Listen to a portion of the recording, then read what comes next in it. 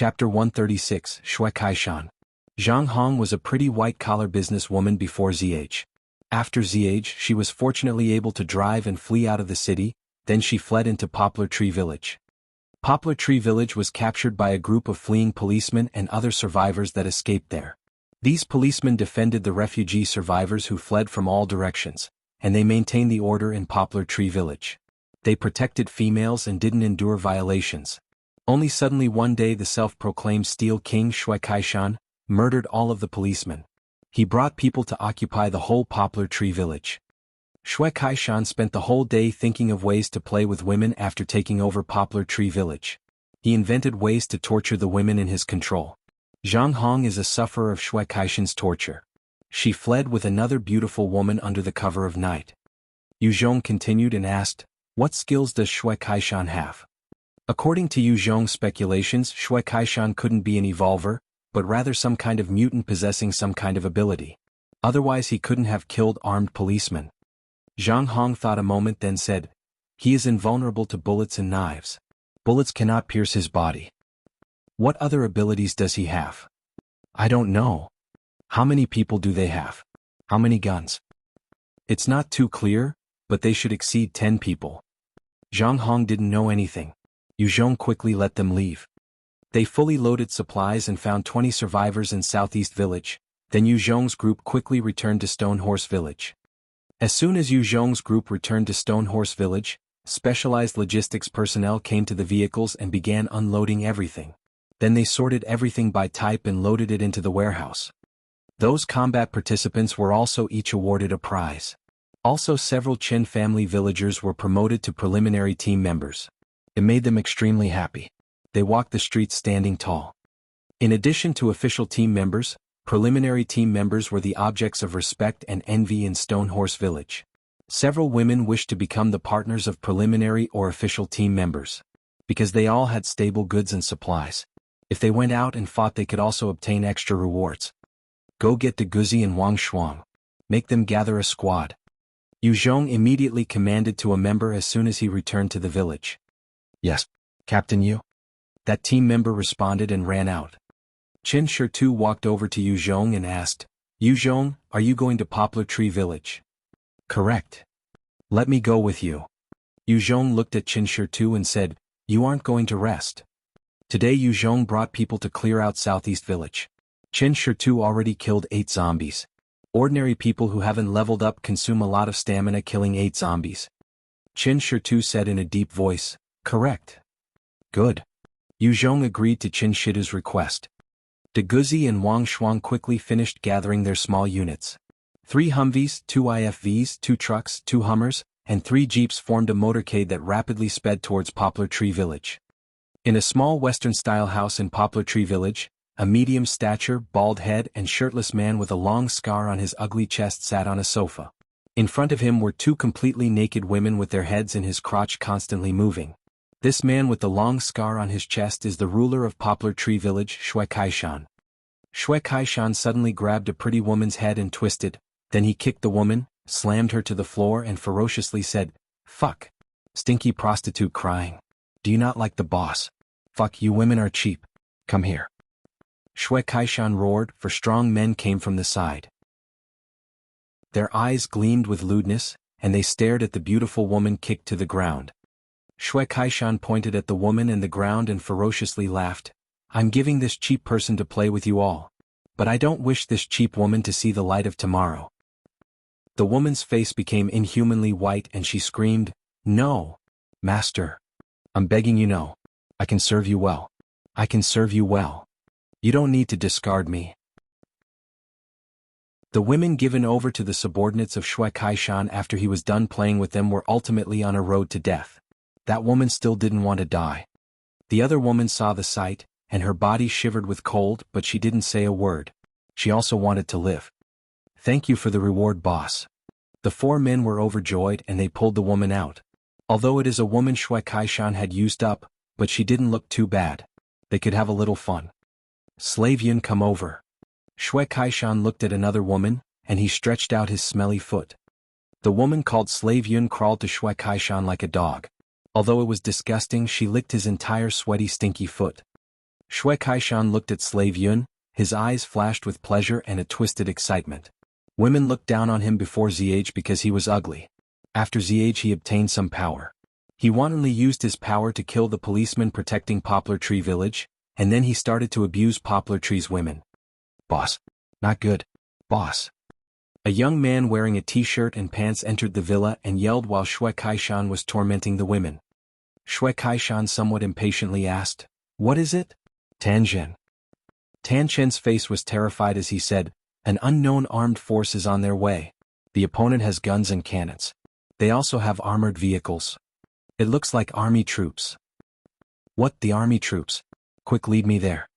Shui Kaishan's face changed. He pushed the women aside and followed Tanzhen out of the village. 2 4-meter-tall temporary watchtowers were built in Poplar Tree Village. One could see the situation from several kilometers out on that watchtower. Shui Kaishan quickly climbed up the watchtower. He took a telescope from a pale-looking subordinate and looked far out. He saw the motorcade with IFVs and his face became a little ugly.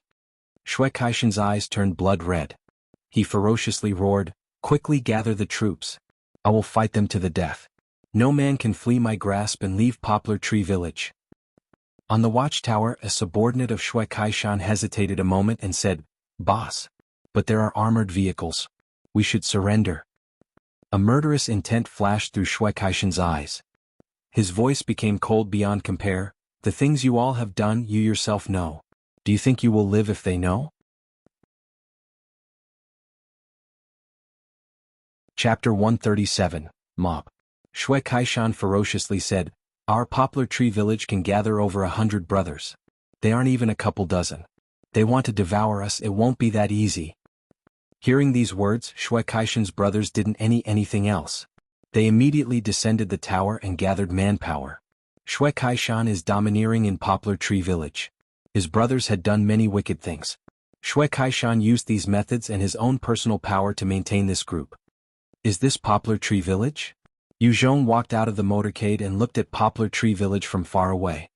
He saw 2 tall watchtowers erected in the village made out of cement, sandbags, wood and other various materials.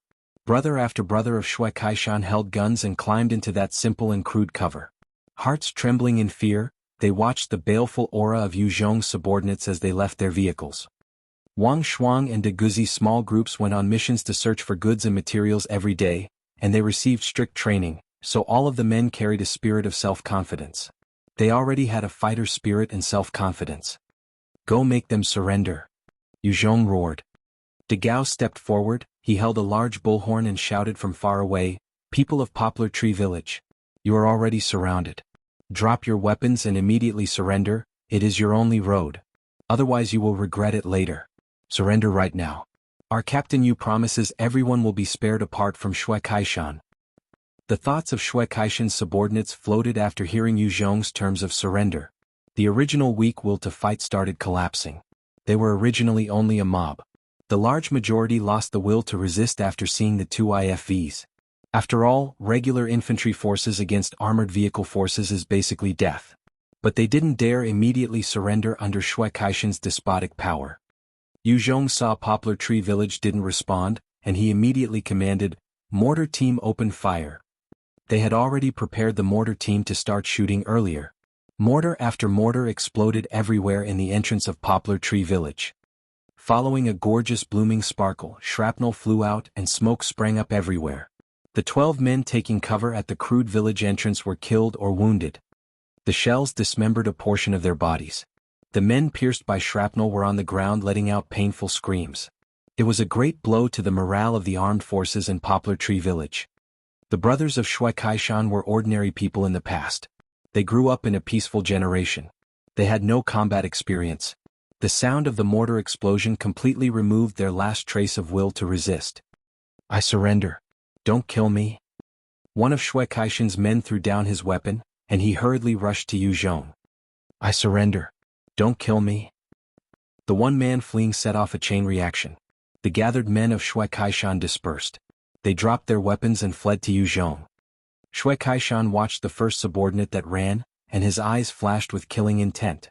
He raised a rifle at him and took aim. He ruthlessly shot the brother that betrayed him first. He never thought his operation would be completely dismantled by one round of mortar fire. Shui Kaishan quickly put down his gun, and his eyes gleamed.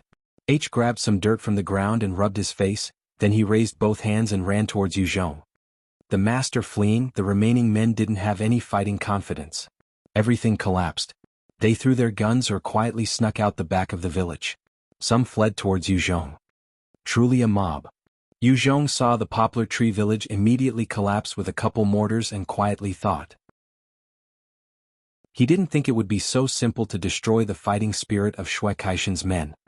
Shui Kaishan was detained along with his brothers by Yu Zhong's men. He crouched to the side with his head in his hands. Shui Kaishan. None of his brothers dared point him out as Shui Kaishan. Yu Zhong walked before the gathered captives. A team member walked over and courteously said to Yu Zhong, "Captain Yu. Careful, Captain Yu. He is Shui Kaishan." Zhang Hong standing beside Yu Zhong saw Shui Kaishan squatting on the ground and immediately let out a shriek. She was tortured half dead by Shui Kaishan. Even though Shui Kaishan was covered in dirt, she could recognize him. Shui Kaishan immediately shot out from the ground and charged at Yu Zhong as soon as Zhang Hong yelled. Shui Kaishan didn't wish to give up the inheritance of Poplar Tree Village. He chose to implement a beheading plan. The men holding guns and observing to the side didn't hesitate in the slightest. They pulled the trigger as soon as Shui Kaishan moved. Concentrated bullet fire completely covered the area Shui Kaishan was at. 3 captives next to Shui Kaishan were shot into sieves. Their bodies were filled with bloody holes, and they powerlessly fell to the ground becoming corpses. The bullets that hit Shui Kaishan were all sent flying, unable to injure a single hair on Shui Kaishan. Shui Kaishan braved a hail of bullets. He charged towards Yu Zhong like an arrow. His speed was extremely fast, comparable to an S1 appearing before Yu Zhong in an instant. All of the team members ceased fire, scared of injuring Yu Zhong. It happened suddenly. Only Qin Shi at Yu Zhong's side reacted in time. A heavy fist like a mountain shot out at Shui Kaishan. Qin Shi's ancestors passed on some martial arts to him. Although it didn't make him able to fly above the earth, but he was more than a match for ordinary special forces soldiers. "Get lost!" Shui Kaishan snarled. A light flashed from the silver-colored necklace on his neck. A small hurricane erupted from his body. It blew away Qin Shi and the advancing Lu Yen and De Guzi about 6 or 7 meters away, leaving only him and Yu Zhong. Seeing Yu Zhong was almost within reach, Shui Kaishan's eyes flashed with delight. He stretched out a hand towards Yu Zhong's neck. "Trash. You rely on that type of ability thinking you can harm me?" Yu Zhong looked at Shui Kaishan, eyes ice cold. Shui Kaishan's speed looked like he could be compared with elite special forces, but that wasn't enough in Yu Zhong's eyes. Right before Shui Kaishan grabbed his neck, he took a step left, easily avoiding Shui Kaishan's attack. He pulled out a replica Tang sword and chopped at Shui Kaishan's waist. The replica Tang sword hit Shui Kaishan's waist in an instant. Yu Zhong felt a bizarre toughness emerge from the place he struck. It was like a thin pliable membrane blocked. Eating Yu Zhong's sword, Shui Kaishan was sent flying. His eyes filled with fear. He had never been attacked so easily after gaining his abilities. Chapter 138, Beheading Shui Kaishan. Yu Zhong shot forward. His highly leveled speed easily caught up to Shui Kaishan. Shui Kaishan was startled and he clawed at Yu Zhong. Yu Zhong's image flashed, easily avoiding Shui Kaishan's slash. He started the skill Devil Flame. A round scarlet-red devil flame emerged from his hand. He softly slapped at Shui Kaishan's waist. The scarlet-red devil flame burst out, creating a large hole in the thin defensive layer. The frantic blaze burned a large hole in Shui Kaishan's waist. Shui Kaishan let out a shrill cry. His hands didn't have any way to act against Yu Zhong. He couldn't even brush against Yu Zhong's clothes. Yu Zhong's image flashed and circled around behind Shui Kaishan. A hand clapped onto Shui Kaishan's spine. A wild flame erupted that completely burned through Shui Kaishan's defense membrane, torching a large hole in Shui Kaishan. White bones moved forward like an arrow from the side. A large axe hacked away at Shui Kaishan's head. His head abruptly twisted to the side, and he became a corpse, powerlessly falling to the ground. Too extreme. Qin Shi watched Yu Zhong easily behead the bulletproof and mysterious ability user Shui Kaishan. His eyes flashed with fear. He practiced martial arts, but he couldn't even connect a blow on Shui Kaishan.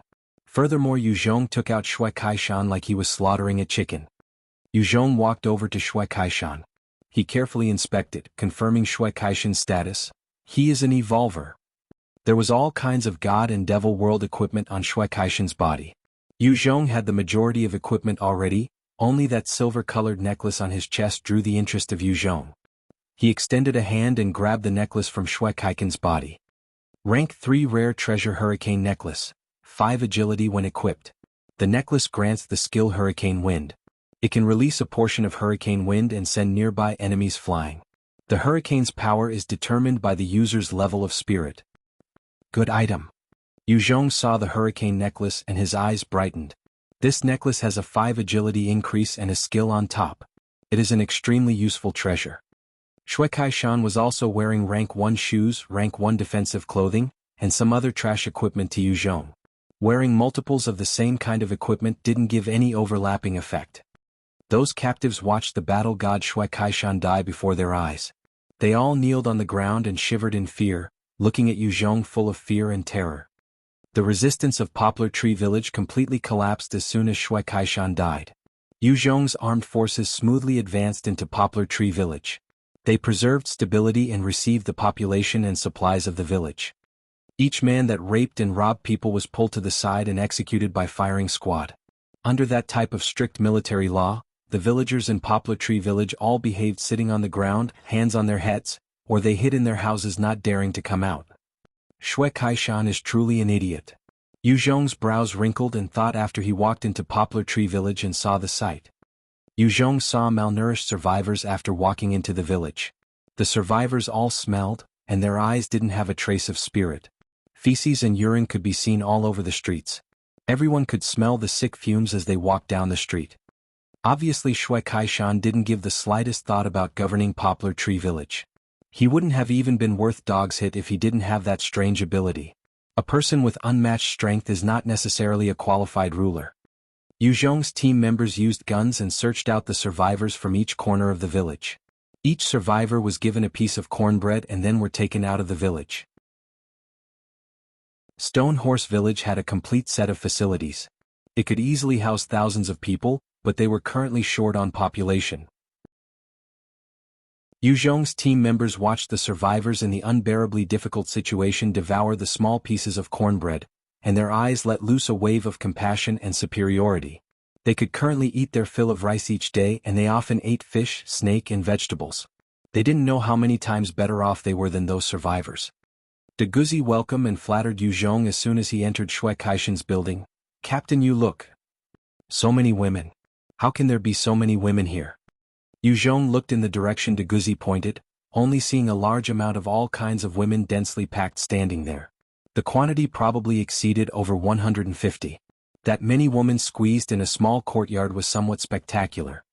Deguzi explained to Yu Zhong, these are all the women collected by Shui Kaishan. He grabbed all of decent-looking women no matter how young or old to serve himself after he killed the policeman. This 7-story building and the 2 small buildings to the side were for his women. Yu Zhong saw Shui Kaishan's spectacular crowd and slightly sighed. He truly has everyone. Deguzi gave a strange smile to Yu Zhong that every man understands. 2 team members brought 4 women over. Captain Yu, I've selected several for you. They are all virgins Shui Kaishan hasn't touched yet. They are all tender and full of life. You will certainly like them. Among the 4 there was a 23 or 4-year-old woman wearing a nurse outfit. She was delicate and exquisite, and she had a pair of beautiful eyes. One was wearing black socks and an office suit with skirt. She was refined with shoulder-length hair. A white-collar woman with white skin and a pretty face. Another wore jeans and a t-shirt. She had an extremely mature figure, dyed blonde hair and pierced ears. She looked a little punk. The last had her black hair in a ponytail. Her body was very mature and she had a quiet and gentle character. These 4 women were the prettiest and the best-tempered women in Shui Kaishan's group. The punk-looking girl and the black-haired gentle girl both looked extremely similar. Original World Order started to collapse after ZH. The large majority of official team members from Always Bright Village had 2 or more women. Yu Zhong also had Lu Wen and Guiyu, the 2 young and older beauties. Deguzi had always cautiously observed Yu Zhong. After seeing Yu Zhong wasn't a saint that didn't like women, he went ahead and picked out some pretty women to give him. Not bad. Arrange them to be my mates. Yu Zhong looked at the 4 beautiful women and plainly said. As long as he said it, De Guzi would take care of everything. He didn't need to waste any brain power. Chapter 139, Scum Battalion. De Guzi revealed a trace of a smile after receiving Yu Zhong's support. He commanded to those team members, bring them all. Those team members immediately took those women away. Before departing, the woman with dyed blonde hair and the punk sex appeal deeply stared at Yu Zhong, then she finally followed and left with the group. Lu Yen walked over to Yu Zhong with a somber face and said in a deep voice, Caption you, come over and look. What is it? Yu Zhong's brow raised and followed Lu Yen. Those animals? Simply don't have the least bit of humanity. Lu Yen pulled open the door to a warehouse with a look of fury. A nauseating fishy stench came out as soon as the door was pulled open. Inside the warehouse was a sight like hell.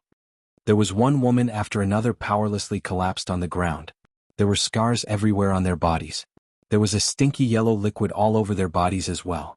Several of the women's breasts were cut off. Some had their hands cut off and were bound together.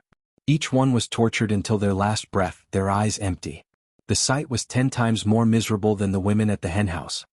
Yu Zhong saw the hellish sight, and his eyes flashed with rage. His voice became cold beyond compare. Who did this? Lu Yen suppressed his own rage and said, Shui Kaishan and his brothers. Shui Kaishan gave these women to his men to torture after he was tired of playing with them. Furthermore, he designated that the women had to be tortured to death within 3 days. Lu Yen wasn't that good of a person. Originally, when he was under Tiger's command, he had also visited the women in the henhouse. But this type of cruel, torturous actions crossed his bottom line. Yu Zhong suppressed his rage and commanded to Lu Yen, those scum. Lu Yen, grab them and execute them all. Yes, Captain Yu. Lu Yen heard and turned to leave. De Guzi saw Yu Zhong's complexion as he stood on the side and cautiously said, Slow down. Captain Yu, please calm down. Listen to my short argument. If you feel these words are wrong, then let me go. Yu Zhong looked at De Guzi.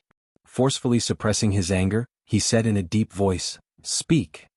Although De Guzi was afraid to die, was shallow and liked to brown nose, but he was completely loyal to Yu Zhong. And he never committed a blunder. Yu Zhong thought him as relatively important, so even in anger he could listen to De Guzi's words. De Guzi said, Captain Yu, you already promised the surrenderers wouldn't die. How will others look upon you if you immediately eat your words? If word gets out and we encounter enemies after today, the enemies could have some scruples and wouldn't surrender to you. It would be better to make them do hard labor and treat them like oxen. Make them have the most bitter life and only let them eat until they are full is enough. Right now Stone Horse Village is building a city wall. De Guzi thought of 2 aspects. One being Yu Zhong's reputation and the other aspect is to strengthen the labor force to build the wall. Yu Zhong sunk into a deep thought hearing Yu Zhong's words. Just like De Guzi said, killing the prisoners would make him happy. But the word would certainly spread out. If he encountered enemies after today, they wouldn't surrender. They would die fighting to the end. He would also have several losses exterminating the opposition. Yu Zhong thought of establishing an organization called the Scum Battalion for these men. From now on, the Scum Battalion is established. If today's prisoners are found to be related to this warehouse, then they will enter the Scum Battalion. Each prisoner in the Scum Battalion must kill 40 zombies to become a regular citizen. De Guzi, you can arbitrarily use the Scum Battalion for the most bitter, most serious and most dangerous work. De Guzi slapped his chest and pledged, Yes, Captain Yu. Don't worry, I will certainly use them well. Poplar Tree Village had over 500 survivors. Stone Horse Village's population suddenly broke through 1,000 after everyone was transported to Stone Horse Village. The large amount of people coming in were allocated by Guiyu, Li Mani and De Guzi. The various factories in Stone Horse Village recruited people and started working. Each small search party continuously brought in a large amount of goods from the outside. The goods and supplies in Stone Horse Village became relatively plenty. All kinds of order started to slowly reinstate. Suicides became less, and the people's eyes were no longer without hope like walking corpses. The Scum Battalion prisoners were driven on like dogs by De Guzi, and they were forced to do the most intense work. The progress on building the wall became much faster. Is there any way to swallow the Longhai City survivor base? Yu Zhong soaked in a public bath after a busy day of clearing out 4 villages. Despite the hot water sinking into his body, he closed his eyes and thought. Longhai City Survivor Base was a constant thorn in Yu Zhong's side. The Longhai City Survivor Base not only used a righteous name, but they blocked Yu Zhong's path to the southeast. Not only this, but it also tied up a portion of Yu Zhong's military. Yu Zhong was forced to leave behind soldiers to defend and observe the Longhai City Survivor Base. Yu Zhong also couldn't freely expand his power. Longhai City Survivor Base had a population of several thousand. It also had the police, armed police, professional soldiers, 7 IFVs, and official PLA army equipment from before ZH. Yu Zhong didn't have the power to attack and completely destroy Longhai City Survivor Base. He could only capture the surrounding small villages, amass survivors, train troops, and await for the right timing. While Yu Zhong soaked in the bath, the large doors opened. A maiden wearing a bathrobe gracefully walked through the steam towards Yu Zhong, and she stepped into the bath. Yu Zhong already knew someone entered into the house, only he didn't feel any murderous intent or sense any danger. Or? Sure enough, let me kiss you. Yu Zhong closed his eyes and extended a hand. He brought that woman into his embrace. He wantonly rubbed her smooth and tender big white rabbits. Who are you? Yu Zhong immediately felt something wrong as soon as he pinched her big white rabbit. This woman's body is also delicate, smooth and full, but compared to Guiyu's huge breasts, they were rather inferior. He opened his eyes and discovered the girl with dyed blonde hair and pierced ears. It was the extremely punk girl Zhang Jingxiao. A large majority of Zhang Jingxiao's snow-white skin in the public bath before Yu Zhong's eyes. The B-cup big white rabbits had a pair of pink cherries. It was extremely enticing under the bathroom lighting. Master, your slave has come to serve you. This is slave's first time. Please be tender, master.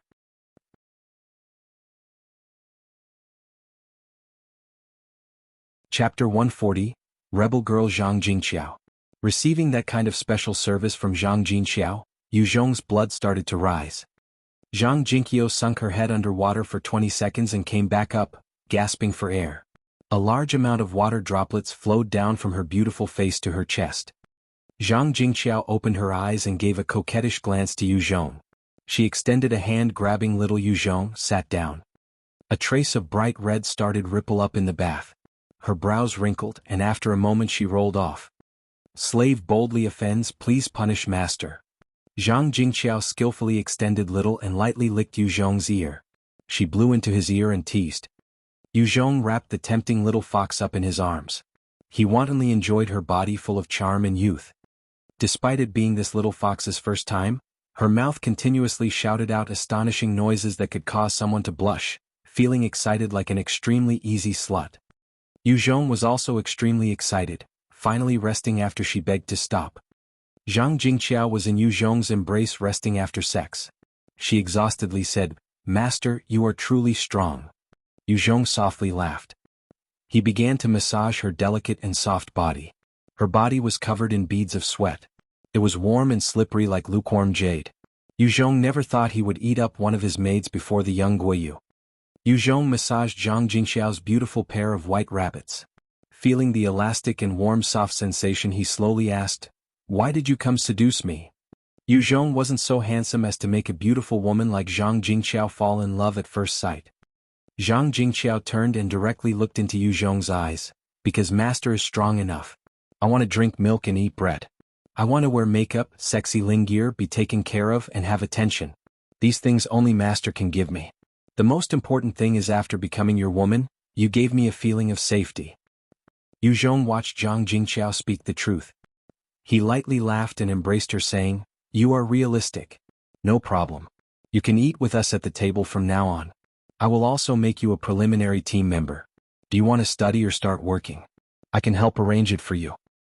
In the past, Zhang Jingqiao and the other women were maids for Yu Zhong, Guiyu and Lu Wen. Naturally, they didn't have the qualifications to eat at the same table. The 4 women were incorporated as outside personnel. They could eat their fill and have some non-staple foods. But naturally it couldn't compare with Yu Zhong's food.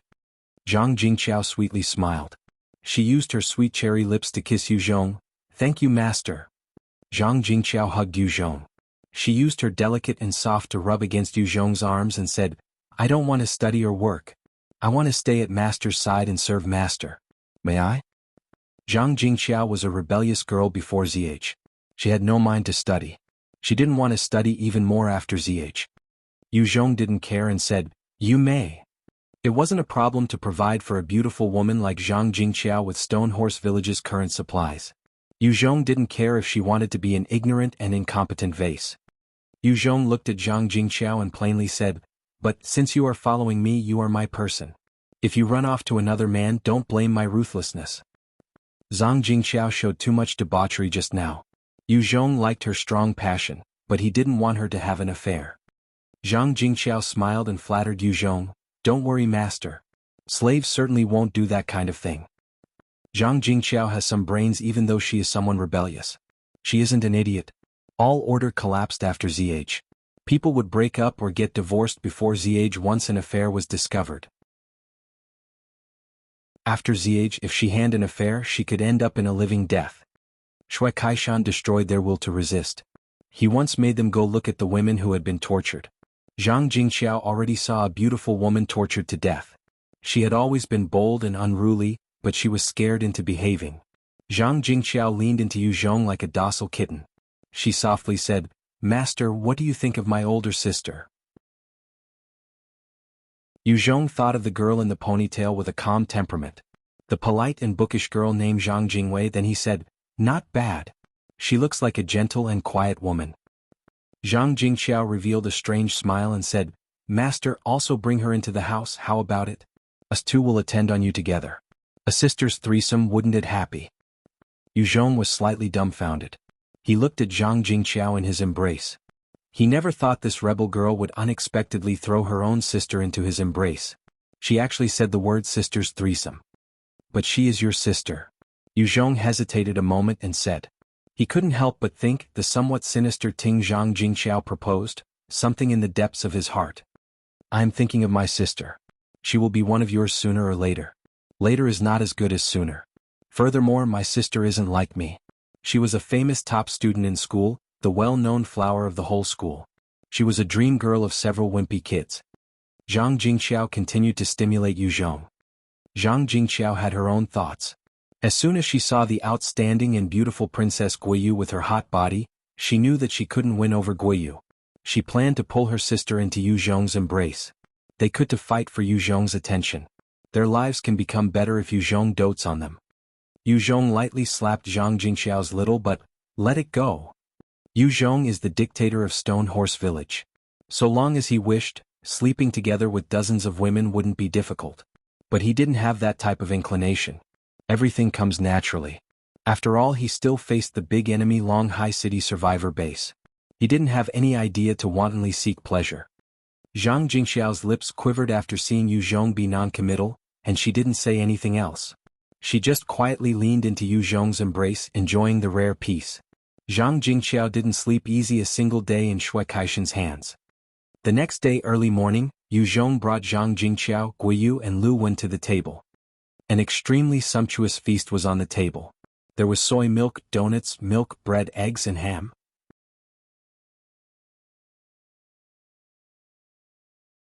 Chapter 141. Meet again. There were 6 maids standing around the table wearing black and white lacy uniforms. They were young and old, but the one common factor is they were all beautiful. Zhang Jingqiao's sister Zhang Jingwei also stood there. Zhang Jingwei saw her sister at the table and her eyes appeared shocked. "Jingqiao. How is she at the table?" "That is Zhang Jingqiao. How is she at the table?" This 6 maids saw Zhang Jingqiao at the table. Their eyes flashed with shock and suspicion. "Fox." Lu Wen looked at Zhang Jingqiao at the table, and her little mouth snapped in a low voice. Guiyu looked at Zhang Jingqiao and her eyes flashed strangely. She was always closely watched by Lu Wen. She rarely had an opportunity alone with Yu Zhong. She never thought another sister would leap ahead of her into Yu Zhong's bed. Guiyu didn't say anything although she felt strange in her heart. "Brother Yu, can I have another portion of milk and bread?" Zhang Jingqiao tactfully asked Yu Zhong after breakfast. Zhang Jingqiao could only use her own distributed goods if she was a real preliminary team member. Ordinary preliminary team members would have to go search or trade for milk and bread. Or they could get some as a reward for searching when searching for goods and materials. Yu Zhong didn't care and said, "As you wish. If you want to eat something, make someone prepare it for you." Yu Zhong naturally couldn't be mean to his women. Those goods and materials were taken from back in Jianghu City. He didn't place them in his eye back then, let alone the present. Yu Zhong left the table with Guiyu and Lu Wen after breakfast. He did target practice, a long run, and took a squadron to clear out zombies every day. He was a busy mess. Because it had been too busy, he didn't have time to eat the sweet fruit Guiyu. Sister, eat. Zhang Jingxiao quickly made people bring some milk and bread. She smiled and handed it to Zhang Jingwei. From a child until now, this is the first time he had taken care of her older sister. Thank you. Zhang Jingwei hesitated a moment, then took the milk and bread. She really couldn't resist the temptation of the milk and bread. Goods and materials were strained with shui kaishan. Zhang Jingwei and the other women could only eat rice until they were half satisfied. Only Shui Kaishan and his best buddies could eat and drink things like milk and bread. They could eat their fill as well as a little vegetables and fish after becoming Yu Zhong's maids. But they didn't have milk and bread. Zhang Jingwei saw Yu Zhong and Guiyu eat and drink milk and bread, and she really wanted it. The remaining several maids watched Zhang Jingwei eat and drink, and their eyes were written with envy. They hadn't eaten those things in a long time. Zhang Jingqiao bathed in the envious eyes of the other women, unspeakably comfortable. She was essentially a little vain and a rebellious girl. Her nature wasn't bad apart from this. The woman with shoulder-length hair that Yu Zhong discovered in Poplar Tree Village looked at Zhang Jingqiao jealously. What magic! One day I will trump you. The nurse watched Zhang Jingwei eat the bread without blinking. A jeep zoomed along the road towards Stone Horse Village. Who are you? Quick, stop the vehicle, otherwise we will shoot. The two guards at the village entrance shouted after seeing the jeep. 2 Type 8912. 7mm heavy machine gun was mounted at the gate. These 2 heavy machine guns could easily tear apart the jeep. The jeep quickly stopped. Kong Tao stepped out of the vehicle. Don't open fire. We are envoys from Longhai City Survivor Base. We have words to speak with Captain Yu. Qin Yao, Ji Qinggu and Kai Shao all walked out of the vehicle. A gate guard saw Ji Qinggu and immediately stepped forward smiling. Captain Ji, I was originally one of yours. Please enter. Ji Qinggu saw that team member. He beautiful eyebrow raised. She was a little startled, but then she said, You are Li Wankai. The man named Li Wankai was an ordinary troop under Ji Qinggu. After participating in various kinds of battle and training with Yu Zhong over several days, he had developed a sense of sturdiness and self-confidence. Ji Qinggu didn't see many elites with these kinds of qualities during her time in Longhai City Survivor Base. Li Wankai smiled at Ji Qinggu. Captain Ji, no. Now I should call you Miss Ji Qinggu. Miss Ji Qinggu, your timing is unfortunate. Captain, you already took people out to clear zombies and search for supplies. I'll go inform Section Chief Li Mani to receive you. Li Wankai immediately turned and entered the base after speaking. Secretary Li? Li Mani unexpectedly became Section Chief? Qin Yao, Zhang Li, Wang Fong and Kai Shao all heard this information and couldn't believe it. Li Mani's status was below theirs at that time, but she has unexpectedly become a Section Chief of Stone Horse Village. Furthermore, they could only hide in the specialty region house at Longhai City. They had to be careful every time they left. Soon after, 4 women, Li Mani, Zhang Xian, Yuan Ying, and Zhang Xan all came out of the village. Yao Yao, I missed you. Zhang Xian's eyes lit up as soon as she saw Qin Yao. She ran over and gave her a hug. Zhang Xian and Qin Yao were extremely close in the dorms. Qin Yao clapped Zhang Xian's back and asked, I've missed you, Xian. How have you been here? Has Yu Zhong bullied you? Zhang Xian shook her head. She grabbed Qin Yao's hand and talked without getting to the point. No. He is always busy. I rarely see him. But Yao Yao, I'll tell you. I am now the Education Section Chief. I'm in charge of children's studies. Those little monsters don't wish to study one bit. They are like flying chickens and running dogs all day in the school. Yuan Ying looked at Wang Fong, her face carrying a smile. Wang Fong, how are you all doing in Longhai City Survivor Base? The women who stayed with Yu Zhong all looked at Wang Fong to see how she would respond. They wanted to know how the government-run Longhai City Survivor Base was. Wang Fong hesitated, silent a moment. She saw the 4 women wearing the latest fashion and her face turned red. She knew they were much better off than her from their nice complexions. This made the vain girl extremely suffer and she didn't want to speak. Kai Zhao's eyes flashed with honesty and she told the current situation, We aren't well there. Law and order isn't too good. We can only stay in the building every day. We can't go anywhere. We can only eat our fill every day, that's it.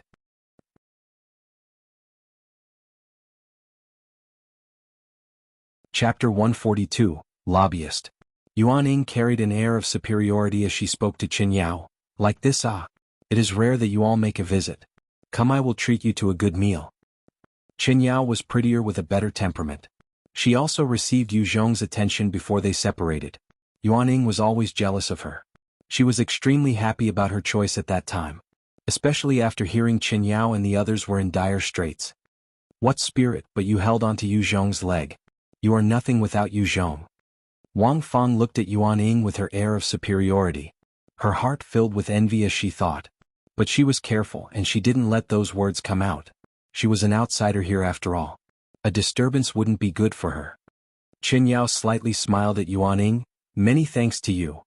Qin Yao was on a mission to persuade Yu Zhong. She didn't want to say anything that would offend someone within Yu Zhong's power. Follow me. Yuan Ying smiled. She led the women to the dining room. There was fish with vegetables, salt and pepper shrimp, spicy snails, braised carp and sautéed vegetables. The 4 meat dishes with vegetables were arranged on the table. There were 2 big bottles of Coke and Sprite to the side. Kai Zai and Wang Feng's eyes brightened up upon seeing the dishes. They grabbed chopsticks and wolfed down the fresh food in large bites. They hadn't eaten fresh meat, not to mention fresh fish. Yuan Ying watched Kai Zhao and Wang Feng wolf down the food.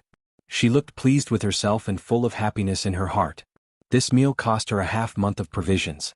But she could only see the envy and admiration in the eyes of Kai Xiao and Wang Feng. Her vanity was greatly satisfied. Eating that delicious food, Wang Feng and the others felt traces of regret in the depths of their heart. They chose to trust in the government when Yu Zhong let them make the choice. They went to Longhai City, and the outcome is they can only hide scared in the building. Yuan Ying stayed here and became a section leader of Stone Horse Village. Her days were not only much better than theirs, but she was even more independent and respected. A team member walked in when the food was almost all used up. He said to Li Manny, Section Chief Li, Captain, you already returned. He wants you to bring Qin Yao and Ji Qinggu to meet him. I understand. Li Manny slightly nodded and stood up. She said to Qin Yao and Ji Qinggu, let's go. Qin Yao and Ji Qinggu stood up and followed Li Manny out of the dining room. Wang Feng saw Yu Zhong call for the girls. She became extremely envious and thought, Qin Yao and Ji Qinggu really have a different place in his heart compared to us. Qin Yao and Ji Qinggu were brought to the reception hall of the most luxurious villa in Stone Horse Village by Li Manny. Qin Yao calmly sized up Yu Zhong after she entered the reception hall. Strange feelings gave birth in her heart. Yu Zhong hadn't yet matured when they were in Leijiang City, and his body held traces of an ordinary person then. At most he was an ordinary college student that obtained evolver power. Yu Zhong's appearance hadn't changed that much, but his whole attitude was completely different. Qin Yao facing Yu Zhong felt like when she faced her uncle Qin Jianfeng, who was in charge of thousands of survivors in Longhai City survivor base. Yu Zhong showed Qin Yao and Ji Qinggu the sofa, and he sat facing opposite of them. He drank a nutritional drink and unhurriedly asked, Qin Yao, what have you come for this time? Qin Yao arranged her thoughts and said, Yu Zhong, I have come today to convince you to bring people into Longhai City survivor base. The government will no longer investigate the things you did in the past so long as you willingly bring your people into Longhai City survivor base. Furthermore, they will also establish a 4th Special Police Squadron. They will let you be the 4th Squadron's captain, a high-ranking administrator. Frankly, you want to incorporate our military equipment. Yu Zhong heard what was said and slightly shook his head. He lightly laughed and said straightforward, I am Stone Horse Village's absolute ruler. There are over 1,000 citizens under my banner and hundreds of elite soldiers. On what basis would I incorporate into Longhai City survivor base and live a life beneath another's face? Qin Yao used Longhai City survivor base's orthodox nature to continue persuading Yu Zhong. But you are acting against the law. Yu Zhong, rescuing survivors is worthy of praises and honor. But if you gather troops, it disobeys the government. That nature needs to change. Indeed, your military power doesn't look weak. But if in the future the government defeats the zombies and recaptures the country, they could casually send a unit to steamroll over your army. You need to throw in with the government now. You can succeed in the future relying on your ability and bring honor to your family. Yu Zhong looked at Qin Yao and coldly said, let me throw in with Longhai City survivor base. Don't joke around. You must have already seen the situation inside the base? It is lifeless. Future and hope cannot be seen. The government cannot bear the swelling number of riffraff. This place you want me to throw in with them? Are you sure you're thinking straight? Yu Zhong would have chosen to bring the always bright village survivors into Longhai City survivor base if he saw an extremely orderly government like the one before ZH. He would have taken his subordinates and friends and departed. But he only saw chaos and was framed. He already completely lost trust in Longhai City survivor base, and he gave up the idea of relying on them. Qin Yao waited on Yu Zhong and spoke. That is because there are people in the government obsessed with obtaining power and profit. The military's outward devotion and inward opposition towards the government creates this type of situation. Yu Zhong, you could certainly build a good survivor base if you joined up and allied with my uncle Qin Jianfeng. Yu Zhong refused without any doubt. I refuse. Qin Yao's eyes flash a profound loss of hope. She spoke once again after striving hard to organize her thoughts. Since you don't wish to join the base, that is fine. I have come here for another mission as well. It is for you to bring men and ally with us to recapture the granary on the outskirts of Shanglin County. We will split the reward after capturing it. We receive 70%, you receive 30%. Qin Jianfeng wasn't as naive as Qin Yao. He calculated earlier that Yu Zhong wouldn't join in with him. This is why he prepared two strategies for Qin Yao. Yu Zhong thought a moment and finally said, 50-50. Qin Yao gritted her teeth and surrendered a little, 60-40. Yu Zhong insisted this distribution, 50-50. The granary on the outskirts of Shanglin County is a large-scale state-owned storehouse. If they could capture the half of the goods, they could feed thousands of people for years without a problem. Qin Yao agreed, fine. 50-50.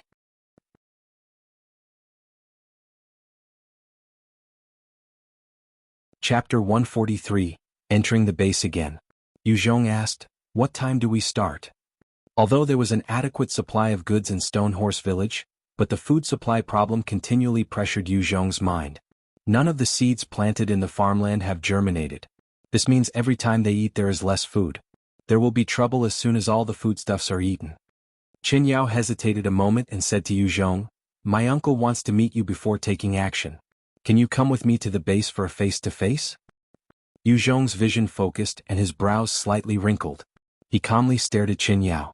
Perhaps politicians don't fight well, but shady people can be expert schemers. He refused Qin Jianfeng's offer to join him. Qin Yao's invitation could possibly be a banquet set up to murder the guest. Qin Yao quickly understood Yu Zhong's misgivings after seeing him not speak. She directly looked at Yu Zhong and said, I can use my integrity and life to vouch for your safety. Yu Zhong didn't speak. He calmly weighed the risk of entering into the base and the possible reward of the mission, as well as his ability to escape capture. If there is a certain death situation, then he absolutely cannot go. Seeing the silent Yu Zhong, Jianghu used her slightly magnetic and unpleasing voice to say, Yu Zhong, go make a trip to Longhai City base. I will use my life to guarantee your safety. I won't let you die as long as I'm alive. I will accompany you in death if you die. If Qin Jianfeng has set up a trap for you, I will separate from the Qin family and follow you. Yu Zhong's eyes flashed with a trace of strange light upon hearing Jianghu's words, and he said in a deep voice, good. I will go with you to meet Qin Jianfeng. Jianghu was stamped into Yu Zhong's brain after the first time seeing her valiant grace as she fought. Qin Yao saw Yu Zhong readily promised to meet Qin Jianfeng. She wasn't too happy in her heart, in fact she was shrouded in confusion and disappointment. Yu Zhong really liked Jianghu. Yu Zhong made all kinds of arrangements after making his determination, and he brought people to Longhai City survivor base. 2 big trucks, 2 Hummers, and a Jeep formed a motorcade that entered into the original residence that Yu Zhong's group stayed in at Longhai City survivor base. The survivors in the city all looked at the motorcade confounded. They all knew how precious fuel was. Apart from those who drove out to search for goods, the large majority rode bikes or walked. There were also some government workers who drove. The sons of high-level official rode street bikes and wasted a lot of fuel. Yu Zhong looked at his surroundings after leaving the vehicle. He saw that there were a lot more people here than when he first came. Crude tents were set up everywhere. There were a large amount of survivors squeezed into a small space, and it stunk to high heaven. It was like a refugee camp. Ordinary people sought a stable place to live after ZH. The Longhai City survivor base with the government title received a large amount of survivors every day. The base food consumption was extremely large because of this. This is why Qin Jianfeng decided to hit up the granary. Kong Tao used a hand to seal his nose after getting out of the vehicle. He looked at those refugee survivors with disgust. Yu Zhong, why not drive directly to the specialty region? What have you driven here to do? Kong Tao was a government official in Longhai City before ZH. He followed Qin Jianfeng after ZH and became a high official in Longhai City survivor base. He had never been to the refugee camp once. He was full of loathing towards these dirty, stinky refugees. Yu Zhong disdainfully looked at Kong Tao and directly stopped him. Stone Horse Village is building a city wall. I want to recruit some survivors to build the wall. Chief Kong Tao, is there a problem? Kong Tao's eyes changed after hearing those words. He was extremely cordial to Yu Zhong. No problem. Recruit more to build your wall. Are there enough people here? I can help you recruit if there isn't enough. The population was extremely large in Longhai City survivor base. A large amount of food was consumed every day. Kong Tao hated those survivors a lot. They made Longhai City stinky and dirty. In his opinion, these survivors were like dead weight. They had no skills and they didn't dare go search for supplies. There weren't any beautiful women. They were the same as trash. Kong Tao wouldn't refuse Yu Zhong's intention to recruit them for work. Furthermore, Kong Tao was a clever thinker. If he helps Yu Zhong, he could have another escape route. He could have a good life with Yu Zhong if he annexes Longhai City base in the future. Yu Zhong instructed to Qin Shi at his side.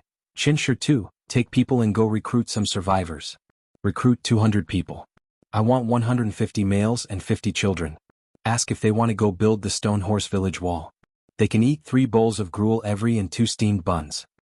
Qin Shi nodded and went out. Recruit me. Recruit me. I'm strong. Recruit me. I will absolutely work hard. I was a loader in the past. Qin Shi had just announced the recruitment conditions. Practically all of the survivors, regardless of male or female, surrounded Qin Shi and loudly shouted. The scene erupted. It was like the opening of the stock market, like those crazy investors cramming to purchase shares. A large amount of survivors surrounded Qin Shi, making his work very hard. Qin Shi roared, quiet. Form into 5 lines. Recruit me. Recruit me. I'm strong. Qin Shi's roar didn't have the least bit of use. Those survivors feared they wouldn't be recruited and completely circled Qin Shi. The people originally didn't have the habit of making lines. They would fight for their lives in order to have a better opportunity. Qin Shi was somewhat at a loss facing the surging crowd. He had never handled something like this before. Your way is useless. Yu Zhong strode forward. He coldly looked at those survivors and said, give them the whip and ruthlessly thrash. Whoever cuts in line will be whipped. Then they will be made to leave. I don't want people who don't follow orders. 6 subordinates of Yu Zhong that had already leveled up to at least 8 walked forward wearing the mutated river snake armor. They pulled a whip from their waist and ruthlessly whipped some survivors. The whip snapped, and those survivors hit by the whip each wailed in pain, then fled. Seeing that miserable sight, the survivors shivered in fear. They calmly formed into 5 lines.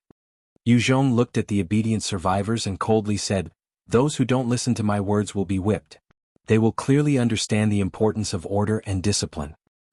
I understand, Captain Yu. Qin Shi nodded and responded. Yao Yao stood at Yu Zhong's side wearing a little military uniform, looking at the sight. She revealed a pondering look. This little Lolita quietly slipped into Yu Zhong's vehicle. Yu Zhong was already at the base when he discovered.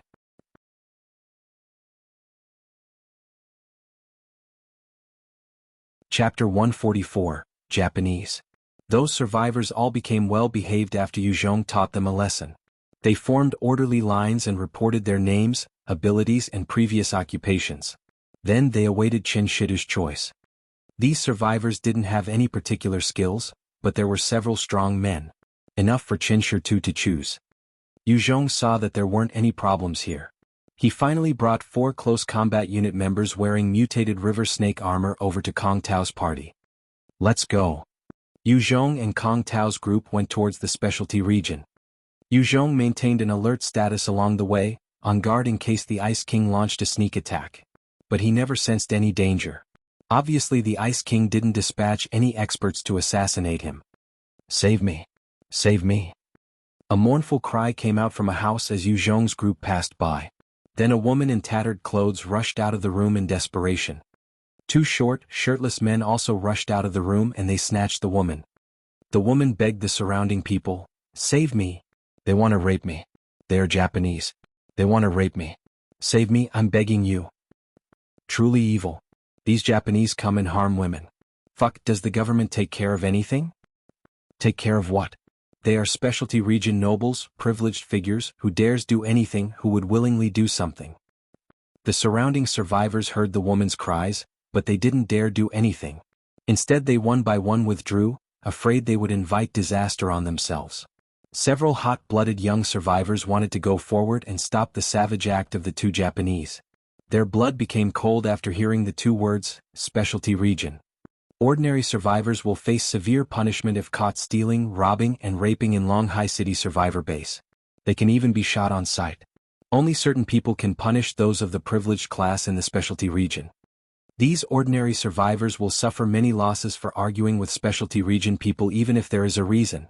Their hot blood cooled down. The two short Japanese men stared at the surrounding survivors. They recklessly shouted, "What are you looking at? Looking to get beaten?" Yu Zhong looked at these two arrogant Japanese men. An obscure flame rose in his heart, and he coldly stared at the two Japanese men.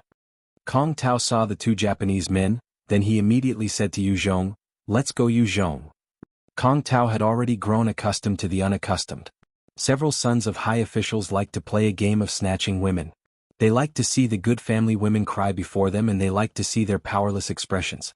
This was an enjoyment they couldn't obtain before ZH. Before ZH, because of internet and media supervision, the sons and daughters of high officials didn't dare do these kinds of things in broad daylight.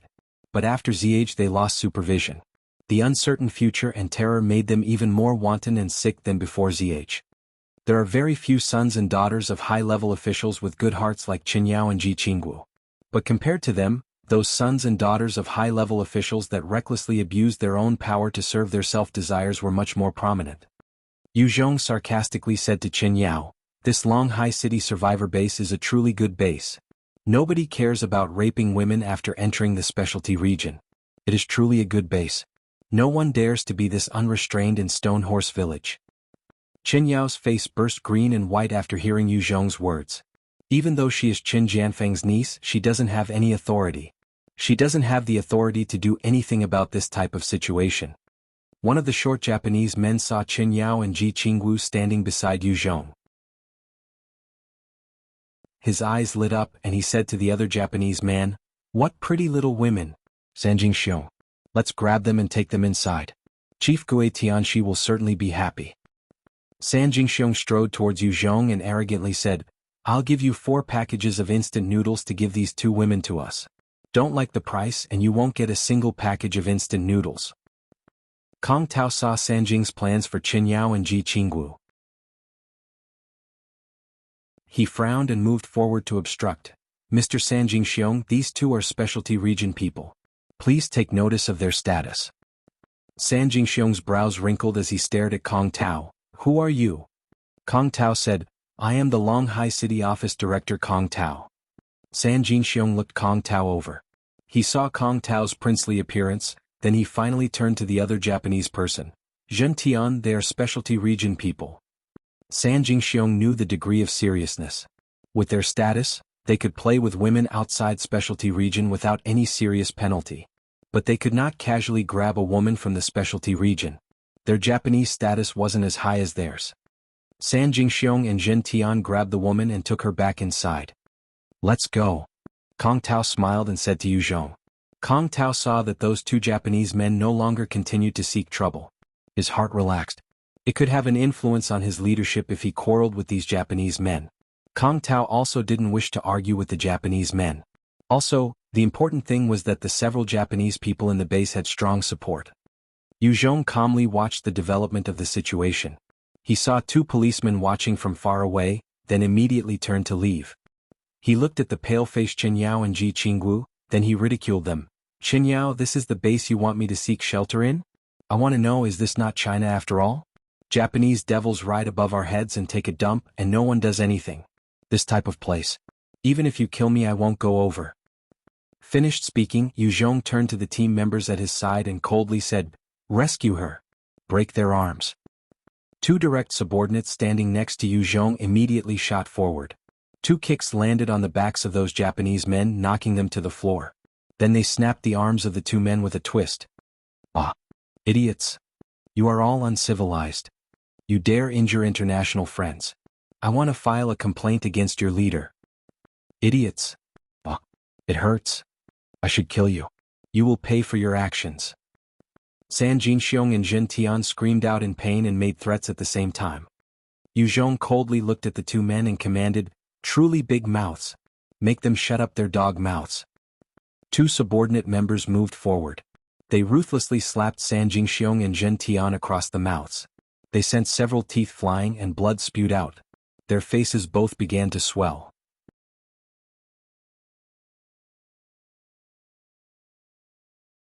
Chapter 145, Gui Tianshou. Kong Tao saw Yu Zhong fearlessly teach those two Japanese men a lesson. He shouted in cold sweat from behind, "Yu Zhong, don't act rashly. Although these Japanese men are foreigners, they are still specialty region members. There could be huge trouble from you hitting them. First-class foreigners, second-class officials, third-class minorities, fourth-class Han. Foreign friends are always placed first. The whole police department will search if a foreigner loses a bicycle until it is found. If there is a natural disaster, first the assets of international friends are protected, and then the Chinese are taken care of. Dealing with foreigners is not a trivial matter. This is a strange phenomenon in modern China, better to foreigners than to our own countrymen." Yu Zhong didn't take the slightest notice to the anxious Kong Tao. He strode into the house. He saw a bald, naked, pot-bellied, middle-aged Japanese man on top of a woman in the bed. The room was full of the sounds of the man gasping and the woman moaning. Yu Zhong pointed at the man and coldly said, "Bring him to me." A team member shot forward and grabbed the man, firmly pulled him off of the woman and flung him to the ground. Gui Tianshou's mood was interrupted, and he became immediately furious. He slapped Yu Zhong's team member Wang Dali after standing up. "Idiot! Who are you?" "I am the president of the Naya Corporation, Gui Tianshou. I am a specialty investor. I've helped my customers Chinese rise from poverty and become rich. I am specialty region citizen." Gui Tianshou brought a large amount of funds when he entered Longhai City and received a grand treatment. The government officials served upon this uncle. He had a good personal relationship with high-level government officials, giving him a bossing, domineering arrogance. Wang Dali grabbed Gui Tianshou's hand, and he returned a slap across Gui Tianshou's face. Gui Tianshou's face started to swell and his mouth continuously dripped blood. "Pay! Little Japanese devil! This is China's land. Hold back your rage." Gui Tianshou ate Wang Dali's slap in the face. He was seeing stars and fury welled up in his heart. But he is a president after all is said and done. He quickly calmed down. He carefully looked over Yu Zhong and the rest, recovered his calmness and said, "Who are you? This is my private residence. Please leave immediately. Otherwise I will call the police." Gui Tianshou was arrogant because he had the government to rely on. But he knew better than to not eat the current loss. Everyone in Yu Zhong's party carried a valiant air. They obviously were guys who couldn't be threatened by him. It wouldn't pay to get killed. Yu Zhong pointed at the woman on the bed and coldly said, "What is going on here?" "That one." Gui Tianshou disdainfully looked at the woman on the bed. He said to Yu Zhong, "I paid her 4 bags of instant noodles. She voluntarily let me play for a day. You can ask her if you don't believe. Zhen and am I speaking the truth?" The woman dropped her head. Her long black hair completely covered her head, and she said in a low voice, "Yes." Gui Tianshou raised an eyebrow and stared at Yu Zhong. His eyes flashed a ruthless light. "Sir, if you wish to preside over justice then please leave. This is a normal flesh transaction between us." Gui Tianshou planned to first coax Yu Zhong into leaving, then he would investigate Yu Zhong's background. If Yu Zhong's power was much larger than his, then that would be it. If Yu Zhong wasn't his match, then he would do his best to make sure Yu Zhong was unable to live, and unable to beg for death. Wang Dali spit at the woman on the bed. "Pay! Cheap woman!"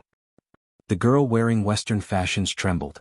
Tears stole from her eyes and she wept in a low voice. She was a highly educated, good-looking foreign investment white-collar worker before ZH.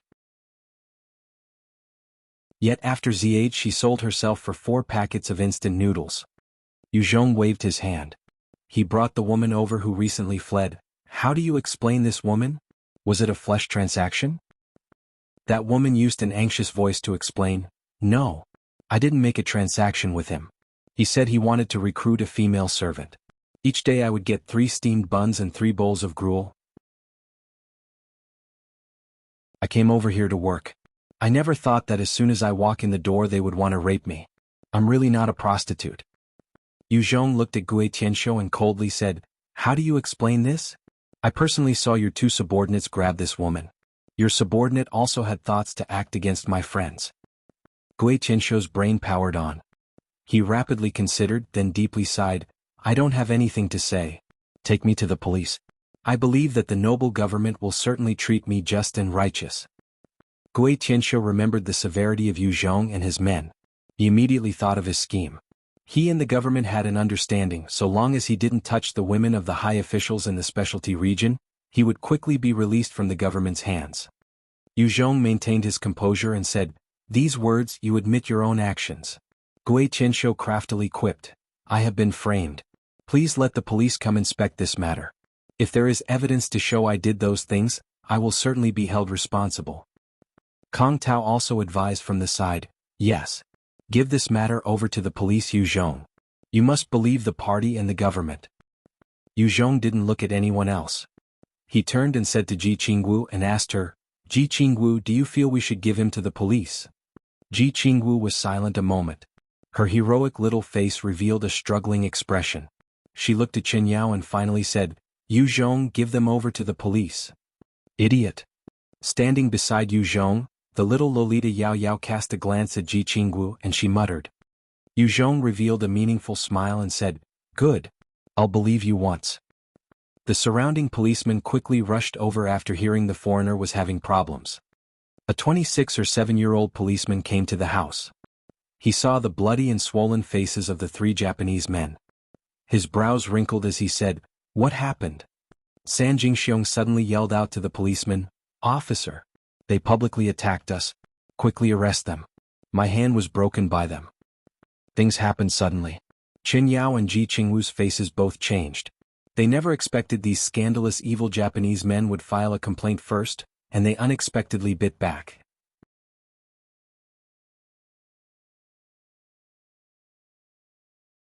Chapter 146, Delivered to Police. Yu Zhong stood to the side coldly smiling without speaking. He watched those Japanese men rely on the support of the police. Yu Zhong was enraged in his heart, but he had another goal. He maintained his composure and watched the Japanese performance. The policeman looked at Yu Zhong's group and asked, "Is it truly as they say?" The subordinates standing at Yu Zhong's side were all of an aggressive generation. They possessed an intrepid aura. Although that policeman favored his extremely mighty international friends, he did not want to carelessly provoke Yu Zhong's seemingly extraordinarily powerful group. Yu Zhong silently smiled. He turned his head and coldly looked at Gui Tianxiu. Constantly looked at by the spectators' cold eyes, Gui Tianxiu's heart immediately got the chills. Yu Zhong knew his specialty region status and he dared make people beat him. Obviously Yu Zhong is capable.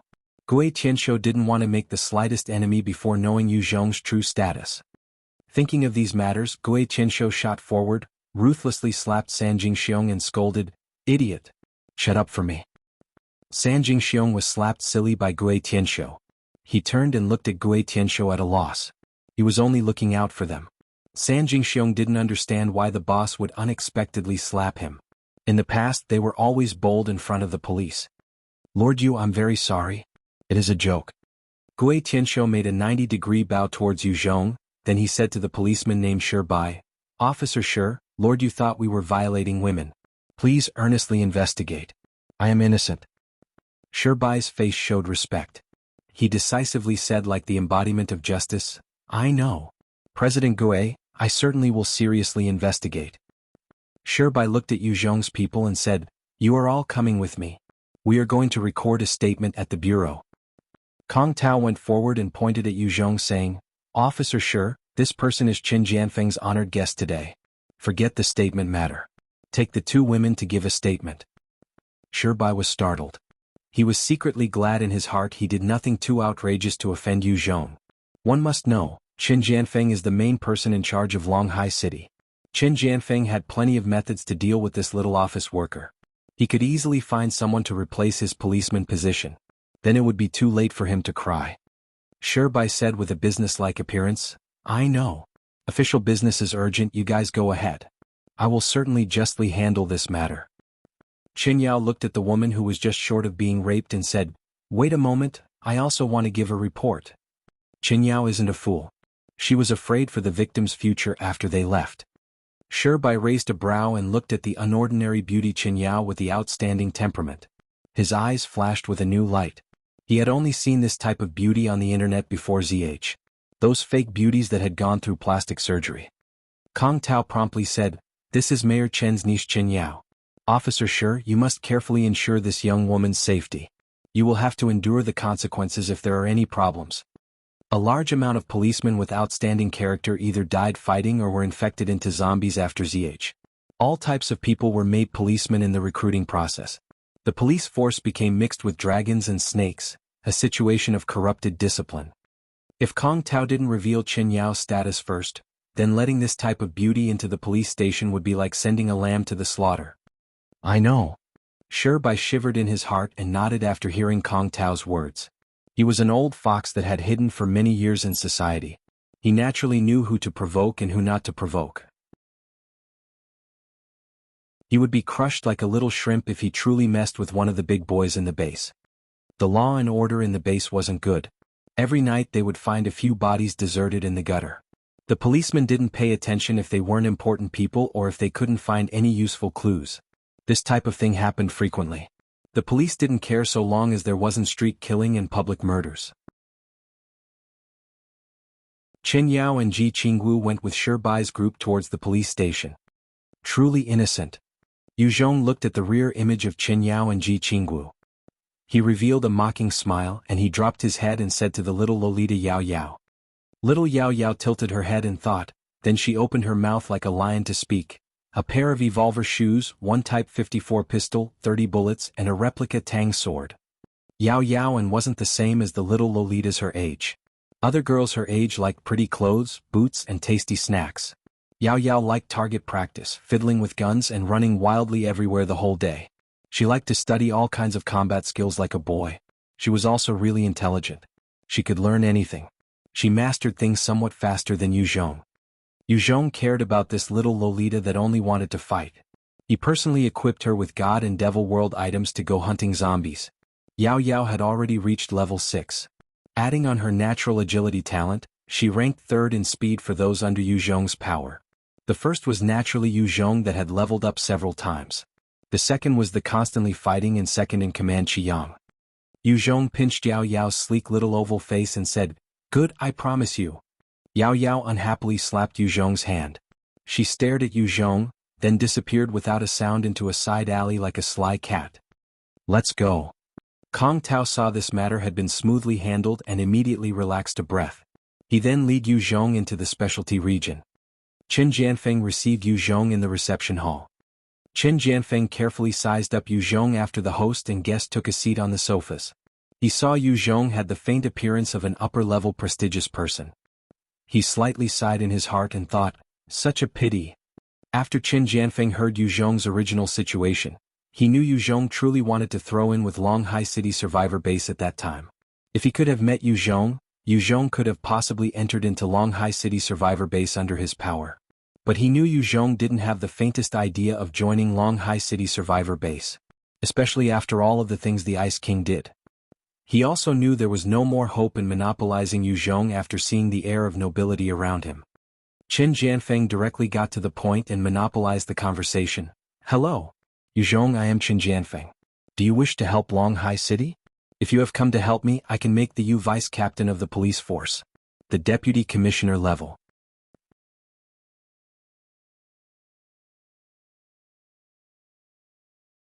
Chapter 147, Debauchery. Who knows how long one would have to suffer to rise up in the Chinese system if there are people up above. Given that it is ZH, Qin Jianfeng is giving Yu Zhong a vice-level position. He has to withstand the heavy pressures of the job. After all, in the government the majority of the time Qin Jianfeng makes the decisions, but there are other leaders. Not everything is decided by one man. Yu Zhong duly laughed and directly refused. "Mayor Qin, I take to heart your good intentions but I have no interest. We have come to talk about capturing the granary. Qin Jianfeng's eyes flashed a moment and directly said, "Good. We need to make some preparations on this side. The operation will take place after 3 days at 10 a.m. Our two sides will send 300 people and 2 IFVs. We will go to Xiangling County together and capture the granary." Yu Zhong's brows wrinkled and he said, "I have no problem with the time. But I don't agree with the quantity of solders. Our side can only send 50 people and 1 IFV at most. Longhai City has a large amount of people. They can casually send 300 people. If Yu Zhong sends 300 people, then the whole armed force of Stonehorse Village would be cleared out." Qin Jianfeng's eyes glimmered a moment. He responded to Yu Zhong's suggestion, "Good. Each side will send 50 people and 1 IFV, but our two sides must both send elite units. The number of mutated rats there are extremely large according to intelligence reports, and they have extraordinary combat ability." Yu Zhong tapped a finger on the armrest several times. He thought a moment and said, "No problem. The provisions at Xiangling County are not only important to the base, but they are extremely important to Yu Zhong. He won't be panicked if they have provisions in hand. He can stabilize the people's hearts so long as there is enough food, and they can accept a large amount of survivors. Longhai City base has a steady stream of survivors that caused a headache. It was all because they didn't have food. If they had enough food, those survivors would be the best source of manpower." The two went over a few details. Yu Zhong finally left after confirming the crucial points of the mission. Yu Zhong had just left, and immediately a burly man that carried a military presence with dark skin, calloused hands and clear flashing eyes walked over to Qin Jianfeng. Qin Jianfeng asked that man, "Wei Fei, how is he? Are you sure you could kill him?" Wei Fei is Qin Jianfeng's captain of the Special Police Squadron. He was a retired Special Forces soldier before ZH. He executed several missions and over 20 people had died at his hands. After ZH he discovered he could use God and Devil World weapons to kill zombies and level up. Wei Fei grabbed God and Devil World weapons and attacked zombies on the front lines. He had already leveled up to 18. Furthermore, he was wearing the best equipment Longhai City could gather. His fighting ability is extraordinary. Wei Fei said full of self-confidence, "That person is very dangerous. I'm afraid he has the same strength as me. But if him and I get in a life or death match, the one who lives will certainly be me." Combat skills and combat experience are extremely important. Wei Fei is a Special Forces soldier, and his killing techniques are extremely proficient. Before he became an evolver, he single-handedly killed a level 6 evolver, and he assassinated a level 10 evolver. Various real merits created his enormous self-confidence. Qin Jianfeng said extremely pleased, "That is good." Qin Jianfeng could rest much easier so long as someone could control Yu Zhong. This is one of the main reasons he invited Yu Zhong to come. He wanted to evaluate Yu Zhong's strength and personally see what kind of person he is. Kong Tao gave a big welcoming smile as soon as Yu Zhong returned to his subordinates. "Yu Zhong, today we will go to the celestial world and relax a bit. You are my guest."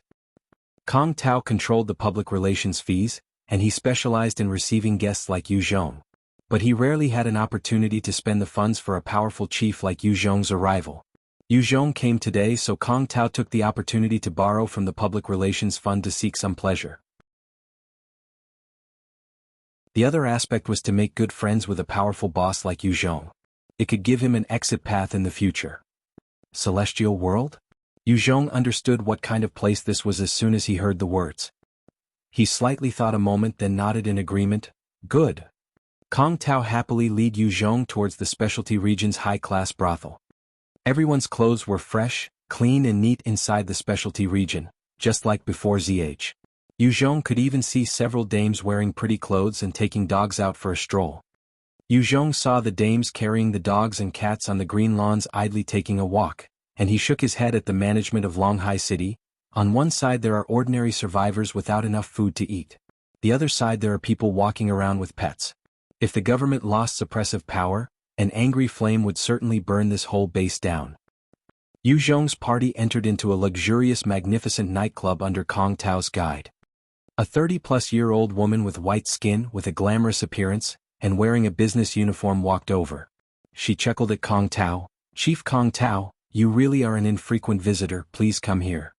Kong Tao said in high spirits, "Zhang Ning, call over your prettiest woman." Have her nicely serve the brother at my side. Zhang Ning looked at Yu Zhong curiously and asked, "Who is this?" Kong Tao said to Zhang Ning, "This is Yu Zhong.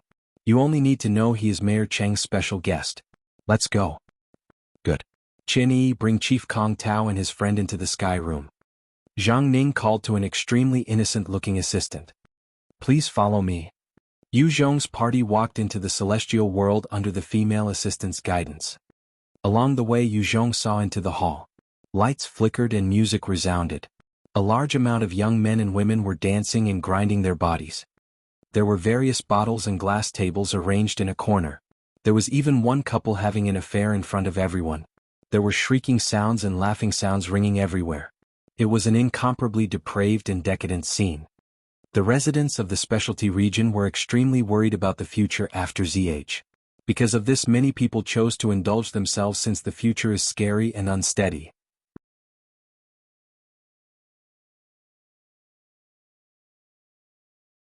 Chapter 148, Kong's Heavenly Reputation. A server came forward with a tray of various fruits and placed it on the table after Yu Zhong's group entered their suite. Fried peanuts, stewed duck neck, sweet and sour cucumber, and all kinds of snacks flowed over like running water. The table probably wouldn't be much before ZH, but after ZH these goods were extremely rare. There were also several types of foreign alcohol and native baijiu on the table. One would need several thousands of dollars to buy this table before ZH. Zhang Ning brought in more than a dozen beautiful women. The women all had exquisite makeup, and each was extremely beautiful. Among the ring of women, there were two that attracted Yu Zhong's attention. One of them was a 30-year-old woman with exquisite makeup and a delicate charm. The other one was about the same age with beautiful black hair. She was delicate and picturesque, and she had beautiful white skin that made people feel tenderness towards her at first glance. The woman with the perfect makeup was someone Yu Zhong knew. It was the young woman he had rescued and taken to Longhai City, Zhao Li.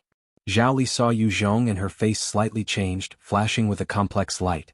At that time she wholeheartedly wanted to leave Yu Zhong's system and come to the government-established base. She never thought that a rich businesswoman like herself would fall to this extent, working at the celestial world after coming to the base. She felt regret and embarrassment after seeing the honored guest Yu Zhong. Kong Tao smiled at Yu Zhong and asked, "Yu Zhong, which one do you want?" Yu Zhong didn't look again at Zhang Li. He chose the delicate and charming woman with beautiful black hair and another good-looking woman with a big breasts. Those two are good. The delicate and charming beauty and the big-breasted woman brought their fragrance to Yu Zhong's side. The rest of the scantily clad woman also sat beside their men. The 4 team members at Yu Zhong's side also embraced the beautiful women and began to touch them up and down. Yu Zhong didn't hold his team members back from having sex so long as it didn't interfere with the mission. How they spent time with women was their own matter. Basically all of Yu Zhong's direct subordinates had 2 or more beautiful women. They lived the most dangerous lives, and the rewards they obtained were the most abundant. They all had pretty women sticking to them without having to use force. Yu Zhong looked at the delicate and charming woman and asked, "What is your name?" "I am Fang Chu." Fang Chu's voice was soft and extremely pleasant. The good-looking big-breasted beauty wrapped around Yu Zhong's arm. She used the extreme sex appeal of her big chest to rub against Yu Zhong's arm and coyishly said, "Young Yu, are you biased, only asking Chu Chu's name but not asking mine?" This big-breasted woman's looks couldn't be compared to Fang Chu, but her seductive skills were at the pinnacle. Yu Zhong looked at the big-breasted woman and simply said, "What is your name?" This big-breasted woman couldn't compare with the figure, appearance and temperament of Guiyu. Furthermore, she had a dense air of prostitution, and Yu Zhong didn't really like it. The big-breasted woman coyishly picked up 2 bottles of beer and said to Yu Zhong, "I am Lu Hong. Young Yu, let's have a drink." "I don't drink alcohol." Yu Zhong directly refused.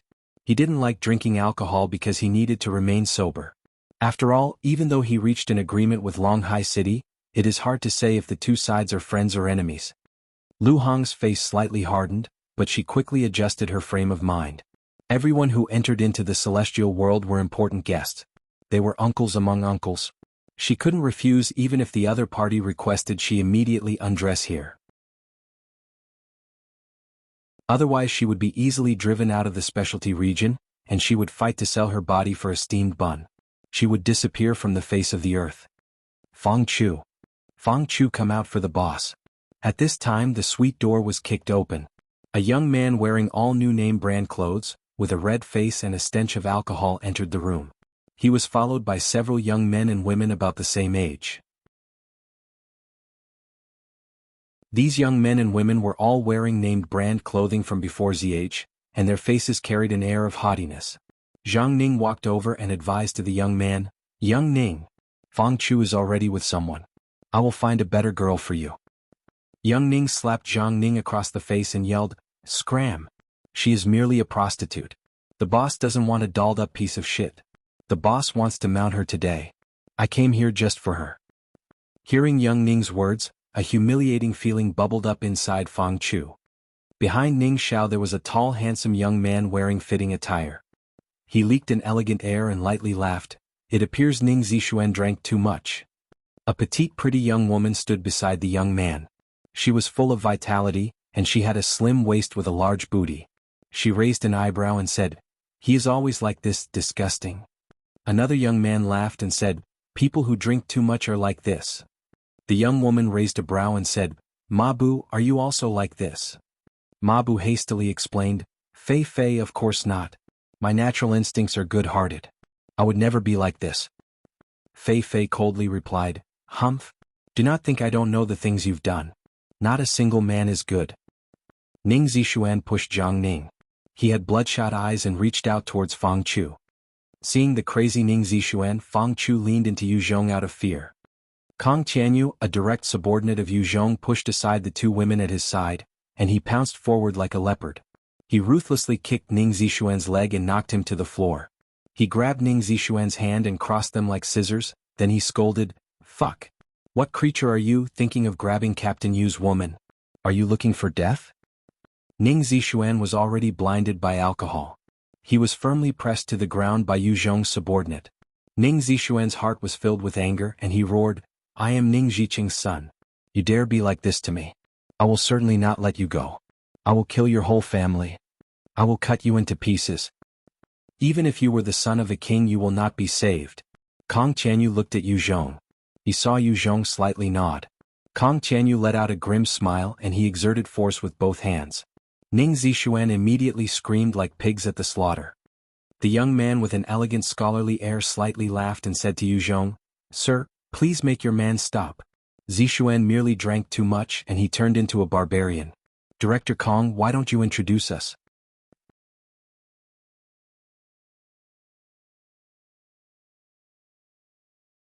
Chapter 149, Switching from Arrogance to Deference. Kong Tao stood up and gave an introduction. "Young Gu, let me introduce. This is the boss of Stonehorse Village, Yu Zhong. This person is the son of the Flame King Gu. Young Gu is Gu Yenny and this is Gu Feifei. This is the son of Vice Secretary Ma Mabu. This is the son of the Chief Gu of the Public Security Bureau, Gu Li, and this is the son of the Deputy Chief Zhang Hui of the Public Security Bureau, Zhang Yang. This is the son of Secretary Ning Zixuan. Yu Zhong, please release young Ning. This is a misunderstanding." Yu Zhong waved his hand. Kong Tianyu finally released Ning Zixuan. "I will kill you. I will kill your whole family." Drunk people don't listen to reason. As soon as Ning Zixuan was released from Kong Tianyu, his eyes turned blood red. He immediately rushed like a tiger towards Kong Tianyu. Yu Zhong duly said, "Make him calm down." Kong Tianyu ruthlessly smiled and kicked Ning Zixuan in the leg. Ning Zixuan immediately fell flat on his face and two of his teeth got knocked out. Kong Tianyu slightly stooped, and he ruthlessly chopped a knife hand at Ning Zixuan's neck.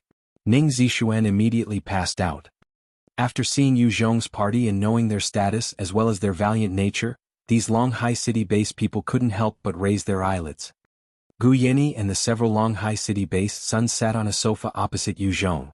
A sexily dressed woman immediately came to their side. Gu Yenny revealed an extremely charming smile to Yu Zhong. "So you are Yu Zhong. Seeing for oneself is 100 times better than hearing from others. I originally believed the person who captured Stonehorse Village must be a rough and crude, burly middle-aged man. I never thought you would be so young and refined." Hearing Gu Yenny's words, the several sons of the officials looked at Yu Zhong differently. They held a trace of reverence. Ordinary officials and survivors didn't know Zhong captured Stonehorse Village. But this information was well known among the high officials and their sons and daughters. They also knew that Yu Zhong captured a PLA army base after capturing Stonehorse Village, and he obtained a battalion worth of equipment. The combat power of Stone Horse Village was already not any weaker than Longhai City Survivor Base. Yu Zhong could be on equal footing to the chiefs of Longhai City Survivor Base. He was only missing the righteous status. Without a righteous status, although Stone Horse Village broadcasted a signal to surrounding survivors to come, they couldn't attract nearly as many survivors as Longhai City. Like this, these sons of high-level officials didn't wish to offend Yu Zhong. They could use their authority and status to bully ordinary people, but they couldn't provoke enemies stronger than them. Yu Zhong courteously replied, "Oh, you flatter." Although Yu Zhong didn't fear these sons of the high-level officials, he yet wouldn't refuse their good intentions. He couldn't be sure at which time he could use their positions. Making some friends is probably not a mistake even if they are friends with intersecting interests. Gu Yeni was different than the previous idiot sons Yu Zhong had met. He was proficient in several spheres of knowledge. His witty conversation made the atmosphere very active. Yu Zhong couldn't help but admit that Gu Yeni is one of the most remarkable men he had ever met. Apart from combat and leadership ability, it was extremely clear to Yu Zhong that his conversation skills, knowledge and etiquette couldn't be compared with Gu Yeni. There are many sissy boys in aristocratic families, but the cream of aristocratic families were much more outstanding than ordinary people. They have the most abundant resources, and they grow up under the influence of their successful fathers. If they work hard, naturally they will be much more outstanding than ordinary people. All of the women doing business in the celestial world were sophisticated. They were all polite to Yu Zhong after seeing the renowned Jianghu. They understood Yu Zhong's position is much higher than they believed. They became even more flattering. Lu Hong at Yu Zhong's side became even more charming, and she used all kinds of methods to tempt Yu Zhong. Only the cold-tempered beautiful Fang Chu still maintained some distance with Yu Zhong, and she didn't have any intimate thoughts with him. Suddenly the door was once again kicked open. A large group of people entered. One young man wore military clothes and he had dyed blonde hair. He had the rank of captain in the army. He was holding on to two women wearing skimpy clothing and he laughed saying, "I said who made Fang Chu leave? Looks like Jianghu. Jianghu, there are so many women here. How about giving Fang Chu to me? I'll take care of your celestial world bill today. Give her to me, I'll take her back to my suite." Two men wearing military clothes immediately walked over to Fang Chu. They extended their hands and grabbed towards Fang Chu without a word. Yu Zhong pulled Fang Chu into himself. He took a drink from his cup and simply said, "Teach them a little lesson." Kong Tianyu and another direct subordinate, Wang Jie, immediately sprung up from the sofa. They ruthlessly punched at the two military men. Kong Tianyu and Wang Jie were the best evolvers that constantly followed Yu Zhong into battle. Wang Jie is a level 8 and Kong Tianyu is a level 9. Their strength far exceeded a normal person. The mutated river snake armor could also stop a large portion of attacks. The two soldiers were elites in the military. They quickly reacted to Kong Tianyu and Wang Jie's attack. Only in 3 rounds of blows, the two elite soldiers were kneeling on the ground. Yu Zhong asked Gu Yenying, "Who is this person? How can he be so arrogant?" Gu Yeni quickly informed Yu Zhong of the arrogant man's status. He is Lei Sheng, the son of the battalion leader Lei Cheng. To his left is Yuan Gang, the son of Commander Yuan Yi. To his right is Cheng Guang, the son of Commander Cheng Wei. Lei Shen saw his two subordinated knocked to the ground by Yu Zhong's men. His face was volatile staring at Yu Zhong, but then it suddenly changed. He alarmingly said, "You are Yu Zhong?" Lei Cheng viewed Yu Zhong as a potential enemy. He sent spies to take a picture of Yu Zhong from far away. Lei Xing saw Yu Zhong's photo in the past. But the photo the spy took was a little blurry. Lei Xing deduced Yu Zhong's identity from his body shape and Gu Yeni's attitude towards Yu Zhong. Yu Zhong plainly said, "I am Yu Zhong." Lei Xing smiled at Yu Zhong, "So it is Captain Yu Zhong. Give me some face and release my bodyguards." Yu Zhong waved a hand. Kong Tianyu and Wang Jie released the two soldiers. "Release them." The two soldiers turned and immediately looked ashamed. They drifted back behind Lei Shen like smoke and they hatefully stared at Kong Tianyu and Wang Jie.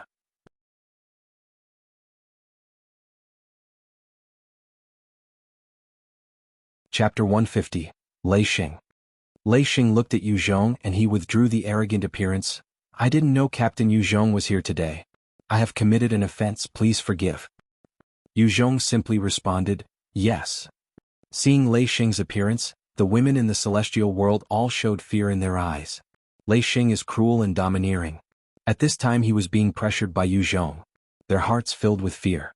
The big-breasted Lu Hong looked at Yu Zhong, and her eyes strangely glimmered. She was willing to let Yu Zhong do whatever Yu Zhong wanted. Even Fang Chu gazed in splendor at Yu Zhong. Lei Xing stared at Fang Chu in Yu Zhong's arms. His eyes flashed with greed and he frankly asked, "Captain Yu, that Fang Chu is the woman I'm looking for. Could you part with her? I will give you 3 beautiful women. Those 3 women aren't much different than Fang Chu, you will certainly like them." Gu Feifei's eyes flashed with rage after hearing Lei Xing talk about women like commodities. But she didn't erupt on the spot. Lei family holds on to the military, and they are the strongest clan in Longhai City. Flame King Gu family is a big clan in Longhai City. Their power is enormous, but they are dwarfs compared to the Lei family. Gu Feifei often had a wayward temper, but she could see the bigger picture. She naturally wouldn't start a conflict without using her brain. Fang Chu's face became pale white after hearing Lei Xing's words. Lei Xing held an evil reputation in Celestial World. He not only liked to be disrespectful to women, he also liked to give the woman he was tired of playing with to his pig friends. Finally he would give them to his military subordinates. The women in Lei Xing's hands fall into a miserable fate worse than prostitutes. Fang Chu was also hotly pursued by princes before ZH. 2 heavy pursuers among them were Lei Xing and Ning Zixuan. She refused their advances just like before ZH. She knew what the outcome would be if she fell into Lei Xing's hands. Her actions became ice cold and her whole body shivered. Yu Zhong heard Lei Xing's request and he released Fang Chu from his arms. If Lei Xing was overbearing, he couldn't have agreed to Lei Xing's request. Lei Xing already admitted defeat and gave him face at this time. Furthermore, he promised to exchange with other beautiful women. He didn't have any relation to Fang Chu, and he didn't have any special feelings. He didn't want to get involved in this matter. Yu Zhong's large hands released Fang Chu's delicate waist, and Fang Chu immediately felt a chill from the top of her head to her heels. Just now she didn't really like Yu Zhong grabbing her, but now she wished Yu Zhong could firmly bring her into his embrace. He made her feel a sense of security. Yu Zhong releasing her signified he no longer had the intention of protecting her. Fang Chu's vision transferred to Gu Yenny. The Gu Yenny was the only person here besides Yu Zhong that could suppress Lei Xing. Noticing Fang Chu's anticipating look, Gu Yenny's vision slightly shifted. He didn't dare look her in the eye and he stared into his liquor cup. The Lei family's power was too large in the base. Gu Yenny didn't wish to impulsively make the Lei family his enemy. He was very clear on how to choose among the cream of the elite families. Fang Chu saw Gu Yenny shift his vision, and her heart lost all hope. She gritted her teeth and kneeled before Yu Zhong. She used a pitiful expression to beg Yu Zhong, "Captain Yu, I'm begging you to take me. Don't give me to anyone else. My body is still clean. I haven't been touched by other men. So long as you chose to accept me, I will be a slave girl and wait on you. I won't defy your wishes. I will do whatever you want me to do." Lei Xing watched his dream girl before Ziage kneel before Yu Zhong and beg for shelter. A demonic fire soared up in his heart. He came here today because he knew Fang Chu had fallen into the celestial world. This is why he came here personally. Lei Xing wanted to personally make her regret that time. He wanted her to know how ignorant and stupid she was for not picking him back then. Lei Xing's eyes were blood red. 6. Captain Yu, I will give you 6 of the most beautiful virgins for Fang Chu. So long as you give her to me, you will become a good friend of mine. You may casually play with my women. Apart from the special Fang Chu, other women were playthings that could be discarded in Lei Xing's eyes, nothing more. He didn't think of Fang Chu like one of those pretty dolls that was just a beautiful girl and nothing more. Yu Zhong looked at the pitiful and delicate Fang Chu that looked like she had just come out of a painting. He extended his hand and touched her smooth face. He duly said to Lei Xing, "Lei Xing, you also heard. She voluntarily became one of my people. She is already one of mine. I don't have a habit of exchanging my people for others. Please return." Lei Xing's eyes were blood red and fury surged in his heart. Lei Xing originally had an explosive temper. He already gave Yu Zhong face today. Yu Zhong unexpectedly didn't provide his request, and it made him furious without end. He couldn't help but take a step forward in rage. The 4 elite soldiers behind him also stepped forward with a strong fighting intentions. In the blink of an eye, the 4 direct team members sitting on the sofa of Yu Zhong stood up. a formidable killing intent soared from their bodies. Each one of them had killed dozens of zombies and even several people. Each one of them were tigers and wolves. Such strong warriors. Gu Yeni saw Yu Zhong's subordinates uniformly shoot straight up, and he couldn't help but praise in his mind. Lei Xing sobered up after seeing Yu Zhong's 4 subordinates stand up from the sofa. His intel states that the man sitting of the sofa is an evolver strong enough to kill 100 zombies. They wouldn't be his match if all the people here united. Even if Yu Zhong didn't act, they probably wouldn't be victorious over his 4 direct subordinates. Lei Xing deeply sucked in a breath. With great difficulty he resisted his anger, and he managed to squeeze out a smile. Truly regrettable. Today I have disturbed Captain Yu's mood. Another day I must host a feast for you to apologize. I hope you can pay a visit. Finished speaking, Lei Xing turned out and left. Lei Xin was no longer able to suppress his rage as soon as his party got to a covered place. He grabbed the delicate and charming woman at his side, and he ruthlessly slapped her across the face. I'm giving her to you. Lei Xing pushed the swollen-faced woman with tears in her eyes over to his 4 soldiers.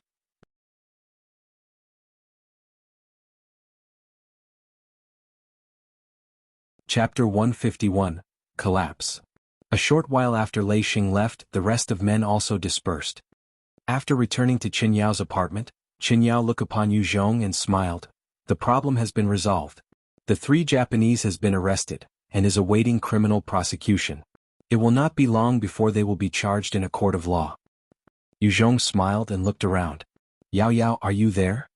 A small figure emerged from among Yu Zhong's men and stood in front of Yu Zhong. This small figure is Yao Yao. She looked at Yu Zhong and nodded her head. Yu Zhong looked at Qin Yao and Jianghu said, both of you come with me, I have something good for you to see. The rest of you need not follow us. Just stand guard over here. Yu Zhong stopped the rest of the men. Then he brought just Yao Yao, Qin Yao, Jianghu, and White Bone and stepped into the darkness. It is deep into the night. Although the city has lampposts and lights, there is a limit to the electricity supply, and brightness of each lamppost is limited. There is a lot of places that the light did not shine upon. Under the cover of the darkness, Yu Zhong and the rest made his way to the outside wall of a large villa. White Bone held out his hand, and a bone emerged from his hand. The bone penetrated into the wall. At the same time, the bone that is struck to the wall began to extend and grows, becoming a bone ladder. Using the bone ladder, the 4 of them easily climbed over the wall and entered the villa grounds. Outside of the courtyard, there are 2 tall and muscular bodyguards, dressed in a Western suit. Yu Zhong sneaked out from the cover of the darkness, and quickly executed 2 hand chops on the bodyguard's neck. The bodyguards fainted from the impact of the blow. Yu Zhong and Yao Yao then boldly walked into the villa. Qin Yao and Jianghu's eyes flashed a hint of doubt, before following behind Yu Zhong. Yao Yao brought Yu Zhong and the rest of them to a room in a second floor, and pointed her finger at a room. There is a sound of men heavy breathing and women moaning emerging from that room. From outside the room they could hear some sounds. Mayor Zhong, thank you for your help today. I will definitely reward you well for your help. Are you satisfied with the products today? Not bad. I really like it. President Gui Tian, Qin Yao is Qin Jianfeng's niece. You better not provoke her anymore. Hi, I understand. But Qin Yao, Jianghu, these 2 women are really pretty. If I can teach them a lesson, they will definitely become a pair of excellent bitches. But it is a pity that they are Qin Jianfeng's men. Qin Jianfeng is a pedantic, incompetent man, and it is unlikely that he can protect his position for long. Once he is finished, the 2 girls will be assigned to me. At that time, I will ask President Gui Tian to help me teach them. Hi. Listening the lewd talk from inside the room, Qin Yao and Jianghu were shaking with anger. Yu Zhong immediately used his strength and kicked the door. With his enhanced strength, the secure door was knocked off its hinges and sent flying, and allow Yu Zhong's party to witness what is behind that door. In the room there are several pretty girls who were on all fours. These women were leashed like a dog with a collar around their neck, and they were being tortured with adult toys. Some of the women are still twitching and moaning. San Jingxiong and Jintian had a whip in their hands. In front of them is 2 women who has badly bruised from flogging, and were barely conscious. There were also 4 women who are on the big bed, serving Gui Tan's hoe and 1 more righteous-looking man. Looking at this scene, a feeling of anger rushed up Yu Zhong's head. This is China's territory, and to let these foreigners stand on Chinese soil, and let them recklessly abuse Chinese women made him feel very enraged. But the thing that made him most enraged is that there are so many Chinese men who are helping foreigners to bully their own men. Longhai City even set up a special region to protect these foreigners, while letting uncountable Han Chinese struggle to make a living like ants. To Yu Zhong, he did not understand if this land is built by Chinese men or ghost. With difficulties, Yu Zhong held back his anger through Qin Yao's satirical look. Miss Qin Yao, I thought you said that Gui Tanzhou has already been arrested by the law, and is awaiting trial in a court of law? Who are these three men, and who is the man on the bed? Qin Yao's face turned pale as if a part of her heart has collapsed, and in a hoarse voice she asked, Mayor Zhong Aigua, how come you are here? Zhong Aigua is a man who had weathered storms and is not afraid. He frowned and used a blanket to cover his body, and in a voice full of anger, he shouted, Qin Yao, this is a private property. Did you know that you are guilty of the crime of trespassing? If you leave now, I will not hold you responsible. But if you do not leave, I will call the police. Qin Yao and Ji Qingwu faces looked very terrible. They have not expected that Mayor Zhong Aigua will so confidently shouted loudly against them. Shut up. Yu Zhong coldly pulled out a .54 pistol and pointed at Zhong Aigua. Looking at the handgun in Yu Zhong's hand, Zhao Aigua, who was arrogantly acting in front of Qin Yao and Ji Qingwu, immediately shut up and beads of perspiration covered his back. For an important official like Zhong Aigua, he is most afraid of thugs who cannot be reasoned with. Gui Tanzhou took a look at Yu Zhong, and immediately barked a command at the four girls who were kneeling on the ground. Captain Yu Zhong, it is a pleasure to have you at my house today. Li Nu, Hui Nu, Shi Nu, La Nu, quickly go and serve Captain Yu Zhong. The four women standing near the door moved, and with lifeless eyes, they crawled towards Yu Zhong and like dogs, sticked out their tongues to lick Yu Zhong's shoes. Seeing this, the women, such as Qin Yao and Ji Qingwu, were sad and angry. Captain Yu Zhong, from now onwards, these women are your sex toys. They have undergone my training and each of them are the most loyal sex slaves. No matter what fetish you have, they will obey your commands without question. Gui Tanzhou smiled confidentially. Yu Zhong did not even glance at the four pretty women, but instead asked Gui Tanzhou, how did you get out from the jail? Did you stage a jailbreak? Gui Tanzhou immediately explained, Captain Yu Zhong, we are not escaped prisoners. We are law-abiding and have paid our bail and is set freed. Yu Zhong looked at Qin Yao and sneered. Did you hear that? These men are set free legally. After they were freed, they immediately come over to play with the women. Where is justice that you wish me to see? These women here are the results of your justice. Who is really protected by your brand of justice?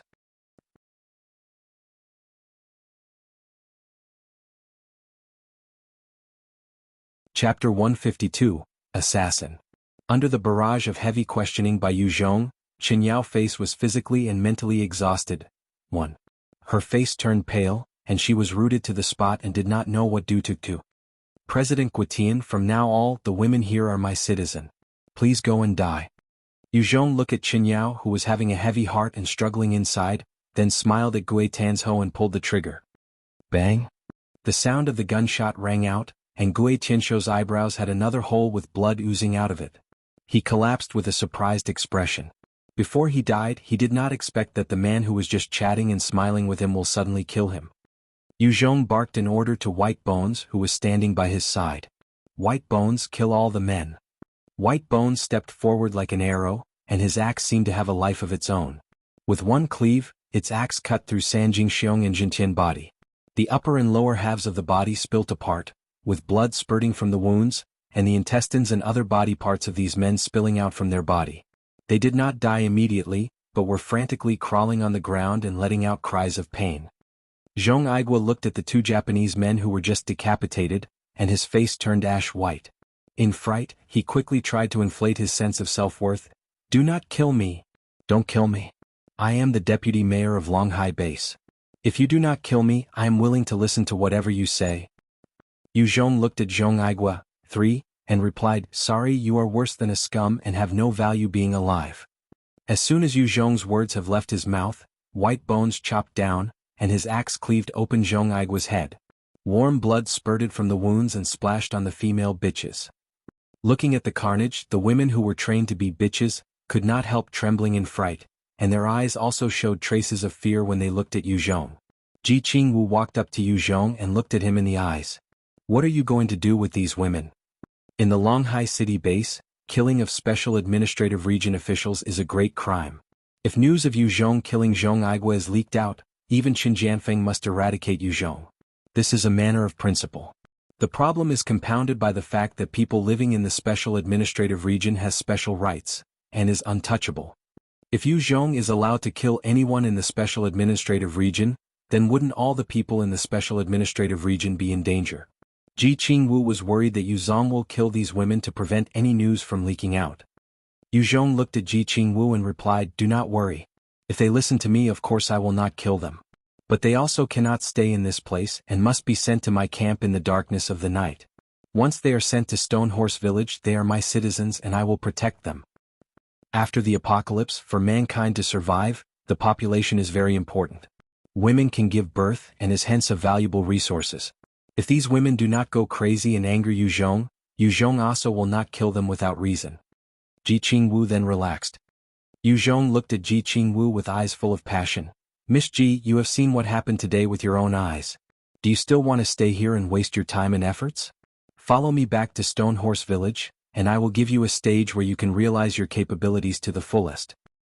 The last time Yu Zhong and Ji Qingwu met, Ji Qingwu was very outstanding and his darling. Her skills are above average and her heart is still kind but is not rotten. To date, among all the women that Yu Zhong has met, she has the most combat spirit, heroic spirit, and is the most attractive woman.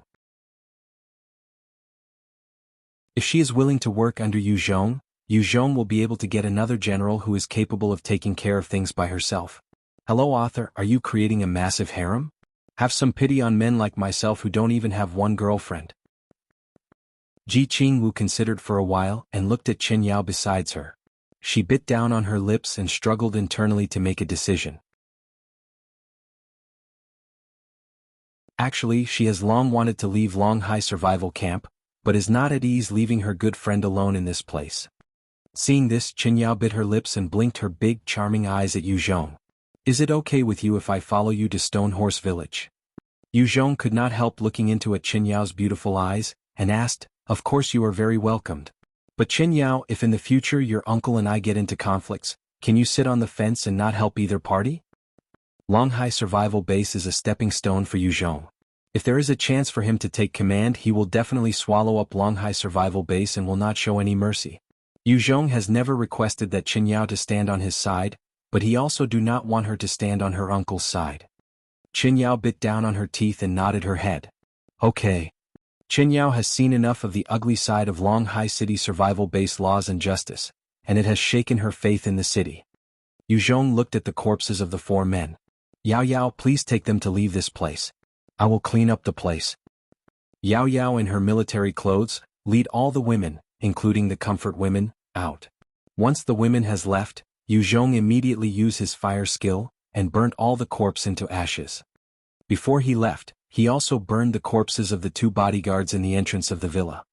Around the fence, Yu Zhong found a corner, and using the ladder made from white bones, he sent all the comfort women out of the Special Administrative Region. After he made all the arrangement to ensure the safety of these women, he then led Chen Yao and the other 3 women back towards the Special Administrative Region. Be careful. Suddenly Yu Zhong had a creepy feeling as if he was in danger. He immediately launched the shadow steps and increased his speed to the limit and stepped towards his right. Just as he stepped out, a bullet that was aimed at his head missed, but there is another bullet that hit his right shoulder and was repelled back.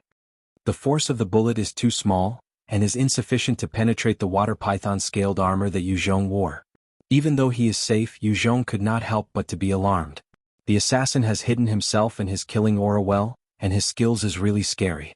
Only when the assassin has fired the gun did Yu Zhong felt a sense of danger. This level of skill is only made possible by peak-level assassins. The 3 ladies Yao Yao, Ji Qingwu, Chen Yao immediately took cover. Yu Zhong traced the direction where the bullet appeared from. With his passive night vision ability being strengthened by the cover of darkness, Yu Zhong was able to see and assess the situation well despite the fact that the area was enshrouded in darkness. From a point where there is no light, he could dimly spy a man wearing dark clothes, a dark mask and armed with a gun. It looked as he had merged into the darkness.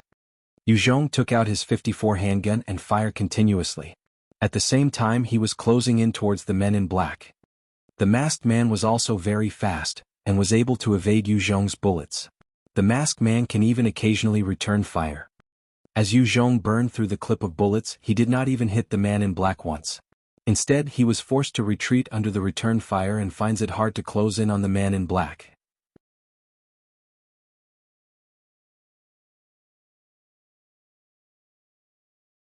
Chapter 153, Qingyu. This chapter is a sponsored chapter and is not part of the regular chapter. This is sponsored by Mr. Melvin Smith. Please join me to give him a big round of applause for his donation to help to offset the web hosting charges. Thank you, Mr. Smith. God bless you. What an excellent marksmanship, thought Yu Zhong. After Yu Zhong activated the Shadow Step skill, his speed and movement became much faster. Even though he was still occasionally forced to find cover under the masked assassin's exquisite marksmanship, his massive increase in speed still allowed him to close in on the assassin. As he closed in, he immediately lurched an attack with his knife, and the speed of his knife slash as fast as a meteorite. If Yu Zhong just focused on marksmanship, Yu Zhong admitted that he is inferior to the masked assassin. Although he had trained diligently in his marksmanship skills whenever he had the opportunity to do so, the time he had spent training is too short. The mysterious assassin is not weak, and at the moment Yu Zhong closed in on him, the assassin immediately abandoned his gun and pulled out a Chinese jian sword. His jian drew a beautiful arc as it landed on Yu Zhong's weapon, and Yu Zhong's knife was harmlessly deflected to the side. But Yu Zhong did not give up. Using his superior speed, he launched a series of quick jabs with his knives towards the assassin. Under his enhanced speed, the rapid knives attacking the assassin seemed like a hurricane of blades. Although the assassin's speed cannot be compared to Yu Zhong, his swordsmanship skills is superb. He executed a series of defensive sword movements that protected himself from almost any angle, and with great difficulty, he managed to block or parry the series of knife attacks that Yu Zhong had lurched at him. Just when the two of them are engaged in fierce combat, from the darkness behind the assassin, a shard of sharpened bone spike suddenly exploded and headed towards the man in black like a missile. The assassin's eyes flashed with a light, and his sword parried the bone shard and slightly altered the trajectory of the bone spike. At the same time, he twisted his body and managed to avoid the projectile that will pierce through him if it hits. Taking advantage of the momentarily lapse in concentration as the assassin put all his efforts into avoiding the bone shard, Yu Zhong managed to land a heavy kick on the man's waist. The force of the kick sent the men flying for a few meters. From the darkness of the night, a hail of sharpened bone shards were fired out, heading towards the masked assassin. The man in black splat out a mouthful of blood from the impact of the kick. As he landed on the ground and became aware of the hail of bone shards heading towards him, his speed suddenly exponentially increased by a factor of 3. Like an arrow fired from a bow, he quickly escaped the area before the hail of bone shards can hit him, and in a few heartbeats, disappeared into the darkness of the night. There was a shimmer of light in Yu Zhong's eyes, and Yu Zhong also disappeared into the darkness of the night. Under the cover of the night, the man in black endured his injuries and struggled to make his way through a maze of streets and alleyways. Finally he entered an inconspicuous room within a very quiet alley. Qingyu too, what happened to you? Qingyu, are you injured? The room has only one lighted candle. Under the dim light of that candle, it is possible to see that the place of less than 30 square meters was crammed with 9 children. Each of these children have not even reached the age of 13. Immediately after the man in black entered the room, the rest of the children surrounded him, and their face was full of worried expressions. I am all right. Qingyu took off his mask and revealed a handsome but pale face. He had a coughing fit and coughed out another big mouthful of blood. The blood filled his hands. Looking at the injured Qingyu, the 9 children panicked, and rumbled through the room, overturning all the drawers in each cabinets in the house to find some medicine for Qingyu. After the apocalypse, medicine and food has become scarce supplies. After combing through the home, the children only found a few band-aids and some painkillers. At this time, a massive white bones axe landed on the door of the house and cleaved it apart. Yu Zhong walked in confidentially. Kids. Yu Zhong was momentarily surprised by the sight of the 9 kids in the room. His bloodlust for Qingyu, who was trying to assassinate him a moment ago, has somewhat dissipated. After the apocalypse, with the passage of time, men slowly turned increasingly evil as morals completely broke down. For a piece of bread, a woman can sell her body. For a steamed bun, a man can kill another. Rape and murder in this post-apocalypse world is common occurrence.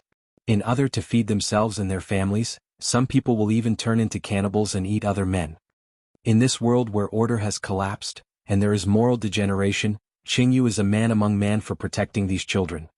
Looking at Yu Zhong, Qingyu seemed to plead, "Do not hurt the children. I will follow you." Before the apocalypse, Qingyu was a top-ranked killer, and is proficient in a variety of killing skills. His swordsmanship skills is considered top-notched in the city, and he had a wide variety of contracts to kill within Longhai City.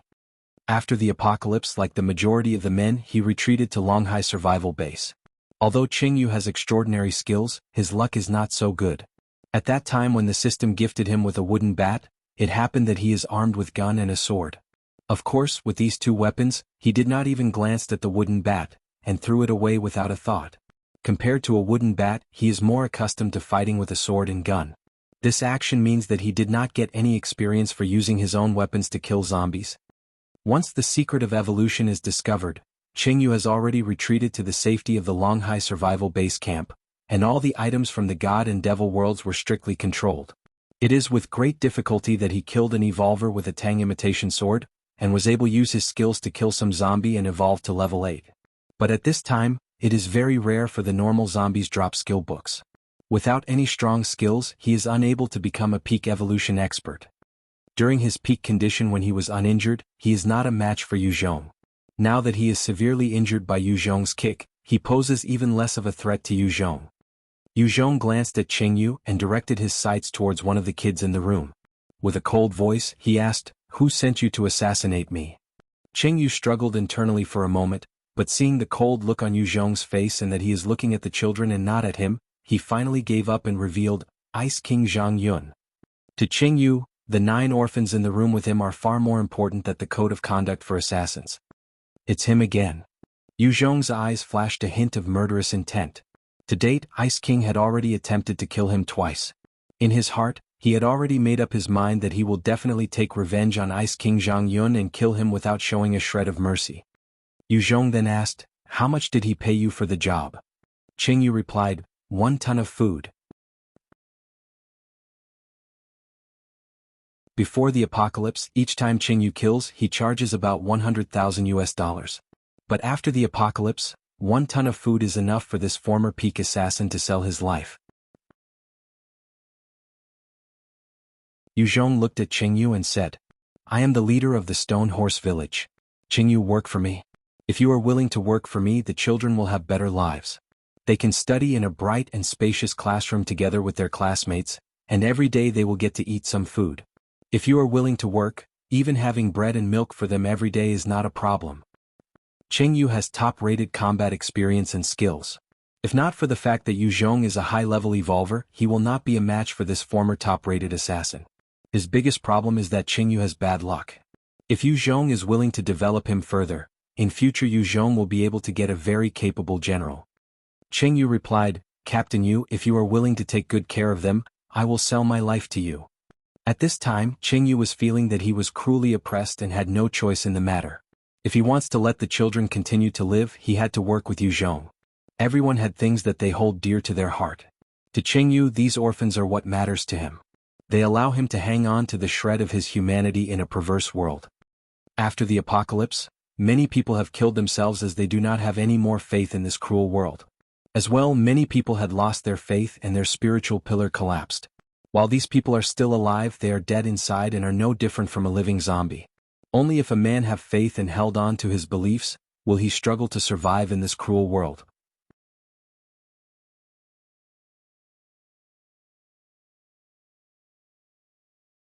Chapter 154, Assault on Ice King Group. Yu Zhong and Qingyu first ensured the safety of the 9 children that Qingyu is protecting by moving them to Yu Zhong's camp. Once the children are safe, Yu Zhong then asked Qingyu, "What do you know regarding strength of the Ice King Group?" At this time, Qingyu has already taken the medical grass medicine, and is feeling much better. Color had returned to his face. He seemed to consider for a while before carefully replying, "Yu Zhong, of the Ice King Group, the strongest among them is Ice King Zhang Yun. Nobody knows how strong he had evolved, but all the men who had crossed swords with him in the past had already died. Other than Ice King Zhang Yun, there is one more man called Zhao Xiong who is also a powerful evolver.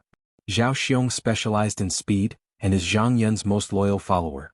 It is rumored that after the apocalypse, Zhang Yun had once saved his life. In addition, Ice King also have about 100 more underlings. Yu Zhong considered the information carefully before asking, "Do you know where the Ice King Group's headquarters is?" "Yes, I know.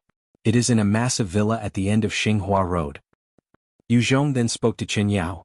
"Qin Yao, please may I trouble you to pass a message to your uncle, Qin Jianfeng?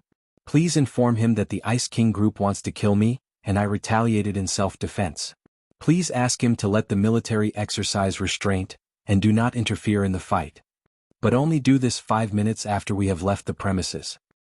"En" means yes in Chinese. "Bring me to the Ice King Group's headquarters. I want to destroy him."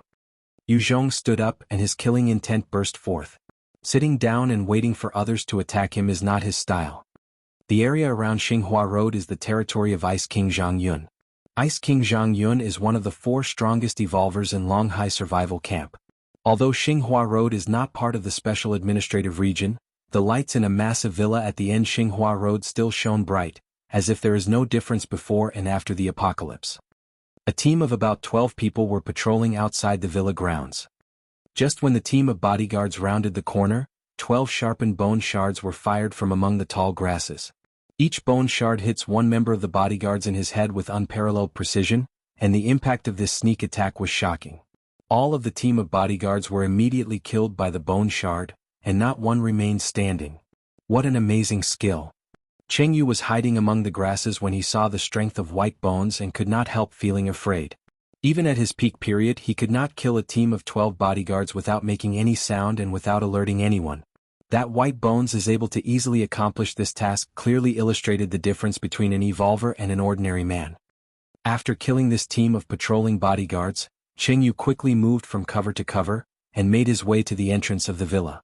At the entrance there was 2 bodyguards that was protecting the area, but they posed no threat to someone of Cheng Yu's caliber, and was quickly eliminated with 2 gunshots. Cheng Yu's guns were equipped with a silencer to avoid alerting the rest of the guards. Yu Zhong also brought his men and quickly slaughtered his way into the villa. Inside the villa, Cheng Yu's skills did not put his reputation as a top killer in the pre-apocalypse age to shame. His marksmanship was outstanding, and any men who appeared within Cheng Yu's sights were immediately shot and killed before they even realized what is happening. After entering the villa, Yu Zhong's men immediately dispersed and charged towards the door of each room within the villa. Upon reaching each of the room they would break open the door, and then killed the men who were sound asleep. A lot of Ice King Group's men were still asleep when they were killed. In addition, some of the women who were in the villa was also killed. But Yu Zhong's men were a tad too noisy in carrying out their massacre, and after killing a number of men, they were finally discovered, and the villa was awoke under a burst of extremely shrill cry, "Enemy attack! Enemy attack!" Ice King Zhang Yun, who was sound asleep with 4 beautiful women in his arm, was jolted awake by this cry. He pushed aside the women who were soundly sleeping besides him, and immediately grabbed his level 2 protective vest armor and equipped it in an instant. A massive white bone axe crashed on his door, and the force of the impact broke the door into pieces. Yu Zhong stepped into the room, and using his Type 79 submachine gun, he wildly opened fire and spread a hail of bullets into the room. Against the hail of bullets, Zhang Yun sucked in his breath, and activated his evolver skill, Ice Manipulation. A sheet of ice mirror seemed to appear in front of his body. The hail of bullets landed on the ice mirror, but only managed to nick a small white dot on the mirror, and immediately bounced off the mirror. While Zhang Yun may be arrogant and despotic, his reputation is well-deserved and his skills are indeed top-notched. He used the ice manipulation skill again, and in an instant 5 chucks of ice cones appeared from thin air, and shot towards Yu Zhong. Yu Zhong dared not to receive this attack, and dodged to a side to find cover among the walls. The 5 chucks of ice cones hit the place where Yu Zhong was originally standing in, and the force of the impact created 5 fist-size holes on the wall. Very impressive. Yu Zhong's heart turned cold. This Ice King Zhang Yun's skills is indeed extraordinary for being able to manipulate ice to this extent. The strength of these ice cones can be considered equal to a level 1 ice magic spell. But seeing that Zhang Yun can manipulate ice almost at will, it means that he has strong spiritual force, and should have applied more than 1 point of skill on his ice manipulation ability. Yu Zhong took out a heavy grenade, pulled out the safety and threw the grenade into the room. Grenade! When Zhang Yun saw the heavy grenade, his face immediately turned pale, and used his ice manipulation ability again. Under his skillful usage of ice manipulation ability, the heavy grenade was enveloped and frozen in a chunk of ice, and harmlessly dropped towards the ground. Once he did this, Zhang Yun immediately rushed out from the room. Each second of using his ice manipulation skills consumed some stamina and spiritual strength. If he could not finish the fight in a short period of time, he will exhausted his spiritual strength and stamina, leaving him unable to fight. Just when he rushed out of the room, he immediately saw that Yu Zhong had already retreated at least 10 m away from him. Even worse, Yu Zhong had readied a massive Type 89 style 12.7mm heavy machine gun, and it was pointed towards him. Once Zhang Yun appeared in Yu Zhong's sights, the massive 12.7mm heavy machine gun that can easily tear an armored jeep apart immediately let loose a long barrage of heavy fire. The numerous massive bullets seemed to turn into a hail of golden lines that streaked towards Zhang Yun. Zhang Yun's face turned even paler, and again he used his skill of ice manipulation to create a thick wall made of ice to block these bullets. Countless number of bullets repeatedly slammed against the ice wall, and created a massive hole in the ice wall that was expanding each second as each bullet penetrated deep into the ice wall and tore some of the ice out. Damn it! Why is there a heavy machine gun over here? Immediately after creating the wall of ice, Zhang Yun immediately ran back towards his room. His ice manipulation skill may be very powerful, but it is not invincible. Creating an ice wall that can withstand a barrage of bullets from the 12.7mm heavy machine gun had drained a massive portion of his spiritual force and stamina. If he is continuously assaulted by Yu Zhong's barrage of bullets, it is certain that he will die here today. White Bones attack. Yu Zhong commanded White Bones, who was standing beside him. White Bone immediately grabbed his massive bone axe and rushed towards Zhang Yun. To ensure that he get the maximum benefits for his unique ice manipulation ability, Zhang Yun had continuously poured all his skills points into stamina and spiritual force each time he leveled up. The rest of his statistics are average and is only enhanced by equipment that he had gathered from the system. Therefore it is no surprise that his speed is inferior to White Bones. Just as he reached the window and is about to make his escape, White Bones finally reached him and a massive axe chopped down towards him. Zhang Yun waved his hand, and the ice jade ring on his finger immediately launched its special skill. An ice magic array appeared from thin air, and a cone of ice slammed against White Bones. The impact sent White Bone flying for several meters. In addition, White Bone's body also shown signs of being frozen, and is covered with a thin layer of ice. What is worse is that the bones in the chest area has been penetrated by the cone of ice, and countless cracks appears on the bones close to the chest area.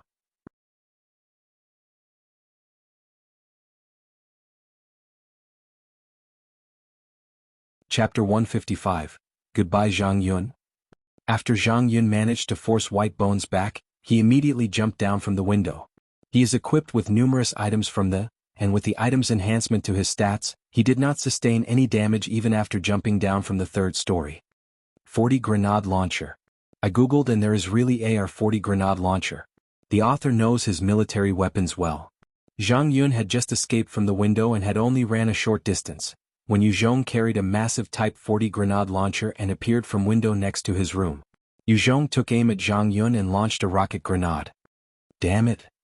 Zhang Yun looked at the Yu Zhong lugging that Type 40 grenade launcher and his face turned even paler.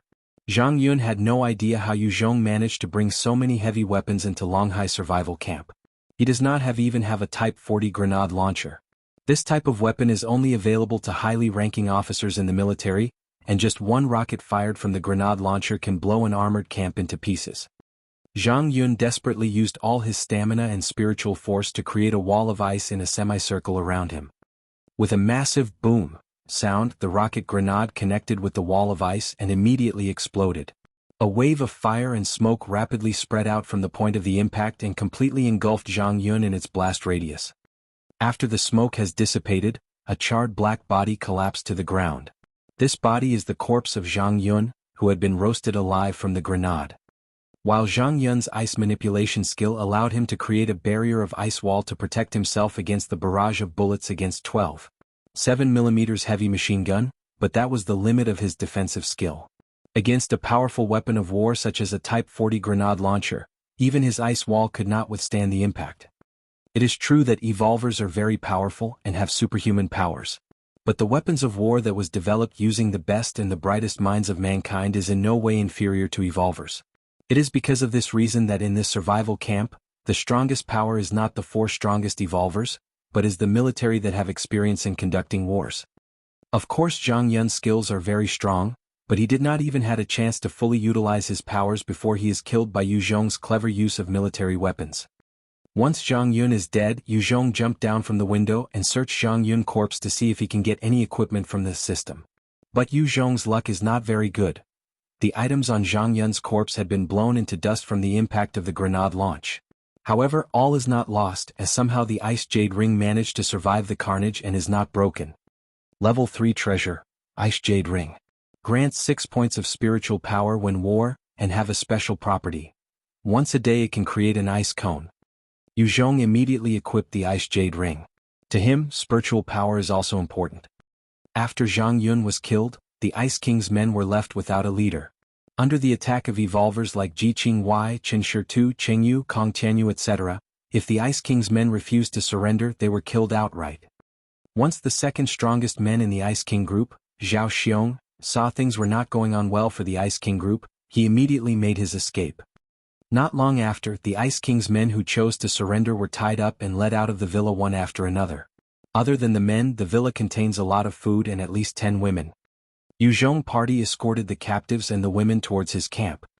On the way back to the camp, there are occasional policemen and soldiers who saw the procession. However, all of them had already been instructed by their superiors to pretend that they did not see anything. Even if there were no instructions from the top, they also had no desire to stop Yu Zhong's party or create any troubles for this group of fierce-looking men.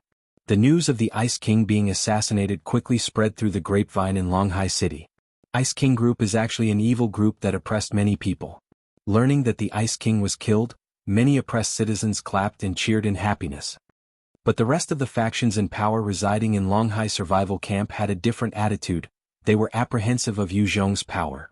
After all, Ice King group is relatively powerful within Longhai Survival Camp. The fact that Yu Zhong managed to destroy the group in the span of one night made them feel threatened. I need you to give me an explanation. The next day, Qin Jianfeng summoned Yu Zhong, and looked at Yu Zhong without any expressions on his face. Yu Zhong's face did not change color and he calmly replied, Ice King group has twice sent people to kill me, and even framed me for things I did not do. With these provocations, surely I am permitted to fight back? Qin Jianfeng stared at Yu Zhong with a poker face. It is impossible to read Qin Jianfeng's thoughts from his face as he spoke. Even then you should just report the issue to the relevant authorities and inform us about this issue. We of course will not just sit still and will send someone to take action. But you selfishly acted and kill Ice King Zhang Yun, how are you going to resolve this problem? Yu Zhong looked at Qin Jianfeng and suddenly he smiled. I looted 30 tons of food from Ice King group. I will give you half. 20 tons. Qin Jianfeng then relaxed his poker face. In reality he does not care about the Ice King group. Destroying this poisonous cancer group means nothing to him. But what he wants is the Ice King group's accumulated food supply. 20 tons of food. If all the food are turned into porridge, it will be enough to let 2,000 more survivors last for 1 or 2 more months. The reason why he summoned Yu Zhong today is to ask for some of the food supply that Yu Zhong's group had raided from the Ice King group. Yu Zhong agreed. Okay, it is a deal. Qin Jianfeng stared at Yu Zhong with a serious voice. Let's forget about the matter yesterday. But I do not want this type of thing happening again. If this happens again, I will not let you off this easily.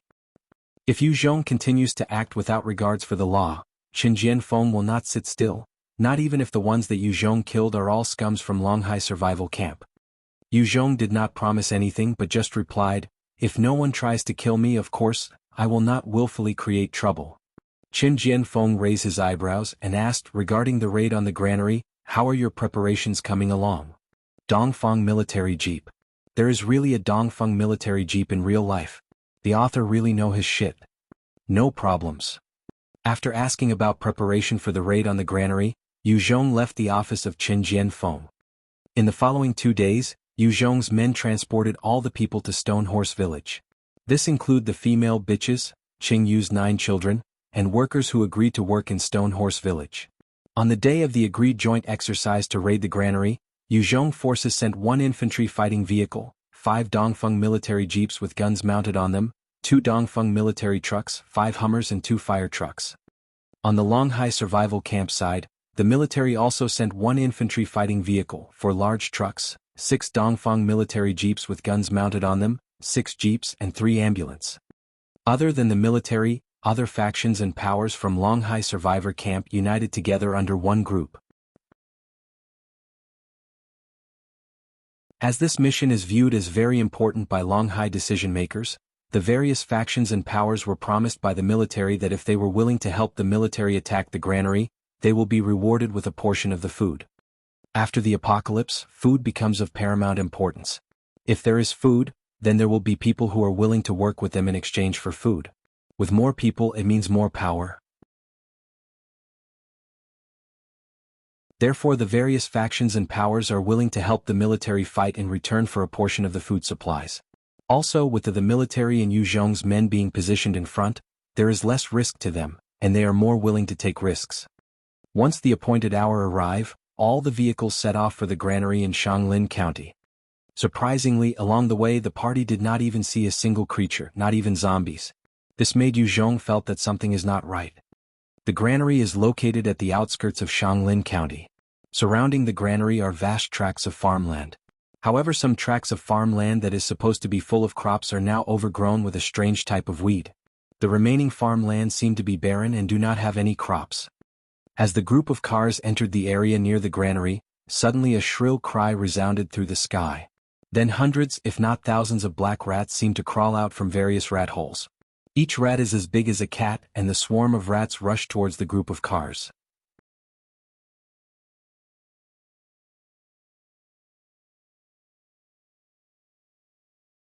Chapter 156, Rat Tide. Level 5 Monster, Mutant Rat, hunt in massive groups. Due to Yuzhong's eyes of perception passive skill, he immediately received the information as soon as he saw the mutant rats. The mutant rat joined together and become a massive black tide and surrounded the team. Open fire! Open fire! The leader of coalition of various factions and powers could not help panicking when he saw the endless stream of rats, and immediately shouted out orders. Immediately the coalition of various factions members all madly fire whatever weapons they had at the mutant rats. There were too many mutant rats in the rat tide. Even though the shooting skills of the coalition of various factions members were relatively poor, most of the bullets still hit the rats and killed many rats, and those rats that were shot or killed were rapidly crushed by the weight of the other rats behind it as the swarm tided forward. The problem is the number of mutant rats is many, and despite the fact that a large number of rats have been killed, like a tidal wave, the rats' tide does not seem to slow down at all as it rushed towards the team. Seeing the massive swarm of rats continuously getting closer and closer, the coalition leader was unable to keep his cool under pressure, and tried to escape using the same route that they came in from. As the jeep entered into the sea of mutant rats, the mutant rats within the rat tide seemed unafraid and attacked the jeep.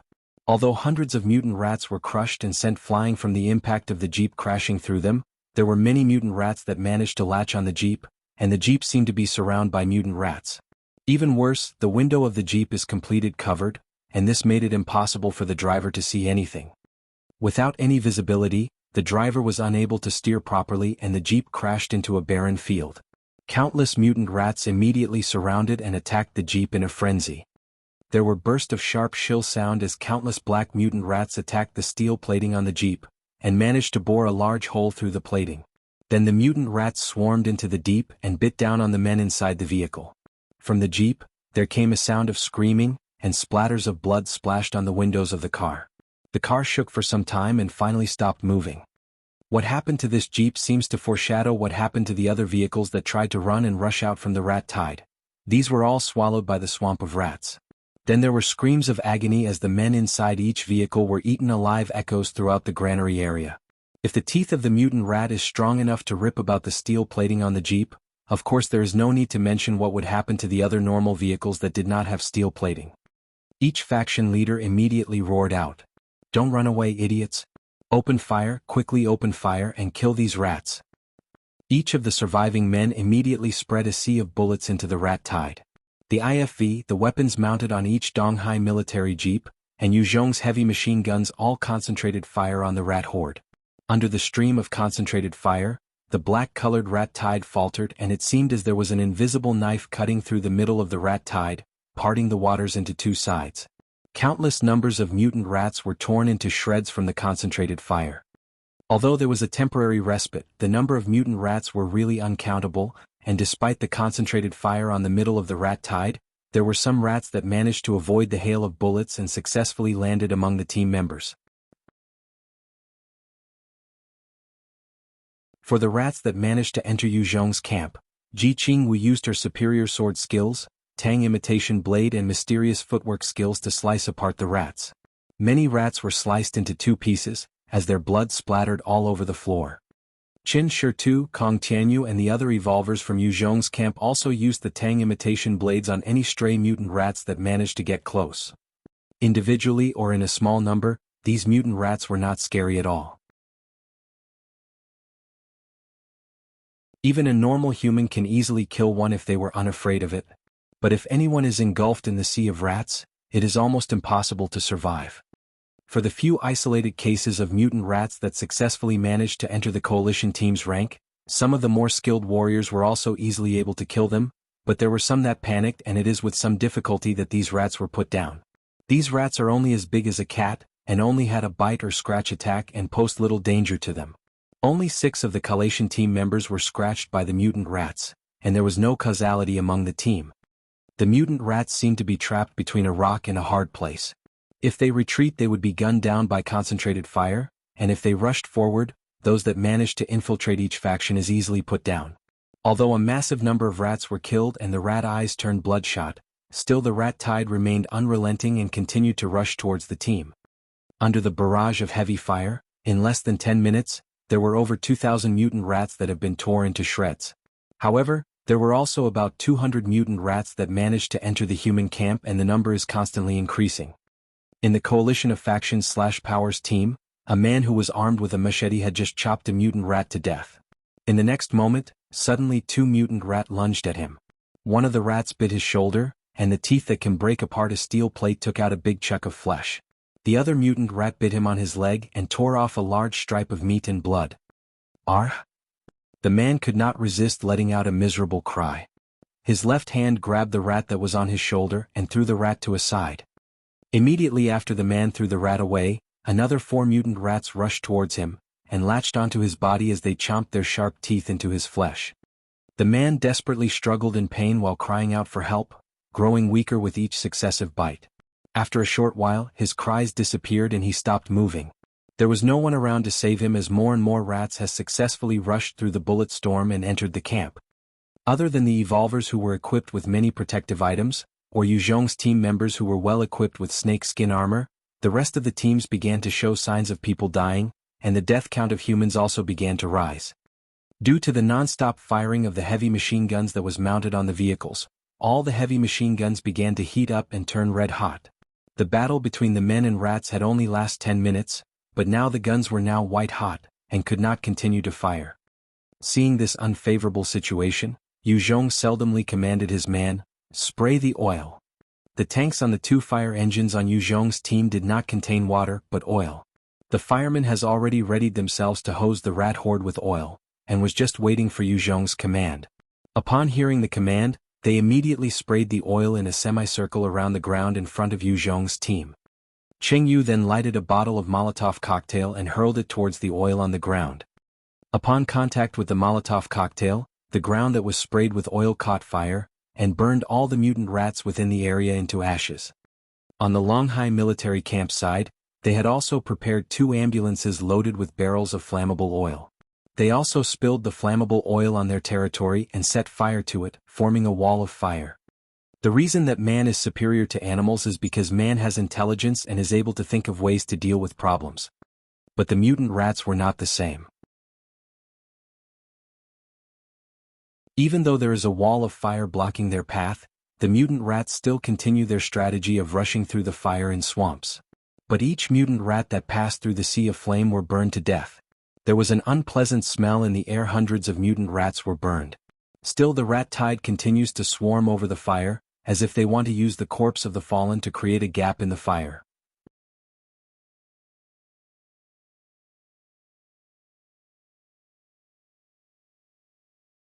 Chapter 157.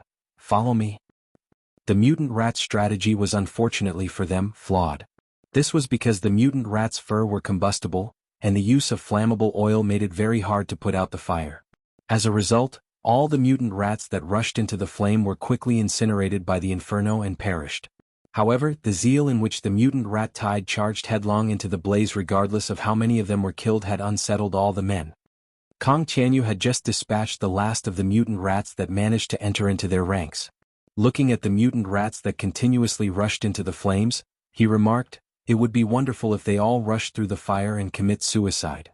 If there was only one mutant rat, even an ordinary man could muster up the courage to attack and kill it.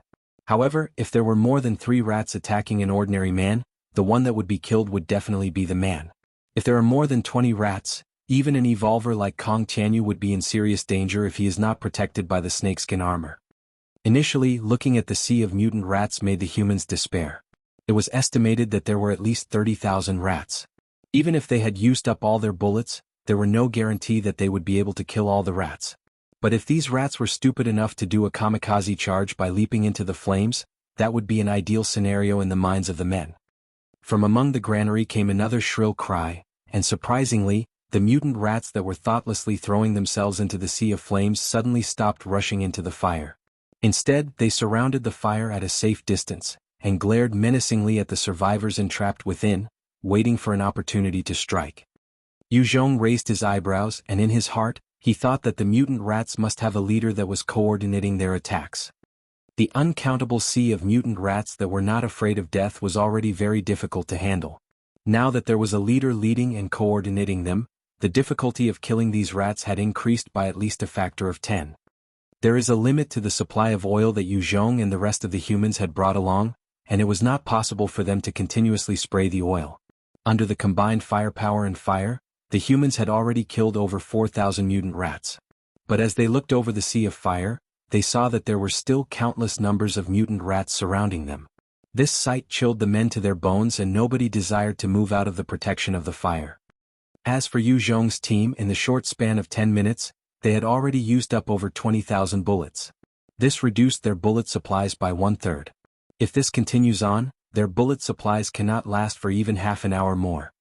After observing this, Yu Zhong walked into the Longhai military group camp area, and requested to speak with the military commander, Su Jinggang. "What the fuck do you want?" Looking at Yu Zhong, Su Jinggang raised his eyebrows and directly questioned Yu Zhong. Su Jinggang is feeling very depressed. The number of mutant rats had exceeded his wildest expectations. In addition, there was a leader commanding the rats. This made him felt that the battle is impossible to win, and he already had the desire to flee. The flammable oil was made up of a combination of petrol and crude oil. After the apocalypse, petrol and crude oil were also very valuable resources. The 2 ambulances that were filled with barrels of petrol and crude oil accounted for 25% of the oil in Longhai Survival Base Camp. Su Jinggang had no desire to waste the expensive oil on trying to take control of a granary that he felt was unconquerable. Yu Zhong looked into Su Jingang's eyes and said, "These rats have a leader. I want to take some men to kill this mutant rat leader. 10 minutes. I hope you can lead your men and my men to protect this camp for just 10 minutes. If at the end of 10 minutes I have not returned, you may either choose to lead the men to retreat or continue to wait here." Looking at the current situation, if Su Jinggang chose to flee the scene, the coalition of various factions and powers in Longhai Survival Camp will definitely retreat with the military. Once this happens, if Yu Zhong's men continue to remain in this area and defend the camp, it is certain that they will be annihilated by the mutant rat horde. Su Jinggang might have belonged to a different faction from Yu Zhong, but he was an upright man and a man of his word. If he made a promise to protect the camp, he would die to protect the camp rather than to retreat. It was for this reason that Yu Zhong trusted this man. Su Jinggang glanced at Yu Zhong and carefully considered for a moment. He was well aware of the situation in Longhai Survival Camp. Only with enough food would there be peace inside the camp. Only with enough food will it allow the survivors in the camp to continue to live. He gritted his teeth before agreeing to Yu Zhong's request. Alright, I promise you that I will defend this camp for 10 more minutes. But once 10 minutes are up, even if you have not returned, I will lead all the men to retreat. Thank you. Yu Zhong returned to his camp and had his men formed a circle before explaining, I am going to kill the leader that is directing this mutant rat horde. This mission is likely to be a suicide mission and death is likely. Those who are willing to go with me step forward. For those who are not willing to risk your lives, I will not force you. All his men stepped out without hesitation. This show of support made Yu Zhong very touched. For this mission, all the men who had followed Yu Zhong had experienced numerous combats with zombies under Yu Zhong's leadership. Each of them was a hot-blooded man and a mighty evolver. Seeing that their leader Yu Zhong had chosen to put himself in the path of danger instead of being the first to retreat has stirred their hot-blooded feelings. They would follow Yu Zhong to the ends of the world if required. Yu Zhong was very touched as he addressed his men in a firm voice. Each one of you are the pride of my team. Jianghu, please follow me to kill the leader of the rat horde. The rest of you must defend this place for 10 minutes. If after 10 minutes you do not see me returning here, then you are to leave this place. Kong Tianyu will be your temporary leader while I am gone. Remember, you must defend this place for 10 minutes and not leave this place before 10 minutes is up. Among all the men who chose to follow Yu Zhong, Jianghu was the strongest evolver. To attempt to assassinate the leader of the rat horde, he would need the assistance of the strongest men under him. After Jianghu, Kong Tianyu was the second strongest man in Yu Zhong's team, and had served him loyally since he joined Yu Zhong's team in Always Bright Village. Therefore he assigned Kong Tianyu as his deputy commander in his absence. Kong Tianyu had a solemn expression as he replied, Yes, Captain Yu. Once he finished his announcement, he immediately chose to activate a special skill of wearing white bones as an armor. Then he grabbed Jianghu in his left hand, and fired a piece of bone deep into the ground.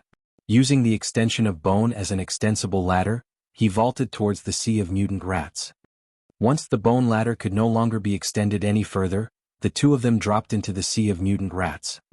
The mutant rats immediately attacked these two humans that dared to enter into their midst with a frenzy. As the two of them dropped into the sea of rats, Jianghu quickly executed a circular blade dance, and her blade dance decapitated all the mutant rats in a small circle around them. For just 1 or 2 seconds, there were no mutant rats around them. Then the tide of rats continued to pour in. But the relief of a second or two is more than enough for Yu Zhong to penetrate another bone spike into the ground, and reused his bone ladder technique to launch himself and Jianghu forward. Using this method of dropping and creating new extensible bone ladders, Yu Zhong speedily made his way towards the granary. From afar, Yu Zhong could see that on top of the granary in Shanglin County, there was 7 special mutant rats. 6 of these rats were as big as a human being, and their skin were of cyan color. But what really set these rats apart was that they looked like humanoid rats. The ratmen stood upright on their hind legs like humans.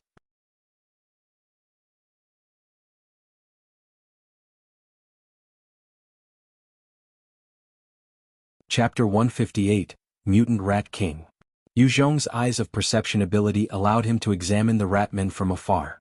Level 26 Mutant Beast, Elite Rat King's Bodyguards. Rat King's chosen bodyguards are willing to die in battle in defense of Rat King. Level 43 Mutant Beast, Mutant Rat King.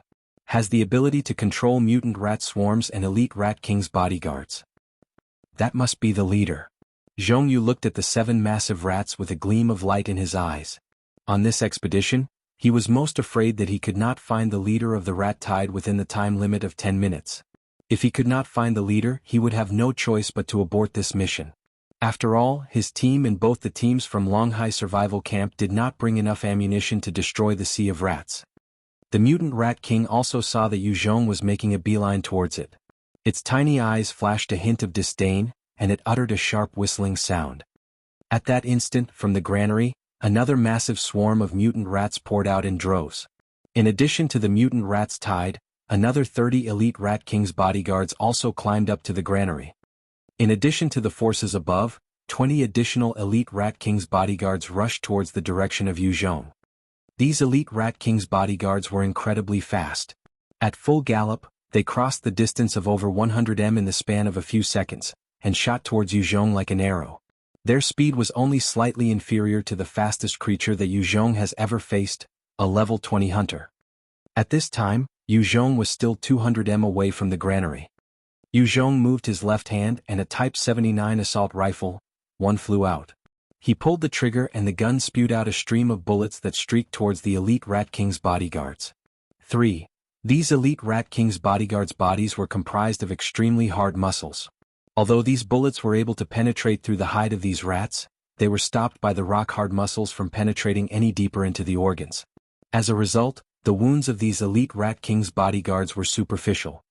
After emptying a 20-round magazine clip, Yu Zhong had only managed to kill 4 normal mutant rats, and did not even manage to kill a single elite Rat King's bodyguard. These elite Rat King's bodyguards finally reached the area in front of Yu Zhong, and used their sharp claws to chip away at the bone ladder. The claws of these elite Rat King's bodyguards were extremely sharp, and the white bone ladder could not withstand the continuous attacks of the elite Rat King's bodyguards for long before breaking. Once the white bone ladder was broken, Yu Zhong and Jianghu immediately plunged towards the ground. The 20 elite Rat King's bodyguards were hiding and distributed among the rat tide. They were intently watching the descent of Yu Zhong and Jianghu. Once these 2 humans fell into the swarm of rats, they will be surrounded on all sides and be attacked by numerous rats. No matter how powerful Yu Zhong is, being attacked by countless numbers of rats at the same time would definitely finish him off. Yu Zhong's eyes turned icy cold, and taking in a deep breath, he quickly fired another bone spike that stabbed into the head of a normal mutant rat. The force at which the bone spike was fired from allowed it to penetrate through the skull of the mutant rat and continued to penetrate deep into the ground. It quickly extended to become another bone ladder. In this way both of them were temporarily out of danger. But the elite Rat King's bodyguards who saw this scene immediately rushed towards the new bone ladder and again, used their claws to break down the bone ladder. This left Yu Zhong with no choice but to continuously shoot out bone spikes using both hands. Thus, he created multiple bone ladders that enabled him to continuously move forward. In the event that one of the bone spikes is broken, it is unlikely to hinder his progress in moving forward. 5. But for every bone ladder that was shattered, the white bone armor on Yu Zhong's body became thinner and thinner. While white bones has the unique ability to freely manipulate bones, these bones were refined from its body, and are not unlimited in number. If the bones were continuously broken beyond a certain limit, white bones could no longer create new bone spikes. Just before white bone reached its limit, Yu Zhong finally broke through the rat tide and reached the granary. The 20 elite Rat King's bodyguards also followed Yu Zhong and was just lurking below the granary. As Mutant Rat King saw Yu Zhong approaching it, it immediately jumped down from the granary. It landed on the ground, and the 20 elite Rat King's bodyguards that was already there immediately surrounded it. This party of elite rats then fled. Meanwhile, the rest of the elite Rat King's bodyguards rushed towards Yu Zhong and Jianghu. It chose to escape?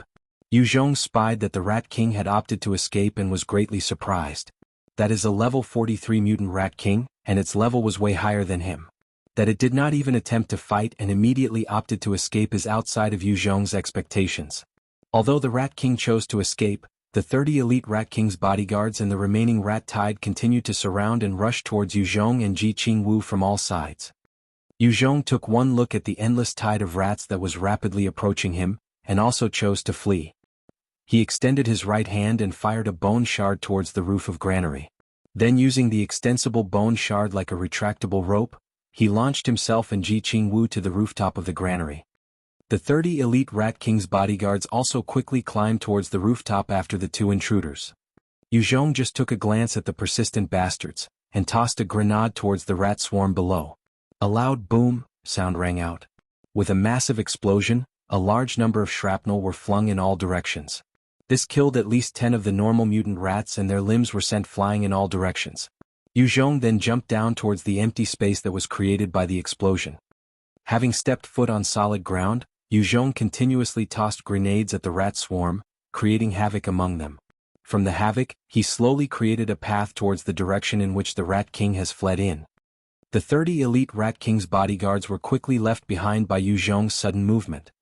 The mutant king rat may be as big as a bear, but its speed was not as fast as the elite Rat King's bodyguards. Hence it was much slower than Yu Zhong.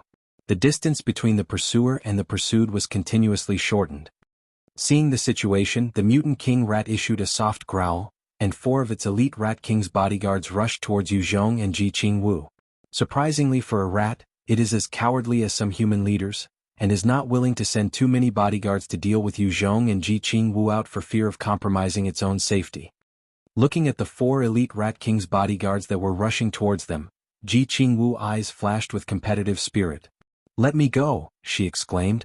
Ji Qingwu was a naturally competitive woman and is full of fighting spirit. If not, she would not have used a beginner staff to fight zombies in the beginning of the apocalypse. It should be known that even among the men, there were very few men that had the courage to use the beginner staff to fight against the zombies. These men were not worried about whether they could not win against the zombie, but rather was afraid that they will be infected with the zombie virus. Yu Zhong loosened his hold and let Ji Qingwu down. Ji Qingwu lightly landed on the ground, and used her active skill, cutting-edge enhancement. Her Tang imitation sword was enveloped in a layer of blue light. Ji Qingwu eyes gleamed with determination as she followed beside Yu Zhong. With each swing of her blade, several mutant rats were sliced apart like tofu. In the span of a few breaths, the 4 elite Rat King's bodyguards reached the area in front of Yu Zhong and Ji Qingwu. Yu Zhong moved his hand and a stinger gun appeared on his hand. He suddenly accelerated like a ghost and avoided the attacks of the elite Rat King's bodyguard in front of him. Then he pointed the stinger gun at the head of the elite Rat King's bodyguard and pulled the trigger. Bam! The elite Rat King's bodyguard head was blown apart, and its brains and blood combined together to form a work of art on the floor. It should reads, "Bam! The elite Rat King's bodyguard head was blown apart, and its brains and blood splattered on the floor." I'm just kidding at the last line. My bad.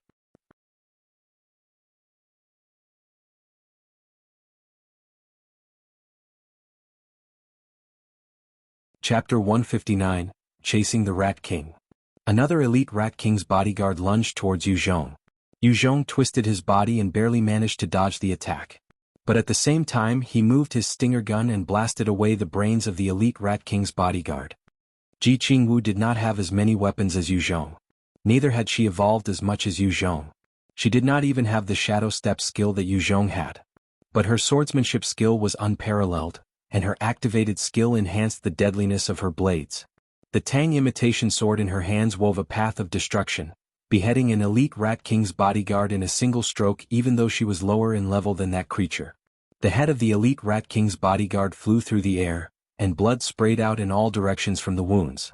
A big experience point globe was immediately absorbed by her, allowing her to gain 2 levels with a single kill.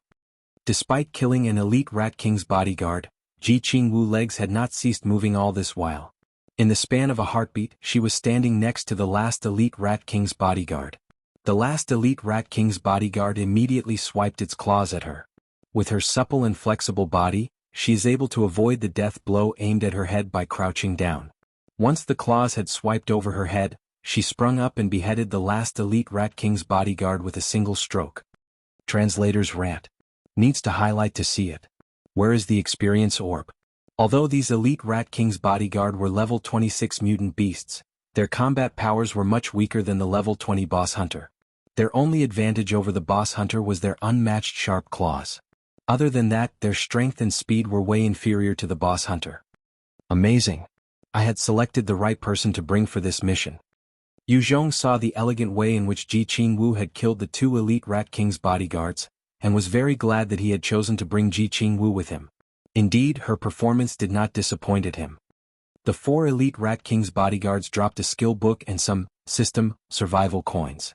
Yu Zhong just kept all of them into his spatial ring, and continued to rush towards the mutant king rat like an arrow.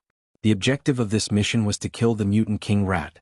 If the mutant king rat is not killed, the entire mission would be a failure, and there would be countless number of deaths among the humans even if the humans chose to retreat.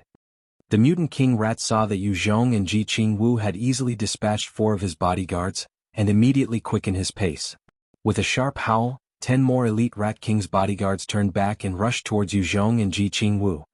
Yu Zhong just took a glance at the approaching elite Rat King's bodyguards, and from his spatial ring he rapidly received several hand grenades and threw them towards these beasts. Boom! Boom! Boom! A series of explosions resounded throughout the room. The 10 elite Rat King's bodyguards had not even came close to Yu Zhong before they were caught in the explosion. 6 of these creatures, all that remained of them are the stumps of their foot, while their bones and guts were spattered all over the area. The remaining 4 of the elite Rat King's bodyguards faced the exact opposite situation. Their legs had been torn apart by the force of the explosion, but their life was preserved. From a short distance away, the rapidly approaching Yu Zhong fired 4 more bone spikes at the surviving elite Rat King's bodyguards.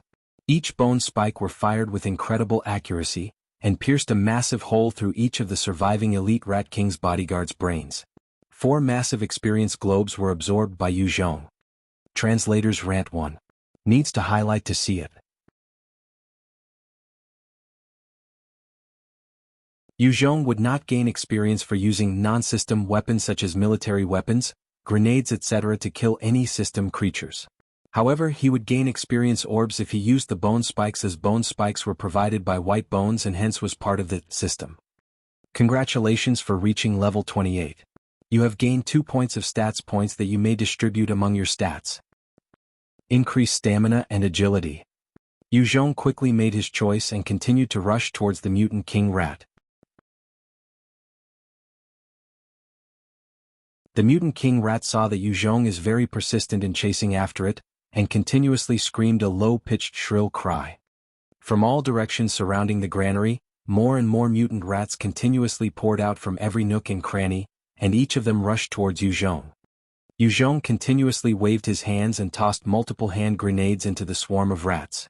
A series of explosions decorated the room with splashes of mutant rat bones, innards and bones. Jianghu stood beside Yu Zhong and guarded him. For each mutant rat that managed to come close to Yu Zhong, she sliced them apart with her blade skill. The 2 of them wreaked a path of carnage and destruction towards the mutant king rats. Although they had to deal with numerous attacks from the mutant rats, their speed is still relatively quick. But the speed at which Yu Zhong used up his grenades is very rapid. Once he had used up all his grenades, both he and Jianghu would be caught in a hazardous situation. In the span of 10 breaths, Yu Zhong and Jianghu are only 20+ meters away from the mutant king rat. Yu Zhong activated the Ice Jade Ring's Ice Cone skill. Magical runes appears in the air instantly and launched an ice cone at the foot of the mutant king rat. One of the elite Rat King's bodyguards immediately stood in front of the mutant king rat and used its body to protect the mutant king rat. The ice cone ended up penetrating a large hole in the body of the elite Rat King's bodyguard. At the same time, a powerful wave of force immediately freezed that elite Rat King's bodyguard. Yu Zhong took out his stinger gun, and continuously fired towards the mutant king rat.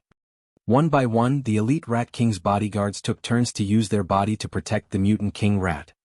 Feeling that it was in danger, the mutant king rat's cries became more and more desperate and urgent, and the 30 elite Rat King's bodyguards' eyes turned bloodshot as they raced towards Yu Zhong group in increasingly faster speed.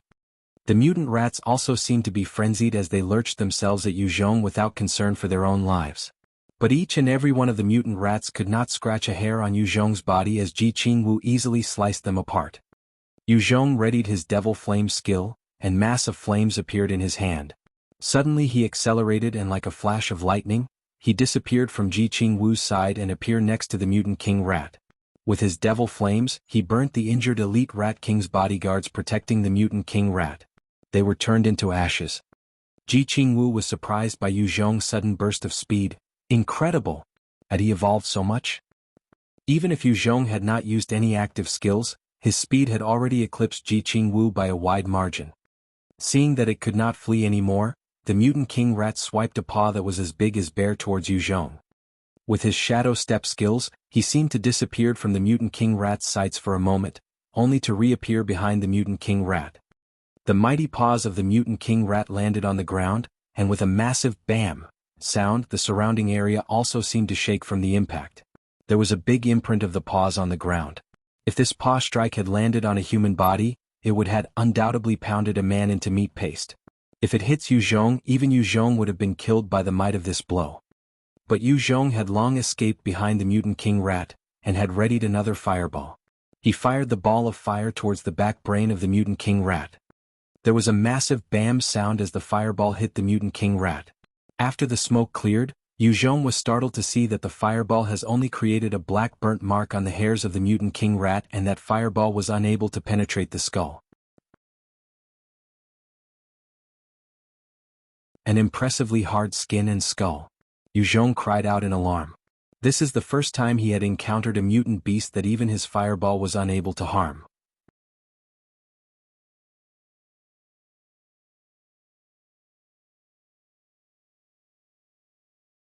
Chapter 160, The Battle Against Mutant King Rat. Although it is not injured, the mutant king rat was incensed by the attack. It shrieked out a cry of anger and turned around and attempted to smack Yu Zhong with its mighty paws. But with the shadow step skill, Yu Zhong was able to stay one step ahead.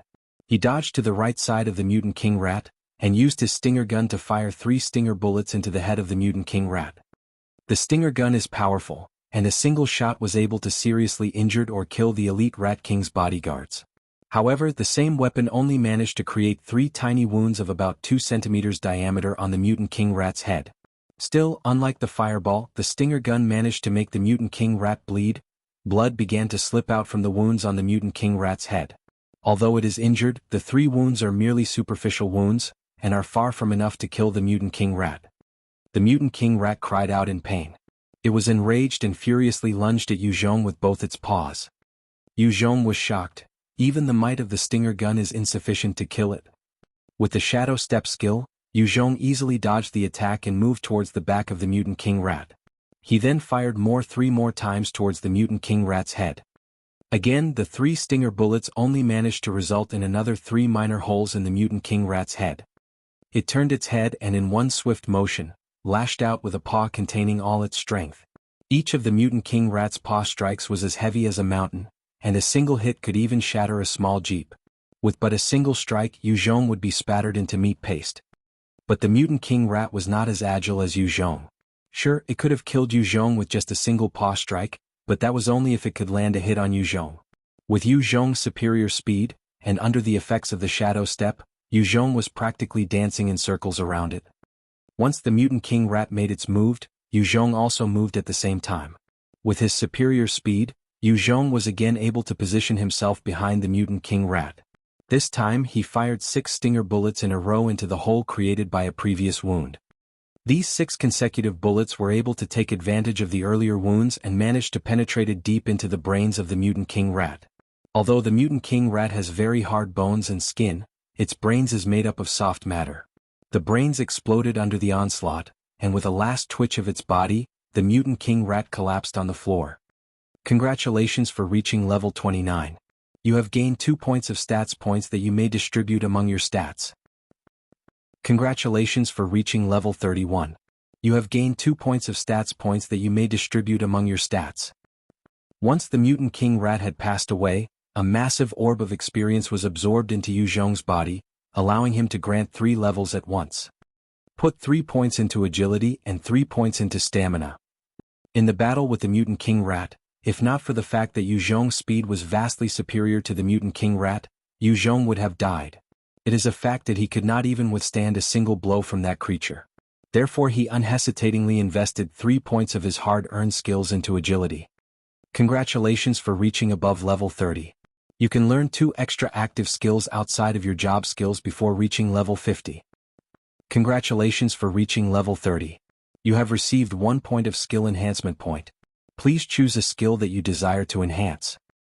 Enhance Summon Skeleton skill. Yu Zhong immediately made a choice. He wants to enhance this skill to the maximum level and see how it will evolve. A sudden gush of knowledge entered Yu Zhong's sea of knowledge, and in his Summon Skeleton skill, an additional rune was engraved in it. A beam of black light emerged from the rune and empowered white bones, evolving it further. Your Summon Skeleton skill has received 2 new skills. New skills 1, Return to Hell. When you use this powers, your skeleton will return to hell and may self-evolve. However, in hell there are massive conflicts among the undead. Once your skeleton returned to hell, there is a chance that your skeleton may continue to get stronger. However, there is also a chance that it may be killed by other undead and becomes a pile of bones. New skills 2, Immediate Summon. Using this skill, no matter where your skeleton is, it will immediately appear next to you. Cooldown, 1 day. See this page for the new white bones stats. Your Summon Skeleton skill has already reached the maximum level. If you wish to continue to improve on this skill, you must first master the skill. Summon Dark Skeleton. The mutant king rat also dropped 2 skill books and 200 system coins. Yu Zhong immediately grabbed the 2 skill books. One of them is a skill book that enhances stamina, while the other one is a skill book that enhances agility.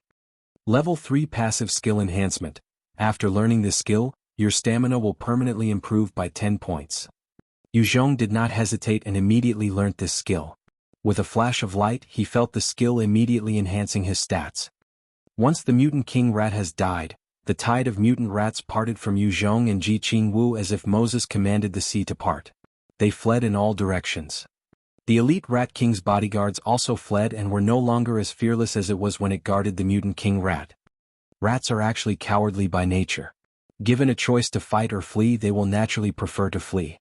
The mutant rats have evolved from ordinary rats, and hence inherit the cowardice of its predecessor. The only reason they attacked so aggressively was because the mutant king rat had a unique ability to control them, and they were powerless to resist its control.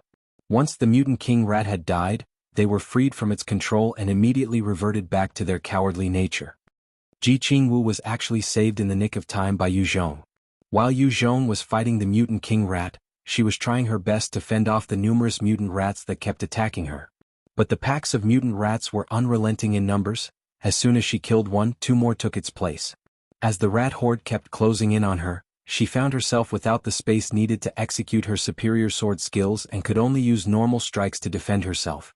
Bit by bit she was forced back, until she finds herself in a precarious situation. If not for the timely death of the mutant king rat, she would be the one who died today. Without the tide of mutant rats pressurizing her, Jianghu breathed a sigh of relief and walked towards Yu Zhong.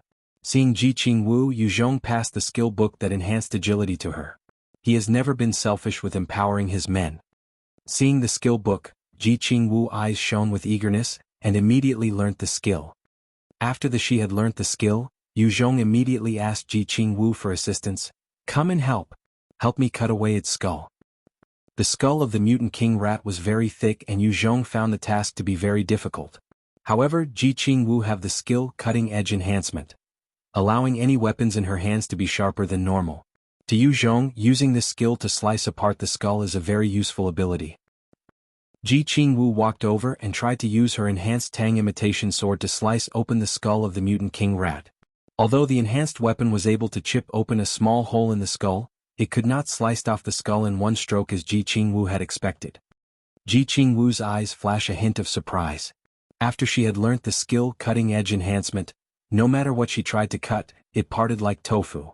This is the first time that she encountered something that can withdraw a blow from an enhanced blade. Jianghu used her strength and continued to stab into the skull. After repeated attempts and expanding a lot of effort, she finally managed to stab the blade into the skull. Leveraging the blade like a saw, she slowly but steadily cut a hole in the skull. Yu Zhong immediately put his hands into the brains of the mutant king rat and tried to find any monster beads.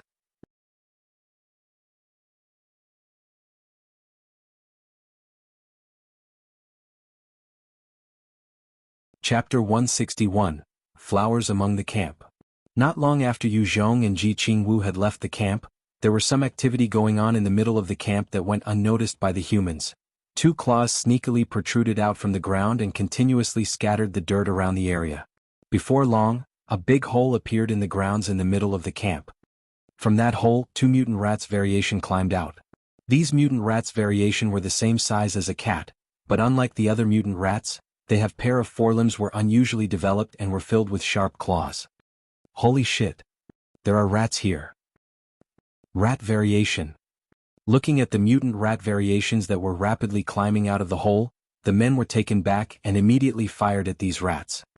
Under a hail of bullets, the first few mutant rat variations were killed as soon as they emerged from the hole. But the hole had already been dug and from the hole, a massive number of mutant rats poured out.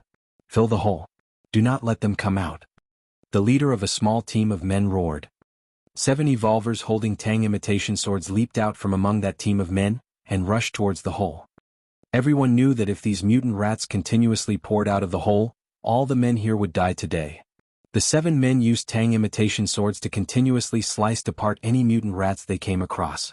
Soon they formed circle around the hole, refusing to let a single one of these creatures escape and wreak havoc within the camp.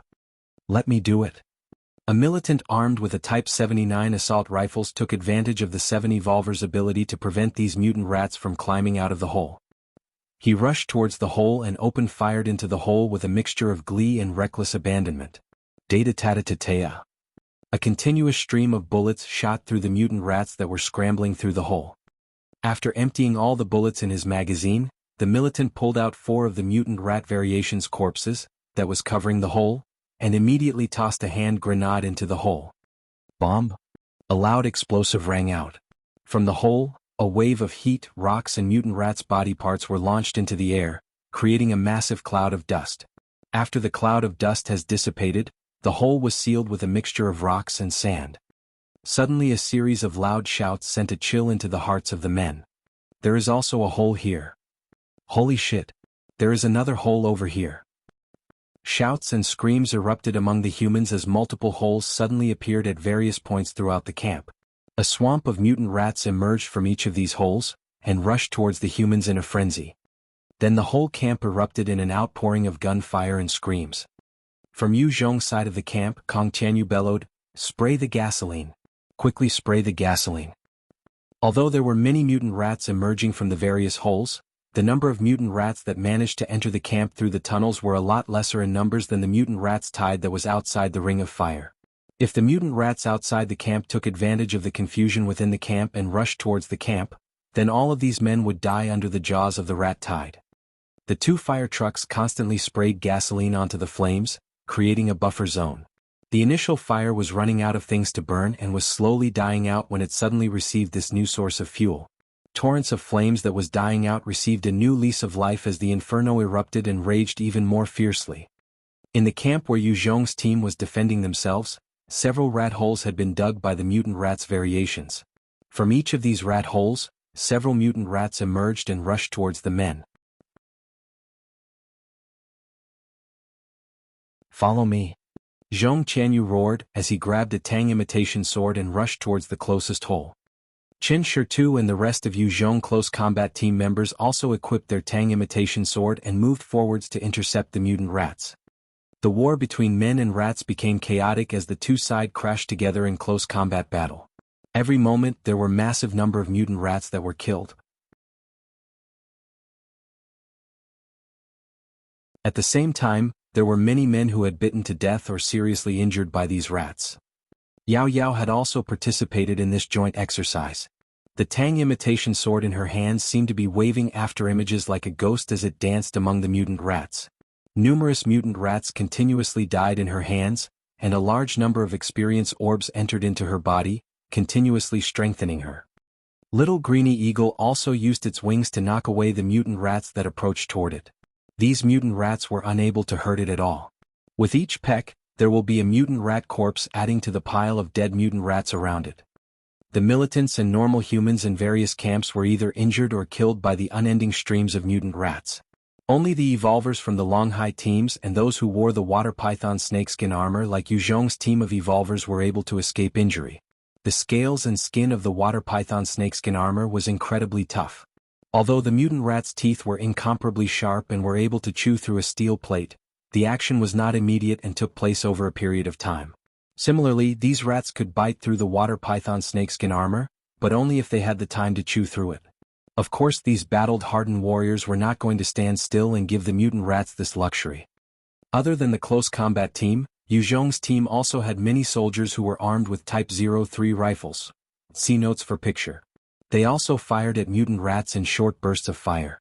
All the marksmen in Yu Zhong's team are made up of veteran soldiers.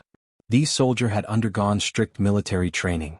After following Yu Zhong, they were not only required to continue these training, but were also frequently called into raiding missions where they had to clear zombies. Under this strict diet of training combined with practical combat experience, their accuracy improved day by day, and their combat powers are way higher than normal soldiers. After all, soldiers who had experienced real combat were more useful in a war than soldiers who had just received military training. Kong Tianyu brought his men and rushed over to all the locations where the mutant rats were streaming in from. Each time when they fought their way to a rat hole, they would fire all their bullets into the hole, and tossed in a hand grenade, closing that hole. Although this method is not foolproof, the mutant rat variations could continue to dig a path out of the plugged hole. Each hole plugged brought the men a brief respite from the attacks of the mutant rats, making the number of mutant rats that they need to handle at one time more manageable. The mutant rats were in reality only level 5, and if they did not have the advantage of numbers, they would not be a match for humans. Under Kong Tianyu's leadership, the mutant rats' corpses piled up, and each rat hole were filled up with debris from explosions. Just when the number of rat holes in the camp had been reduced to 30 or less, suddenly there were numerous claws extending from the ground at various locations within the camp. In a short span of time, 12 more massive rat holes were created by teams of 4 mutant rat variations in Concerto. From each of these 12 massive rat holes emerged an elite Rat King's bodyguard. 12 elite Rat King's bodyguards glared menacingly at the humans and let loose a loud roar. Seeing emergence of this new threat, the military men immediately aimed their guns at these monsters, and a rain of bullets sprayed out towards them from all directions. Although these elite Rat King's bodyguards were shot numerous times under the might of the bullet storm, these creatures did not immediately die from their wounds. With a shake of their body, they charged towards the group of humans and began slaughtering the humans with each flash of their claws. Looking at the carnage, it was as if powerful tigers had landed among meek lambs and began a massacre. 2 of the evolvers who were armed with Tang imitation swords did not even have the time to react to this new threat, when an elite Rat King's bodyguard's claws penetrated through the stomach of the first evolver and into the guts of the second evolver.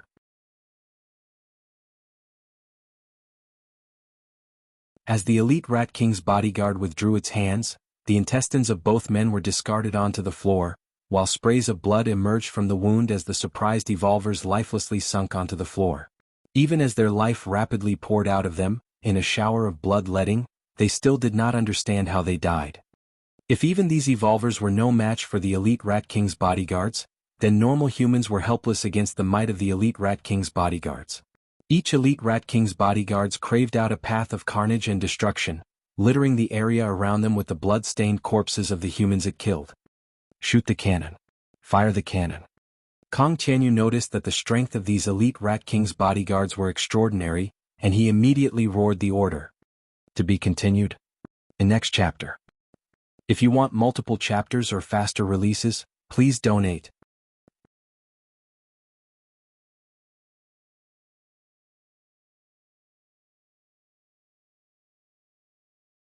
Chapter 162, A Fierce Battle. Once the soldiers had received the command, the soldiers manning the Type ZPT 90-25mm autocannons, that were mounted on the IFV immediately let loose a stream of heavy firepower.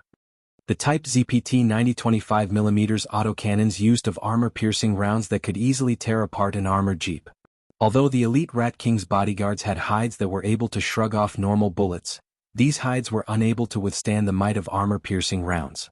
Under the concentrated fire, an elite Rat King's bodyguard ended up being shredded into pieces. On the Longhai military campsite, they also began to use the ZPT 90-25mm autocannons mounted on their IFV and open-fired on 2 elite Rat King's bodyguards, and tore these creatures apart. Under the 2 combined might of the 2 IFV firepower, 5 of the elite Rat King's bodyguards had been ripped apart. But the remaining 7 of these elite Rat King's bodyguards were scattered around the camp, creating paths of death and destruction among the men. The IFV could not fire at the remaining 7 elite Rat King's bodyguards as these creatures are too close to groups of men. These bullets would not discriminate against men or beast and would also tear their allies into shreds if the autocannon continued to fire. Therefore there was a temporary ceasefire. Of the 7 elite Rat King's bodyguards, 4 of them had headed towards Yuzhong's military group, 2 of these creatures had rushed towards the coalition group, and 1 of them had entered into the Longhai military group. The 2 elite Rat King's bodyguards that made it into the ranks of the coalition group were like unstoppable killing machines as they massacred the men. When even evolvers could be disemboweled by a single swipe of its claws, the coalition which comprised of ordinary men could not withstand the carnage that each of these creatures wrought. Normal guns and weapons could barely scratch its hide, and the coalition were powerless to stop the rampage of these pair of killing machines. In the short span of a few breaths, there were at least 4 men that were disemboweled as their guts or hearts were ripped out from their bodies, collapsing in an orgy of bloodletting. To compound the problem, the coalition group was also assaulted by hordes of mutant rats pouring out from the rat holes at the same time. The elite Rat King's bodyguard that slaughtered its way into the Longhai military group seemed to disappear as it blended into a group of mutant rats that it was leading. As the rapidly expanding numbers of mutant rats rushed into the camp, occasionally it will emerge from the tide of rats surrounding it. Each appearance was always accompanied by a horrifying flash of claws that cleaved apart a Solider with each hit. Then, as if it was never there, the elite Rat King's bodyguard disappeared among the tide of rats again. The group of mutant rats and elite Rat King's bodyguard then headed towards a group of marksmen in the military and began a mass slaughter. As the IFV dared not to fire the autocannon for fear of hitting its own men, the elite Rat King's bodyguard was like a mighty and invincible beast among the marksmen. Even on the occasions that the men managed to land a hit with their machine guns, its hide allowed it to shrug off the damage. Xiao Wang Lao Lu. $#dollar %% #at #. Motherfucker. Go and die. Looking at the corpse of 7 of his friends that were killed by the elite Rat King's bodyguard, one of the militants' eyes turned bloodshot with rage, and toss a hand grenade towards the rapidly approached group of mutant rats and elite Rat King's bodyguard. Boom. The surrounding mutant rats and the elite Rat King's bodyguard was blown apart by the force of the grenade, and the elite Rat King's bodyguard stood still stupidly as half of its body seemed to be missing. Then it collapsed. But as the explosion was too close, the one that threw the grenade was also caught in its blast radius. His right leg was blasted off, and his whole body was covered in blood and shrapnel pieces. He collapsed onto the ground and was barely alive himself. He found himself slowly dying as blood seeped out from his wounds, staining the earth with the red color of his blood. Then all is black. One of 4 elite Rat King's bodyguards had just entered Yu Zhong's group's camp when Little Greeny Eagle leaped down from the top of a vehicle and pinned it to ground with its claws. With a peck of its mighty beaks, it crushed the head of the elite Rat King's bodyguard and scattered the remains of its brains all over the floor. These elite Rat King's bodyguards were not stupid. Seeing how easily Little Greeny Eagle killed one of its own, they chose to avoid going near Little Greeny Eagle and headed towards the rest of the men. Yu Zhong's group were comprised of brave men who were not afraid of these creatures. Seeing one of the elite Rat King's bodyguards approaching them, 4 of the close combat team members gripped their Tang imitation sword tightly, and rushed towards the elite Rat King's bodyguard. The team of 4 men were wearing water python snakeskin armor, and it gave them the confidence to engage these killing machines in close combat. Like an enraged panther, the elite Rat King's bodyguard also charged towards the men, and swiped at one of them with its claws as if it was batting aside a fly. With a single hit, a terrifying force sent that man flying with. Blood oozed out from his mouth while in flight, creating a red color arc in the air. As he landed heavily on the ground, he seemed unable to get up and was barely conscious. A close look will reveal that his outer garments had been torn, and even the water python snakeskin armor that could resist bullets had been imprinted with the creature's claw's mark. Although the water python snakeskin armor had prevented the elite Rat King's bodyguard from disemboweling him in a single strike, it could not protect him against the force of the impact. The other 3 members of the close combat team swung their Tang imitation sword with all their might as they chopped towards the body of the elite Rat King's bodyguard. Although these close combat team members were evolvers, they do not have any powerful skills from this system.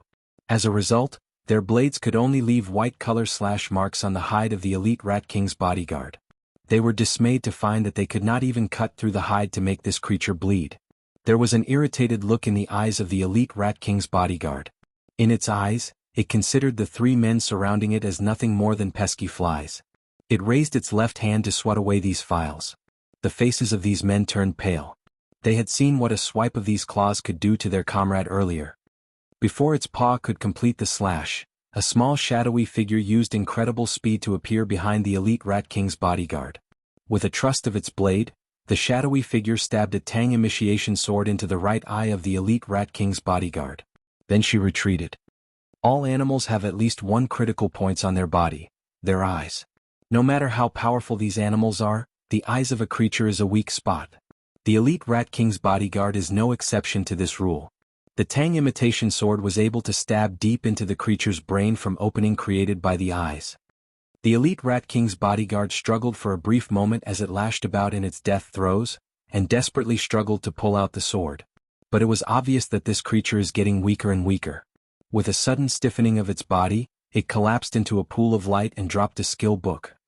A large experience orb entered into the body of the shadowy figure. Only then did the three men who was fighting the elite Rat King's bodyguard realize that the small shadowy figure is actually Yao Yao. Yao Yao picked up the skill book and saw that it is a level 3 agility enhancement skill book. With but a thought, she immediately opted to learn this skill, and the skill book vanished as a glow of light surrounded her and empowered her.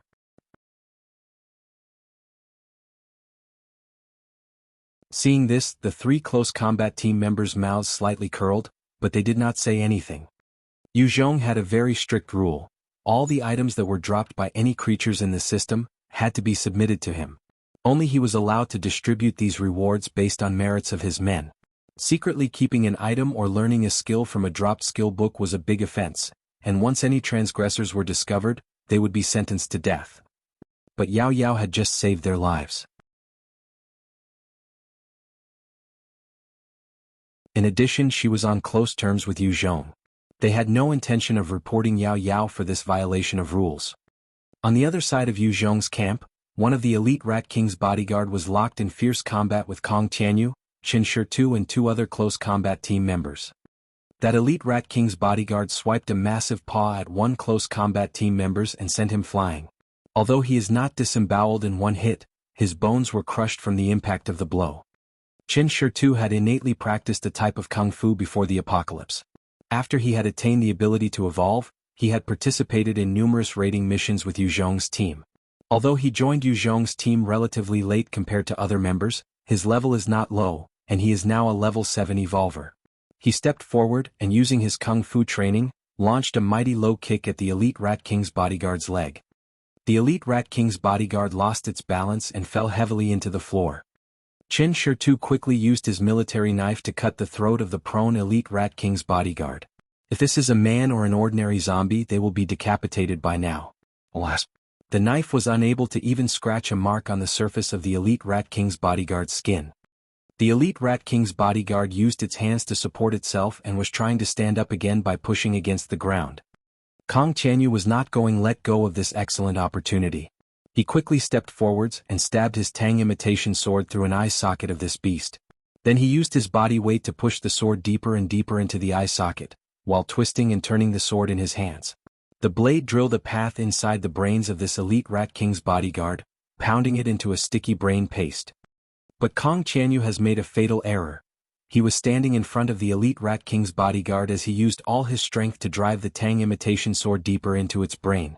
The elite Rat King's bodyguards lashed out in fury at the pain, and Kong Tianyu was unable to avoid its claws and was sent flying. However, a massive experience orb also entered into his body, and instantly promoted him to level 12 at one shot. At the same time, a valuable skill book was dropped.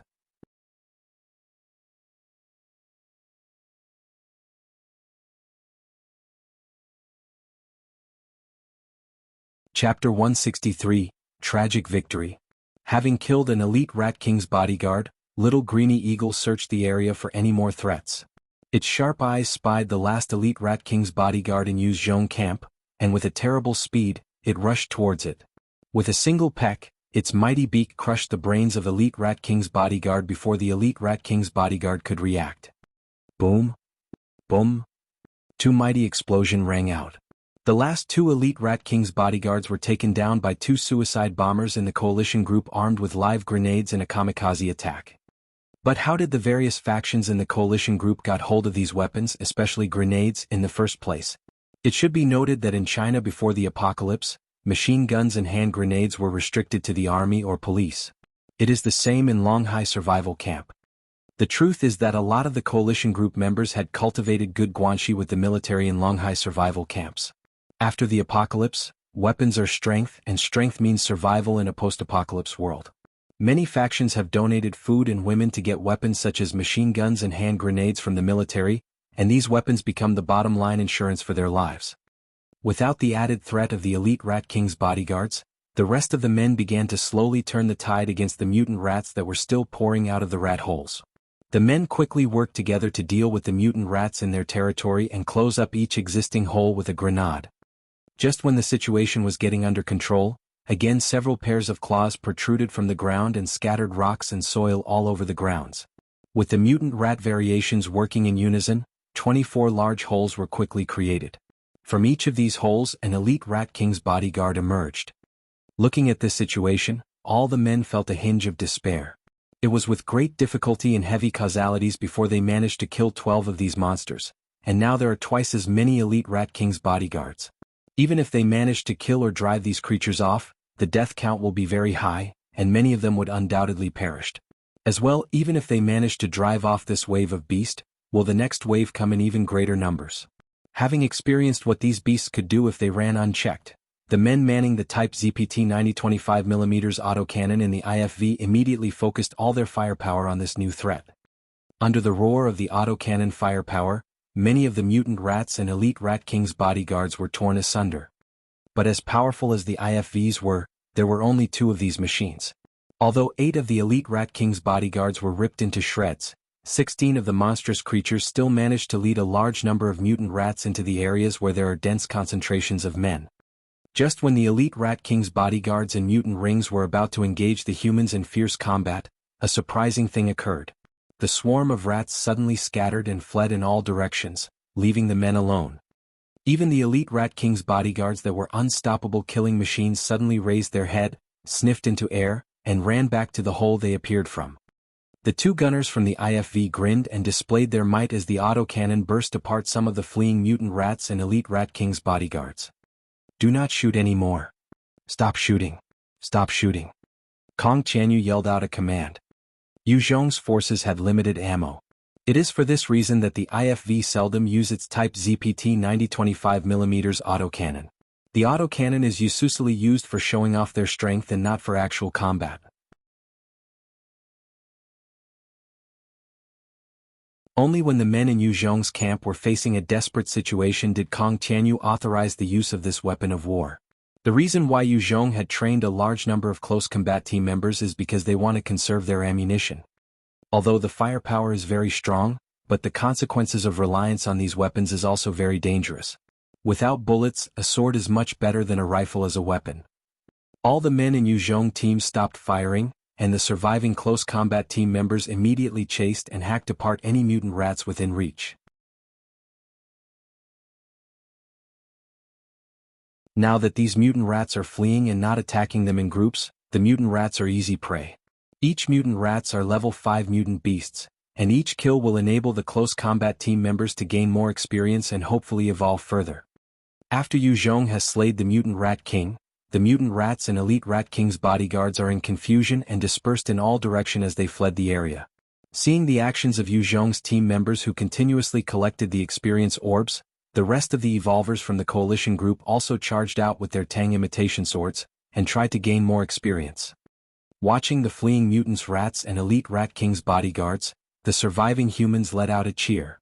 In this battle, although approximately 100 men had been killed, they had attained victory at last. Yu Zhong and Ji Qingwu returned to the camp. All around them is the corpses of rats, blood and guts of men, testifying to the intensity of the battle in the camp. Once he returned to the camp, Yu Zhong immediately sought out Kong Tianyu. Grabbing his arm, Yu Zhong asked, "Is anyone killed or injured?"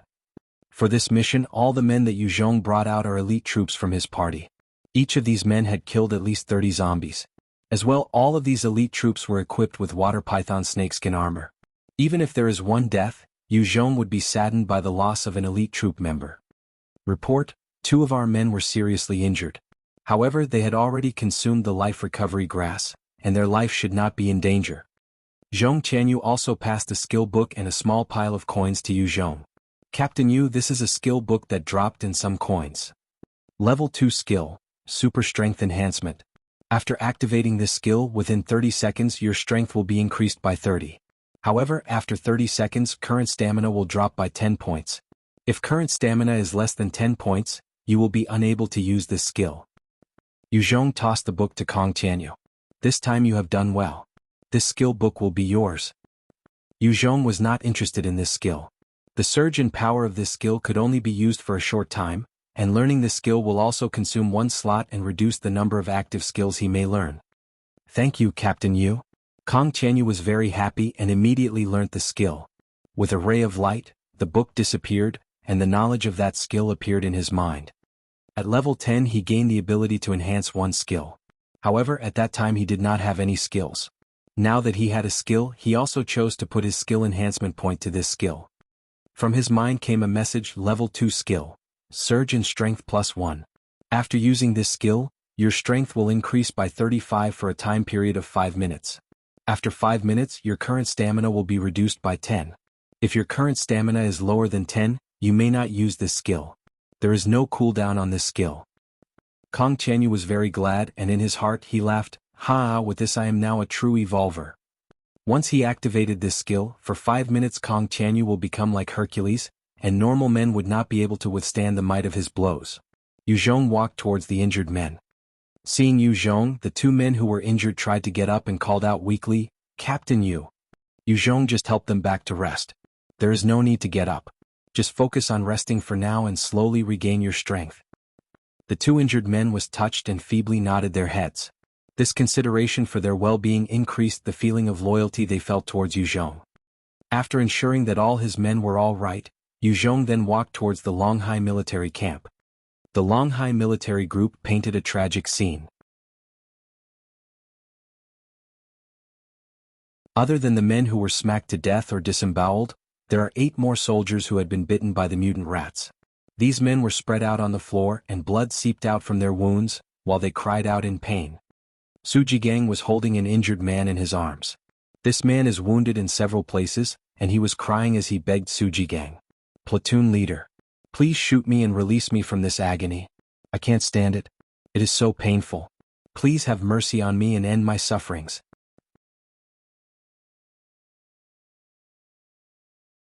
Su Jigang was fiercely holding back the tears in his eyes as he shouted, "Lang Zi, please hold on.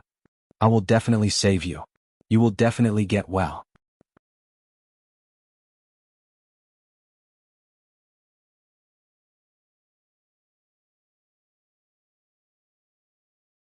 Chapter 164, Saving Lives. Lang Zi, the man who was being held by Su Jinggang, was among the bravest soldiers under Su Jinggang's command. Both Lang Zi and Su Zhengang were initially assigned to the same platoon. Having experienced countless numbers of battles together, their relationships were as close as brothers. When the elite Rat King's bodyguard attacked the military group, Lang Zi is among the first men to step out to engage the new threat. With tears streaming down his face, Lang Zi begged, "Platoon leader, I know you are a good man. But I also know that we do not have any medicine. With my injuries, even I successfully made it back to Longhai military base, I will also die. Why don't you just shoot me and spare me the agony from these pain? Please, I am begging you." After the apocalypse, medicine like food became a valuable resource. After raiding Qingyuan County, a large number of medicine were acquired by the Longhai Survival Camp government. Due to limited supply of medicine, only men who were living in the special administrative region in the Longhai Survival Camp were able to get medical treatment. As for other men, even if they were injured, they were only able to either find ways to heal themselves or wait for death. As the army was the one who conducted the raid, Lei Cheng, offside note, Lei Cheng is the military commander in Longhai Survival Camp, had misappropriated a lot of medicines and kept them as his personal stash. However, these medicines were all for his relatives, his personal aides and himself. There is no way he would share the medicines with anyone else. Su Jinggang is not a personal aide of Lei Cheng, and could not even get hold of any medicine from Lei Cheng. Su Jinggang was a thoroughbred soldier. His loyalty did not rest with Lei Cheng, but resided within the country and government. If Lei Cheng should attempt to stage a military coup to take control of Longhai Survival Camp, Su Jinggang would resist the hostile takeover with all his might. What Lei Cheng really desired are soldiers who obeyed all his orders without question and were willing to carry out his orders, even if his orders put them in conflict with the government or country. Therefore, Su Jinggang had never been on close terms with Lei Cheng. In the military there was a clear chain of command. This was the foundation on which the military was based on. Only and only Lei Cheng could issue any military commands and mobilize the army, as Lei Cheng is the army commander. As Su Jinggang was soldier under the command of the military, even if the government would like Su Jinggang to be in charge of this expedition, they must first receive Lei Cheng's approval to do so. But Lei Cheng was a man who looked after his own interest first. He would not always follow the government's instructions. At the same time, the government was worried about Lei Cheng getting too much power. As a result, the relationship between the government and the military in Longhai Survival Camp could be described as being strained. Even if the government wanted to take control of the distribution of medicine in the army, it would be but an empty dream. The government did not have the power to take over the military, and Lei Ching would never agree to hand over the medical supplies. In the military, for men who were as seriously injured as Lang Zi, most platoon commanders would not hesitate to deliver the coup de grace and end the suffering of his soldiers. But how could Su Jinggang bear to kill them? These men had been in countless numbers of battle with him and are closer to him than his own brothers. The pain that the rest of the 7 injured men were going through were also visible on their face and actions as they winced, groaned and trashed about. All of the injuries were very serious, and it is obvious that if they did not receive any medical treatment, they would die.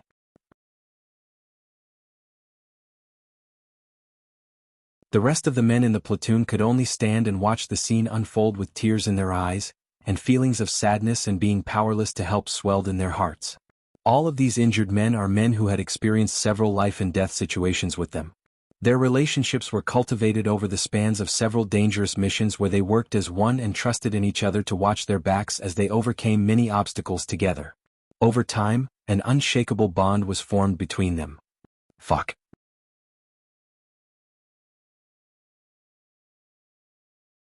There is no justice in this world? We stand in the front lines of all battles, risking our lives for these bastards, and what do we get in return? They will not even spare any medicine for us? What are we in the eyes of these men? Are we still regarded as human beings? When the pets of the men living in the Special Administrative Region were sick, they had access to a vet.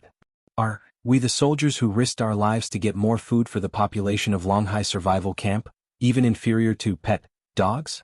A burly soldier threw his military cap to the floor in frustration as he let loose a stream of profanities at the government and military in command. Many rich men and women in the Special Administrative Region kept dogs as pet. Even when there was a shortage of food and countless numbers of people in Longhai Survival Camp were starving and dying of hunger, these dogs were well fed with superior dog food or leftovers of human food.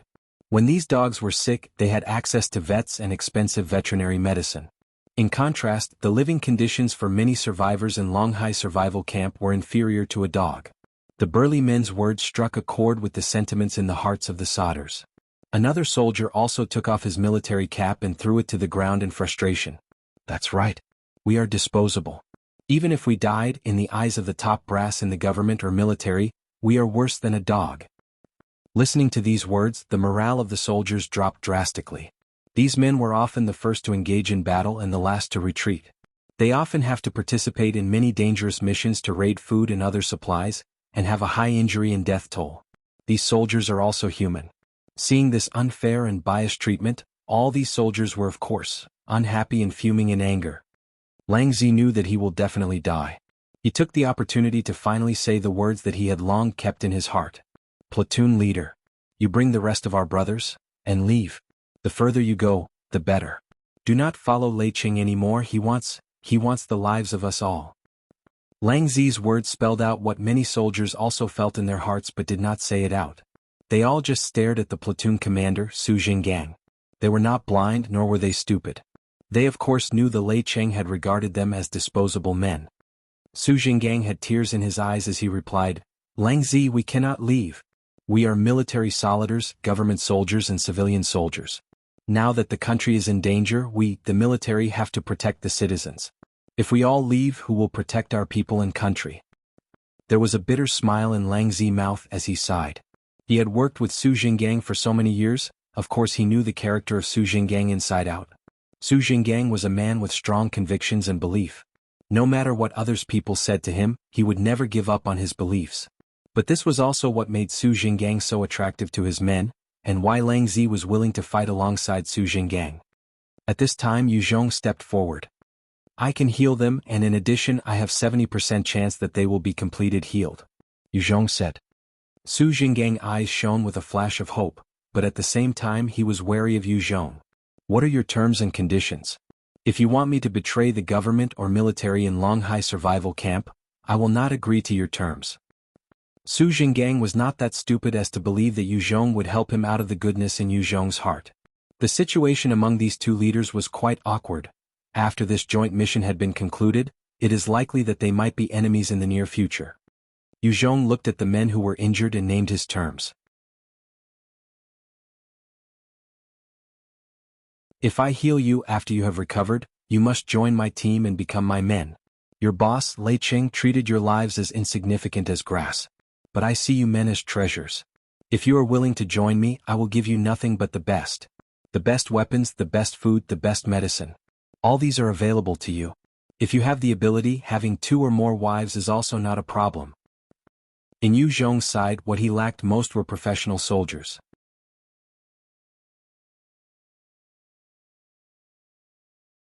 Also, he had raided a military base and received many military weapons like IFVs. There were few soldiers who were proficient in using these weapons. If he needs to train these soldiers from scratch, it would require a large amount of petrol, bullets, and time. Therefore, soldiers who were already trained are treasures in the eyes of Yu Zhong. Not only can he save on the resources needed to train these soldiers, but each soldiers that joined his party could immediately be put to work in defending his camp.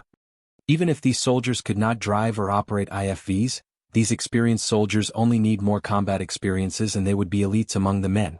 These battle-hardened men would be much stronger and more stable in a real battle than the conscripted soldiers in his army. Su Jinggang pointed his fingers at the 8 men and said, "Then please heal them. They're all good soldiers. I promise you that once you have healed them, I will strike them out from the military list, and they will be your men."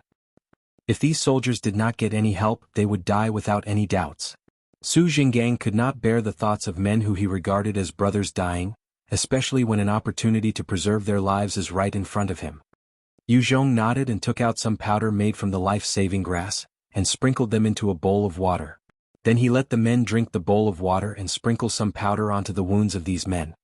Under the miraculous effects of the life-saving grass, the 8 men's wounds slowly began to heal, and their situation showed signs of stabilizing.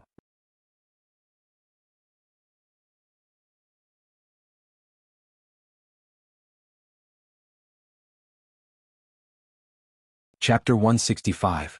Mass Recruitment.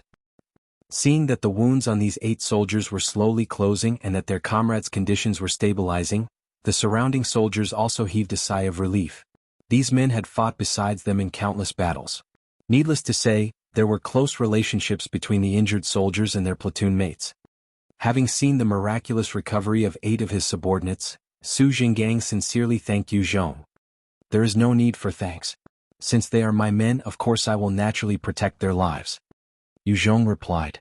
Looking at the rest of the soldiers crowding around these men, he asked, "All of you are the bravest soldiers I ever had the pleasure to meet. Would you like to join my team? I will give all of you the best benefits." Listening to Yu Zhong's recruitment speech, many soldiers were greatly tempted. Yu Zhong did not abandon these seriously injured soldiers, and even used miraculous medicines to heal the injured. In contrast, Longhai military group was not even willing to give these soldiers common medicine. These men were not as stubborn as Su Jinggang and naturally preferred to work for a caring commander than someone who regarded their lives as disposable. Su Zhengang was furious at Yu Zhong's attempt to pull his men to his side. But when he considered the injustices that his men had to go through, he could not find the heart to voice out his rage. After all, these men were as close to him as his brothers and he also wanted the best for them. One of the soldiers stepped forward and looked into Su Jingang's eyes. With tears in his eyes he exclaimed, "Platoon Commander Su, I apologize. I am no longer willing to risk my life for these bastards. Even the dogs in the Special Administrative Region have vets to take care of them when they were sick, while we soldiers who risked our lives to grab resources for these men could not even have any medical treatment when we were injured in the line of duty. We are men and have flesh and blood too, but they treated us even worse than dogs. I have no desire to work for them anymore." Another soldier bit down on his lips and clenched his fists. When he could endure it no longer, he also stepped out. "That's right. We all knew that if we use items from the system, we will be able to become stronger and evolve. But look at our men who had been fighting in battles with us. Which one of them ever had the chance to evolve? All the drops from system were kept by Lei Cheng. Look at the coalition group that were comprised of civilians. Even they have evolvers. We cannot even compare to these men." Indeed, in Su Jingang's platoon, not a single one of his men were equipped with any items from this system. Since Su Jinggang was not willing to follow all orders without question, the military commander, Lei Cheng, was very careful not to allow any system resources to fall in the hands of this group of men. It was apparent that he did not want this group of men to gain power. Listening to the grievances of the 2 men who stepped out and stood behind Yu Zhong, One by one, more and more men stepped out and stood behind Yu Zhong's side. That these men were willing to follow Yu Zhong was not due to Yu Zhong's charisma. To these men, Su Jinggang and Yu Zhong were equally good leaders. However, in light of the unfairness and injustice from the military and government forces, these men were pushed to stand at Yu Zhong's side. They were fed up of the unjust treatments that they had received from these groups of people. Previously they had no choice but to continue to endure these injustices as they were not confident of surviving alone in this post-apocalypse world. But now that they had chance to work for another faction that had promised to treat them better, they all jumped at the opportunity.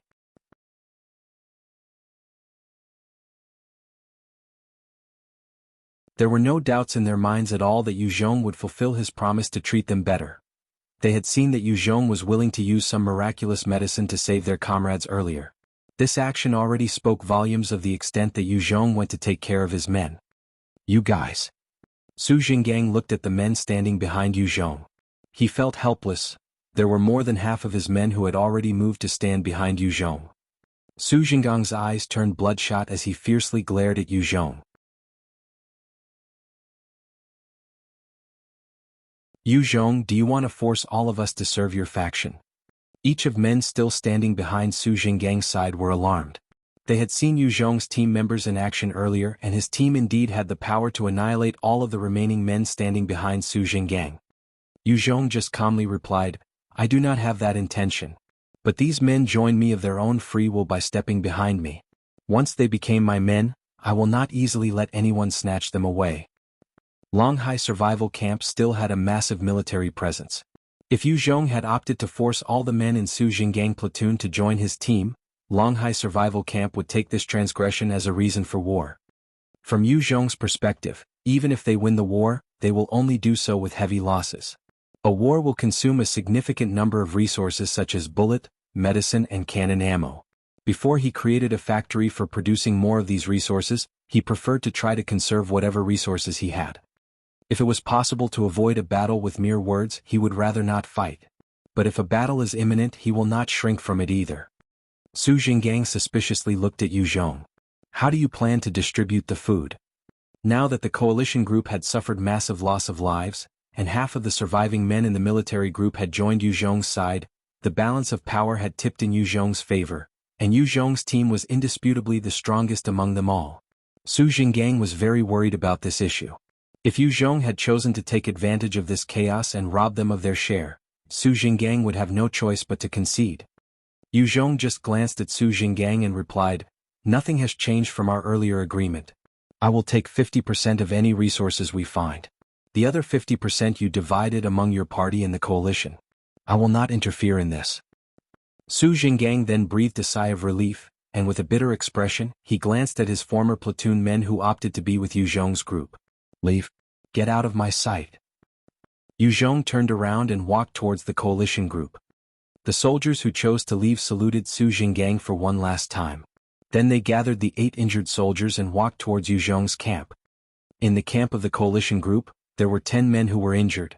Yu Zhong requested for the men whom he felt that he could possibly save. In this cruel post-apocalypse landscape, medicine was a rare resource. Therefore, when Yu Zhong offered to save these men in exchange for their joining his team, of course no factions within the resources will refuse. One less injured soldier to take care of means that they could save on expensive resources like medicine and food.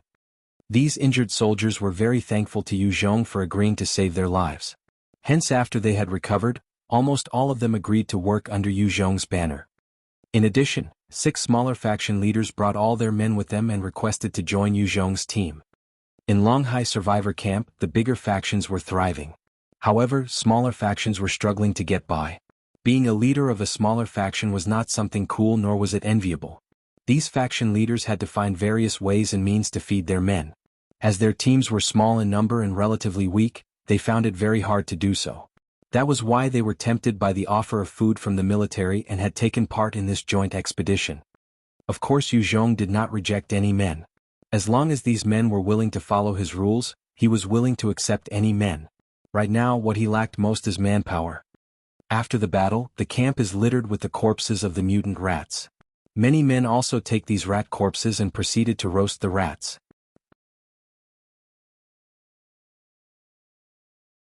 After the apocalypse, many men had not tasted meat for a long time. To them, the mutant rats' corpses were very tasty treats. Yikes! The camp was soon filled with the sweet smell of roast rats. Some of the smaller teams in the coalition group were packing the mutant rat corpses into the truck, and was prepared to stock up these creatures as exotic food. After skinning and drying these rats, it is also possible to make rat meat jerky from the meat of these corpses.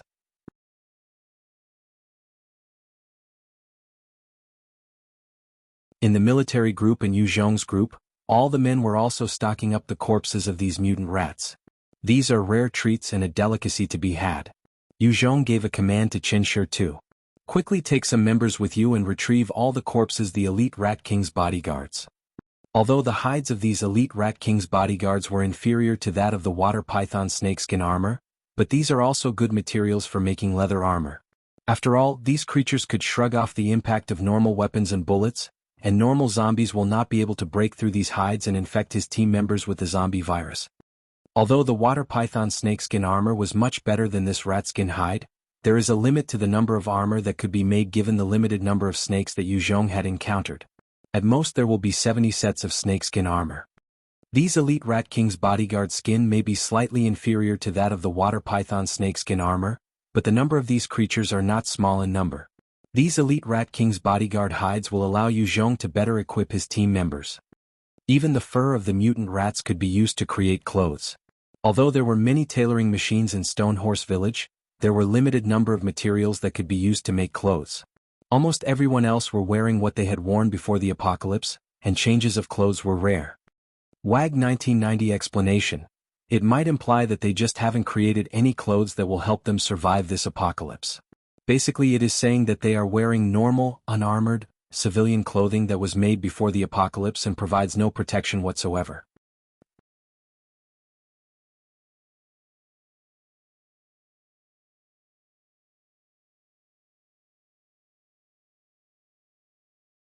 Chapter 166. Little Greenie evolved. After collecting a large number of mutant rats' corpses, all these men then drove their vehicles toward their objective, the granary. After opening a storeroom in the granary, the men were delighted to discover that there was a small mountain of food inside. Bags upon bags of rice were stacked neatly into columns and rows, filling the granary.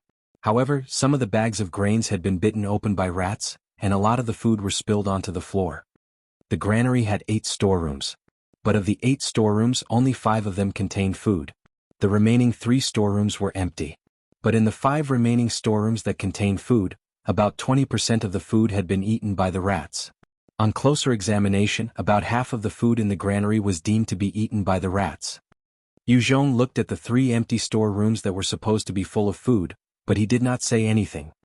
Looking at the amount of food still remaining in the granary, all the men from military or coalition group who participated in this mission went crazy with excitement. They continuously grabbed the stacks of food and moved them to their vehicles.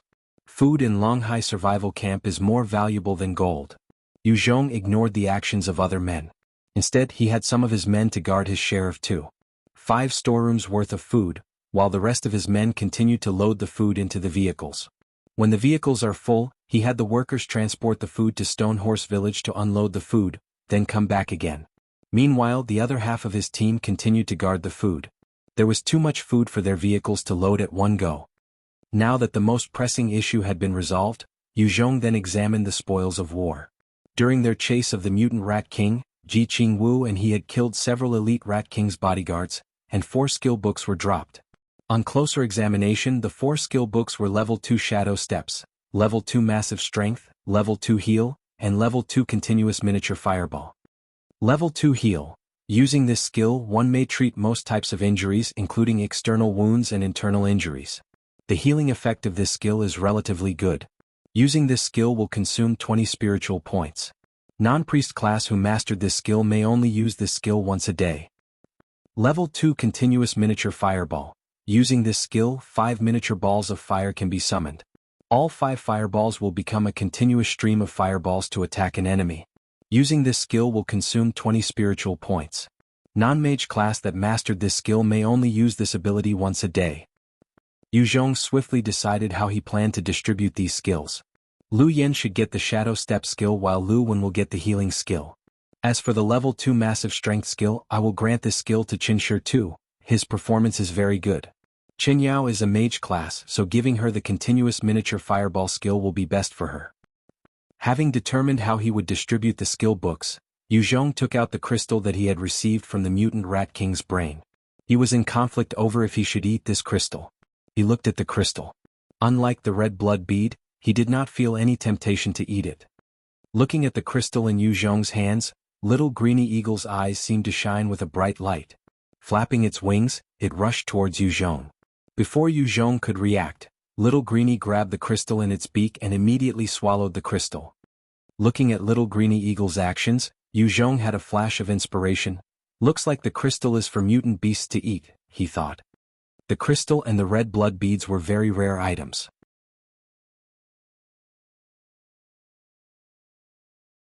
After killing so many mutant beasts, Yu Zhong noted that only mutant beasts of level 30 and above had a chance of dropping a red blood bead. As for the crystal, this is his first time seeing one. As expected, in the bodies of the level 26 elite Rat King's bodyguards, there were no red blood beads nor crystals. After swallowing the crystal, little greeny eagle seemed to use its wings to curl itself up, and stopped moving as it slept. Seeing that little greeny eagle seemed to be all right, Yu Zhong also swallowed the red blood bead.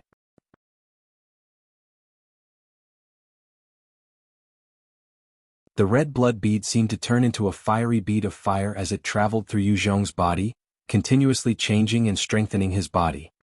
From his brain came a message from the system. Congratulations!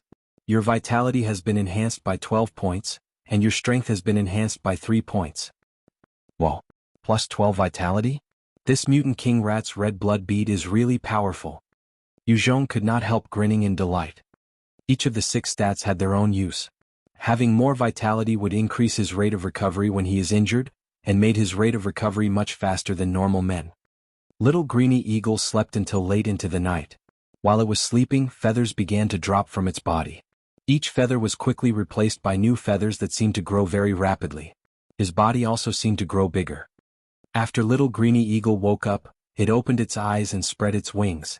Then with a leap, it flew into the sky. Yes, finally it can fly. This is great. Yu Zhong was very happy to see that little greeny eagle could fly. An eagle is a king in the sky. If little greeny had continued to be a flightless bird, it would have lost its biggest advantage.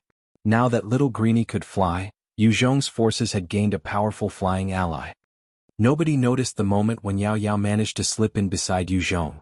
She looked at little greeny who was soaring happily in the sky, and she seemed to be lost in her own thoughts. Little greeny circled several rounds in the air before landing beside Yu Zhong. It seemed to be rubbing its head against Yu Zhong and thanking him. Level 36 Mutant Green Feather Eagle. Have the ability to fly and rock hard feathers. Yu Zhong's eyes of perception's ability allowed him to observe the changes to little greeny. After swallowing the crystal, little greeny immediately raised 10 levels, and its powers have increased exponentially. Yao Yao also raised her hands and stroked little greeny's feathers. After it had transformed, little greeny's feathers become very sensitive. When it sensed Yao Yao touching it, it immediately flapped its wings. Poor Yao Yao was sent flying for 5 to 6 m away, and was covered in dust and soot. Being one of the mightiest creatures under the sky, little greeny eagle was very proud. Other than its master Yu Zhong, it did not allow anyone else to touch it. Only if Yu Zhong commanded it, perhaps it might allow others to touch it. Yao Yao crawled up from the ground. With her face full of soot, she stared daggers at little greeny eagle. Little greeny eagle did not even put Yao Yao in its eyes as it continued to rub its head against Yu Zhong. After thinking for a while, Yao Yao walked up to Yu Zhong and asked in her little Lolita voice, "Please, can I ride little greeny and fly in the sky?" she pleaded. Yu Zhong looked into little greeny's eyes, and little green immediately shook its head. It did not like the idea of anyone other than Yu Zhong riding it. Mutant beasts were way more intelligent than normal animals. Although little greeny could not speak, it could understand human speech. Yu Zhong could only smile at Yao Yao and replied, "It is not willing. I also do not wish to force it." Yao Yao stared at Yu Zhong and with a grumpy look she pouted and exclaimed, "It is just an eagle only. I will definitely catch a bigger and better bird than it in the future." Then she ran off and quickly disappeared from Yu Zhong's sight. Little greeny also flapped its wings and flew outside, and begun to feed on the corpse of the mutant rats. There were several thousand rats, and not all the mutant rat corpses had been moved into the vehicles.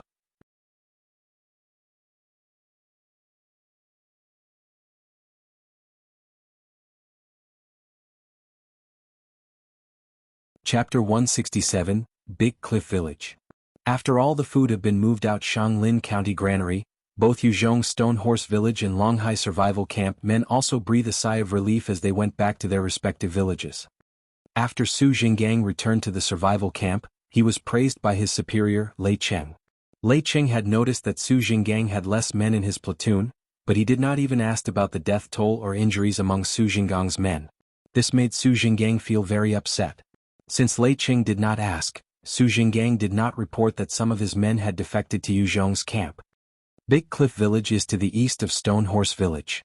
Inside the village there was a small-scale steel factory.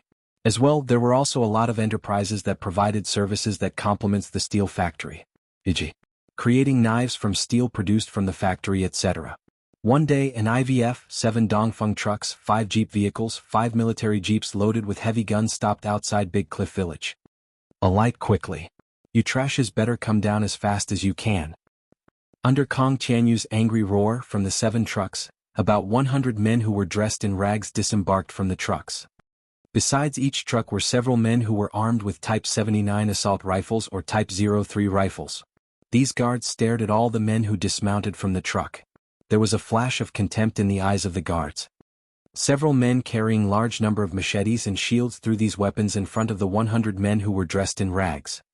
Although the number of steel workshops in Stone Horse Village could not be compared to Big Cliff Villages, it also had a few workshops that produced knives using the steel from Big Cliff Village. The machetes and shields in front the men in rags were produced from these workshops. Kong Tianyu chuckled evilly as he stared at the men in rags and shouted, "Listen carefully, you scums. In accordance with the crimes you committed, you should be shot or beheaded already. But you are lucky that Captain Yu's team not only spared your worthless lives, but also waste precious food on you.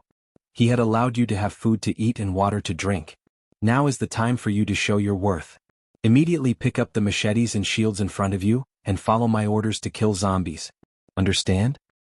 After hearing Kong Tianyu's speech, each of these prisoners hesitating pick up a machete and shield from the floor. With the threat of several guns pointing at them, all of these men did not have any power to resist. These 100 or so men are prisoners from Yuzhong's camp.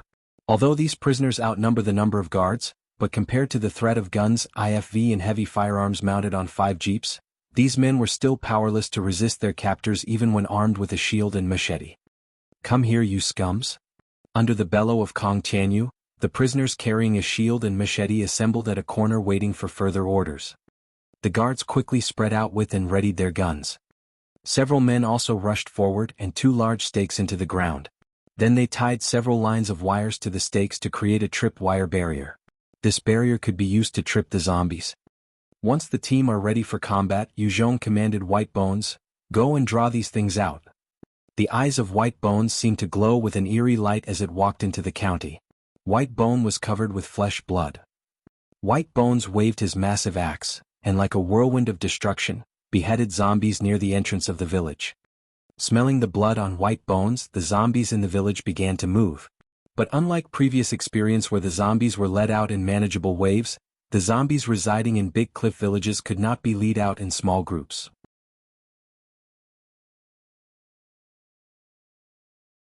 Instead, thousands of zombies residing within the town walked out from all directions, and combined together into a massive mob as they charged towards the village entrance.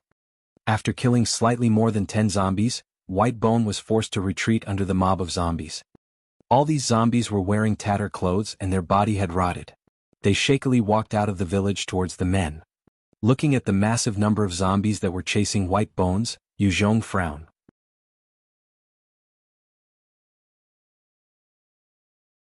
Looking at the 100 or so elite zombies charging towards him, he could not help feeling that someone or something was controlling these zombies. Yuzhong's suspicions were based on his experience. Normal zombies would not attack all at once. Also, the elite zombies seldom grouped together. But seeing the horde of zombies and the elite zombies as acting together as one made him believe that someone or something was controlling these zombies. Over time he learned to trust his instincts. His experience with the mutant rats was the best example. He believed that the mutant king rat was controlling the mutant rats, and he was proven right. Looking at the horde of elite zombies, Yu Zhong immediately retreated. At the same time he launched a fireball towards a L2 zombie. The fireball hit the L2 on its head and blew it off. The L2 collapsed onto the ground. As for the 7S2, if these creatures did not close in on Yu Zhong had no way to kill them. They were too fast and Yu Zhong's marksmanship skill was too low to shoot them accurately. As expected, the 7S2 were the fastest of the lot, and immediately rushed towards Yu Zhong in a zigzag fashion, and attacked Yu Zhong from all directions. Their speed were insanely fast, and even the expert marksman from Yu Zhong's team would be unable to accurately aim for them. Compared to the strength-enhanced L2 zombies, these S2 were more deadly. At the same time Yu Zhong was retreating, he shouted, "Little Greenie!"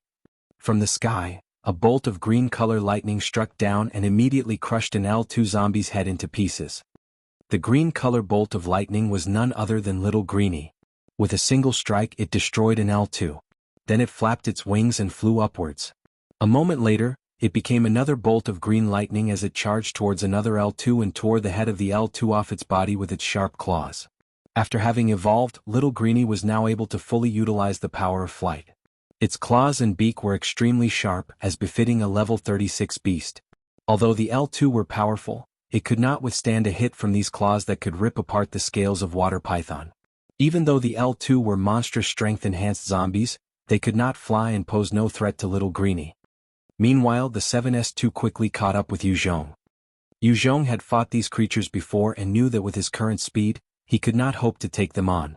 He immediately activated Shadow Steps, gaining a large boost to his speed. Then he charged towards a S2 zombie. There were two flashes of light as the S2 and Yu Zhong cross each other. For just a second both parties stopped moving. A spray of blood erupted from the S2 brain as it collapsed onto the floor, while Yu Zhong stood victorious. In the brief exchange, Yu Zhong had beheaded the S2. But Yu Zhong had no time to relax. Such is the speed of the S2 that even being stationary for a second was enough for another S2 to launch an attack on Yu Zhong. Its claws threatened to rip Yu Zhong into shreds and were just a few centimeters away from him. Suddenly Yu Zhong seemed to disappear into a wisp of smoke and reappeared behind it. Then there was another flash of light as another S2 was beheaded. The high-speed fight was almost invisible to the naked eyes of the soldiers. All they could see was a blur of movements and flashes of light as Yu Zhong's sword repeatedly slashed out. With each slash, an S2 zombie would collapse onto the ground with its brain cleanly sliced open. In the span of a few breaths, the team of 7S2 were completely annihilated by Yu Zhong. Super strong. So impressive. Kong Qianyu could not help admiring Yu Zhong. In the span of a few seconds Yu Zhong managed to kill 7S2 zombie. He was also an evolver but he could not even take on a single S2. The speed of S2 zombie was too fast.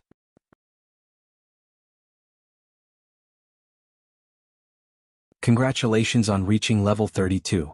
You have gained 2 points of stats. After killing the 7S2, Yu Zhong gained massive amount of experience. This was enough for him to advance a level. Increase agility and stamina. Yu Zhong quickly made his choice. If not for the fact that he had continuously increased his agility, there was no way that he could handle 7S2 zombies so easily.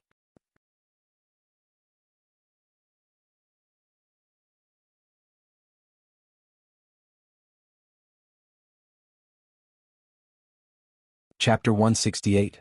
Little Greenie Show His Might. After the ceasefire order, Yu Zhong was startled to see that the village entrance was still filled to the brim with zombies. From all corners of Big Cliff Village, zombies seemed to continuously crawl out, with no end in sight. WTF? Why are there so many zombies? Yu Zhong was frowning as he looked at the swarm of zombies creeping towards him. Zombies were usually distributed all over the village. Last time Yu Zhong brought people to raid Stone Horse Village, he would draw about 100 zombies out. Then the team will clear this wave of zombies before drawing out and clearing a second wave of zombie. In this way, each subsequent waves of zombies are slowly cleared, with minimum danger to his team. But unexpectedly this time all the zombies in the village were drawn out, and the numbers posed a significant threat to his team. Other than the zombies that continued to pour out of Big Cliff Village, many of the zombies that were shot from the earlier round of fire also slowly climbed up from the ground again, and shakily made their way towards Yu Zhong's team. Zombies were impossible to kill with bullets unless they were shot in the head. Unfortunately, most of the bullets hit the zombies in their body. Unlike humans who would be seriously injured by bullets, the zombies seemed to shrug off the bullets as they got up from the ground and continued to advance. All Close Combat Team 1 members, follow me. Yu Zhong roared an order and led a team of 12 men as they charged into the zombie horde. Each of these men were clad in water python snakeskin armor, and wields a Tang imitation sword. If his men were strong enough to fight the battle without his aid, he would be more than happy to direct the battle from behind. This would allow his men to gain even more experience. However, Yu Zhong's team was currently relatively weak. Each of these elite troops were all valuable resources. He must fight alongside them to give them the courage to fight, and in times of crisis save their lives. Yu Zhong, White Bones and the Close Combat Team 1 members charged into the group of zombies, beheading a zombie with each strike of the sword. The Close Combat Team members were all evolvers. Most of them had continuously poured their stats points into strength and stamina, making them unstoppable close-quarters combat, zombie, killing machines. With enhanced strength, each swing of the sword would cleave through a zombie easily and occasionally hit the zombie next to it. With enhanced stamina, these fighters were able to continuously hack apart the zombies without feeling fatigued. In a short span of time, over 100 zombies have been destroyed. However, the tide of zombies were endless, and no matter how many they killed, there were more to replace these fallen zombies. It was like fighting a hydra. For each zombie that was beheaded, it was replaced by 2 more of its mates. Over time, even the elite Close Combat Team members began to feel afraid and helpless. After all, their stamina was limited while the horde of zombies were never-ending. First Combat Team members, retreat. After killing scores of zombies, Yu Zhong estimated that his team was reaching their limits, and promptly sounded the order to retreat. He had no desire to risk the lives of his men. From the entrance of the village, more and more zombies emerged. The First Combat Team members only comprised of 12 men. Even though they were wearing water python snakeskin armor, they would be killed without a doubt if they were surrounded by the sea of zombies. These First Combat Team members were all at least level 7 evolvers. To Yu Zhong, each of these members were invaluable, and he would be heartbroken if even one of these men perished. After receiving the command, all the men in the First Close Combat Team immediately retreated at the first opportunity.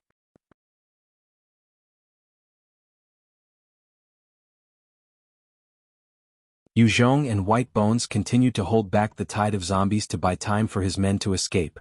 After ensuring all his men had safely retreated, Yu Zhong and White Bones were also preparing to retreat.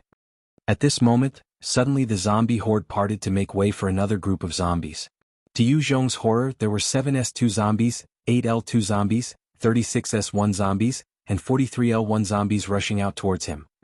Holy shit! Even the zombies have someone directing them?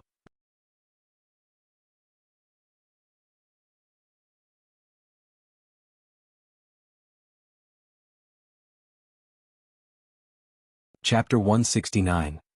Yu Zhong quickly kept the items that the S2 had dropped and rushed back to his team. In front of Yu Zhong, there were still numerous S1, L2 and L1 zombies, in addition to countless number of normal zombies. As powerful as Yu Zhong was, if he was surrounded by the never-ending horde of zombies, he would be killed. Magic Team Attack. Once Yu Zhong returned to the camp, he immediately shouted out an order. In raids against the zombies, Yu Zhong would sometimes receive magic skill books. He had passed these magic books to a team of 10 people and created a team of mages. These mages include Lu Wen, Guiyu, Qinyao, etc. After the apocalypse, each of these skills were very valuable. To save on bullets, these mages who could launch only a single spell were also deployed on the battlefield. This will allow the mages to gain experience orbs and evolve. Each of these mage activated their magic and began chanting their spells. From the air in front of them, several runes appeared as it gathered the energy to launch the spells. Fire at will. Yu Zhong roared.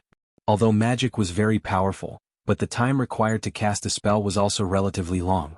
While the mages were channeling their spells, he also need to stop the zombie horde from getting too close so that the mages will not be distracted.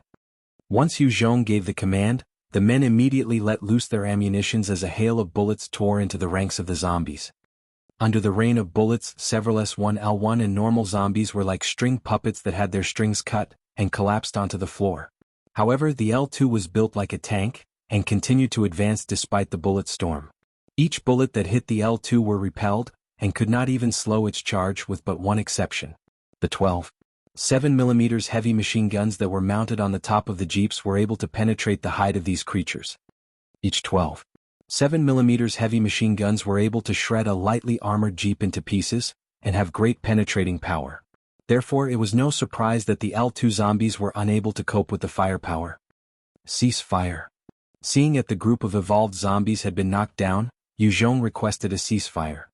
All the men stopped firing. After the hail of the bullets stopped, more and more zombies emerged from Big Cliff Village. At the same time, all the evolved zombies that were shot got up again. These evolved zombies were much tougher than ordinary zombies. Unless you exploded their head, it is impossible to kill them. The 4 surviving L2 immediately got up. With massive strides they charged towards Yu Zhong. However, the bullet storm managed to land lucky hits on several evolved zombies with headshots. At this time Guiyu Luwen had already finished chanting their spells. Fireball, ice cones, earth spike etc., all these magic were focused on the evolved zombies, and managed to kill 8 of these creatures. Close combat groups, Team 2 and Team 3, rush forwards with me. With a mighty roar, Yu Zhong led a team of 24 close combat team members into battle with the evolved zombies. Like the close combat Team 1, each of these men were wearing water python snakeskin armor, and wields a Tang imitation sword. Although magic was very powerful, it also had a long cooldown. After launching a single spell, Guiyu and the mage team were unable to cast any more spells for that day. Unless they reach level 10 and change their class to a mage, it is unlikely that they could continue to cast more than a single spell each day. The evolved zombies clashed with Yu Zhong and his team of 24 men. Like an arrow, Yu Zhong sped towards L2 zombie, and pointed a stinger gun at the head of this creature. Then he pulled the trigger. With a bang sound, the L2's head was decorated with a new hole, and it collapsed lifelessly onto the ground.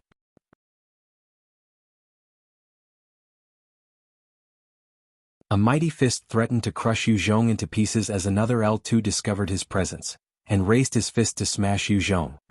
Yu Zhong easily dodged the L2's fist as he stepped forward, pointed his stinger at the lower jaws of the L2, and busted its head apart. In the sky, little Greenie swooped down, and in a single swipe, managed to decapitate a L2 in each claw.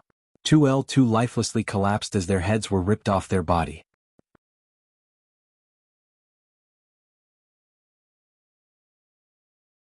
The 24 elite close combat team members were engaged in a fierce battle with the L1 and the S1. In the chaos that followed, some close combat team members were sent flying with each swing of an L1 fist, and some close combat team members were scratched by the claws of the high-speed S1. But many L1 and S1 were also killed by the close combat team members. Fuck. Go and die. Kong Qianyu activated his skill, Enhanced Strength, and with a single swing of the Tang imitation blade in his hand, he managed to lop off the head of a mighty L1 zombie. But he had no time to relax as AS1 immediately clawed at his left shoulder as soon as the L1 zombie was dispatched. Damn fucking bastard. Go and die. With a sinister smile, his blade immediately separated the S1's head from its body. The water python snakeskin armor protected him from the claws of the S1. Unless the S1 landed a hit on his head, it could not hurt Kong Qianyu. But in comparison to the S1, the L1 were of a much deadlier threat. Many close combat team members were sent flying by the L1. Under the might of his Herculean strength, Kong Qianyu was able to kill even L1 zombies with a single swing of his blade. Therefore he was unafraid and charged towards the other evolved zombies.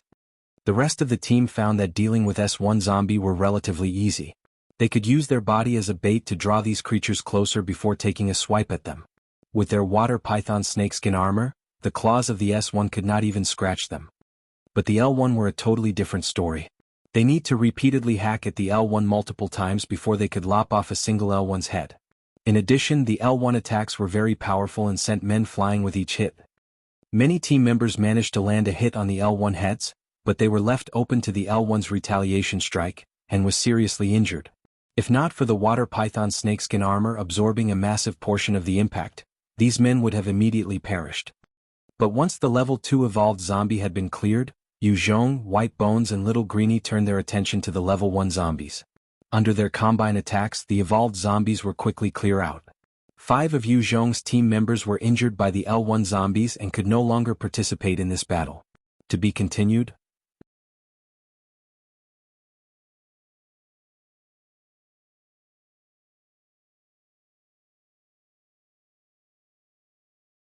Chapter 170, First Battle for the Prisoners of War.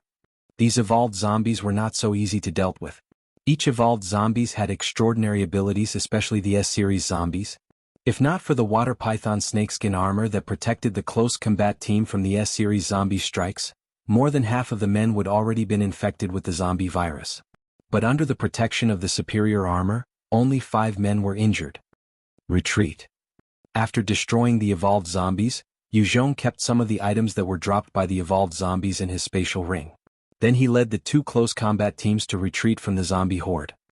Little Greenie stood unchallenged in the sky, as it picked apart zombies at its leisure.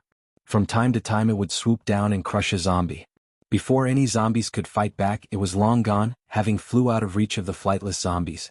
Not a single zombie could withstand its attack, nor could these zombies touch a feather on its body. Although the elite zombies had been destroyed, the ordinary zombies continued to stream out of every nook and cranny of Big Cliff Village. At first, it was a river of zombies as the streams of zombies merged together and filled the street with zombie. The rivers of zombies merged together on the main road to form a massive sea of zombies over 5,000 strong. After all the efforts that Yu Zhong and his team had expended, they had only managed to kill 600 plus zombies, a little more than a 1/10 of the zombie throng that were shuffling towards them. Although the route to Yu Zhong's camp were littered with the corpses of countless zombies, but the sea of zombies seemed to shrug off the loss of their kind as they continued to advance towards Yu Zhong's camp. Seeing so many zombies created immense pressure on the team. This was the first time that many of Yu Zhong's team members had seen such a massive number of zombies, and they were shaken. In the last encounter with zombies, Yu Zhong was able to lead the zombie out in groups of 100s, making the task much easier. But with 5,000 zombies walking shakily towards them, they could not help but tremble in fright. Having to fight 5,000s of zombie and 100 zombies were 2 different issues. In battles with groups of 100 zombies, they could afford to take a rest between fights. But in a tide of 5,000 zombies, the waves of zombies were unending, and there is no respite for these men. The elite marksmen in Yu Zhong's team had never stopped firing. Each hit would accurately blew apart a zombie's head.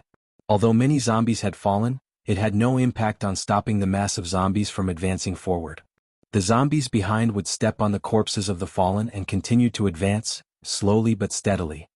Looking at the sea of zombies approaching them, Yi Zhong was alarmed and he thought, "Looks like this time we will suffer a big loss." Seeing the hordes of zombies unceasingly getting closer and closer, Yu Zhong immediately commanded, "All teams fire at will." Following Yu Zhong's order, all his men let their guns rip. Torrents of bullet washed into the sea of zombies. Under the scythe of the bullets, many of zombies that were at the foremost of the zombie tide were cut down. But the number of zombies were immeasurable and the zombies were without fear. They continued to advance, regardless of their lives or the number of zombies that were scythed down by the bullet storm. Some of the fallen zombies picked themselves up from the ground. Yu Zhong's team was also expending their ammo at a very rapid pace. The sea of zombie at the back of the tide seemed to slam into an invisible wall of bullets as they advanced, and were scythed down. In this way, a number of these zombies were temporarily held back, and created a zone of fallen zombies in the front.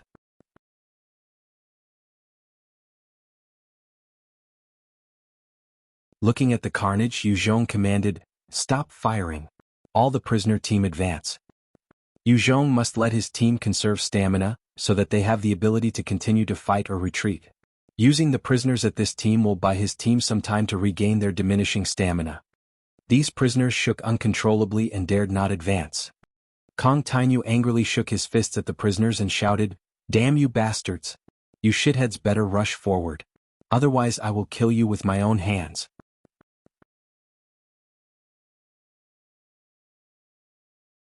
The other men in the camp also pointed their guns at the prisoners. Their eyes were cold and devoid of emotion. If these prisoners dared not to obey the orders or attempt to flee, they will gun these prisoners down in cold blood. I will count to 3. If you don't rush forwards by the count of 3, then do not blame me for opening fire. 3, 2, 1. Kong Tianyu's eyes were cold as he looked at the prisoners who refused to budge. He stepped forward and with a swing of his sword, he beheaded one prisoner. A spray of blood splattered onto the faces of some of the horrified prisoners. Then he looked into the eyes of the rest of the prisoners and bellowed, "Charge out. Go now." Looking at the fierce look in Kong Tianyu's eyes, the prisoners also turned frightened. Nobody doubted that if they do not charge at the zombies, they would be killed immediately. Under the threat of death, these prisoners had no choice but to rush forwards. Perhaps Yu Zhong would let live if they kill enough zombies. But staying here would definitely result in their death. Wag hai. As if this war cry of the prisoners gifted them with courage, they charged towards the zombies. One of the prisoners chopped down on a zombie that was struggling to get up, and with a swing he chopped off its head. These ordinary zombies were very slow and their bones were very brittle. Even an ordinary wooden club as granted by the system could smash apart these zombies. Therefore the steel machetes were highly effective in decapitating the zombies. Although most of the prisoners fiercely fought against the zombies, there were some prisoners who were frightened out of their wits and tried to run away. Bang, bang. The sound of 2 gunshots rang out, and the prisoners who tried to run away were gunned down. Kong Tianyu shouted out, "All who try to run will be shot without exception." Since they will definitely be killed if they try to run, the prisoners continued to hack at the zombies until their eyes turned red from bloodlust. They could only hope that if they killed enough number of zombies, they would be allowed to live. The number of prisoners were not small. There was close to 100 prisoners.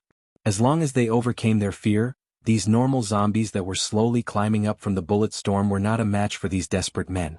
The prisoners' frenzied attacks were highly effectively as numerous zombies fell to the machetes of these men.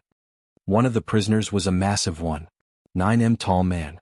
Armed with a machete, his performance was extremely outstanding as he chopped down like a fierce tiger on the zombies in front of him. While most prisoners only hacked apart 2 or 3 zombies, he had killed over 5 zombies. Let these men retreat. After ensuring that each of these prisoners had at least killed 1 or more zombies, Yu Zhong then issued a command to Kong Tianyu. Under the system, men had limited stamina. Each kill would deplete their current stamina.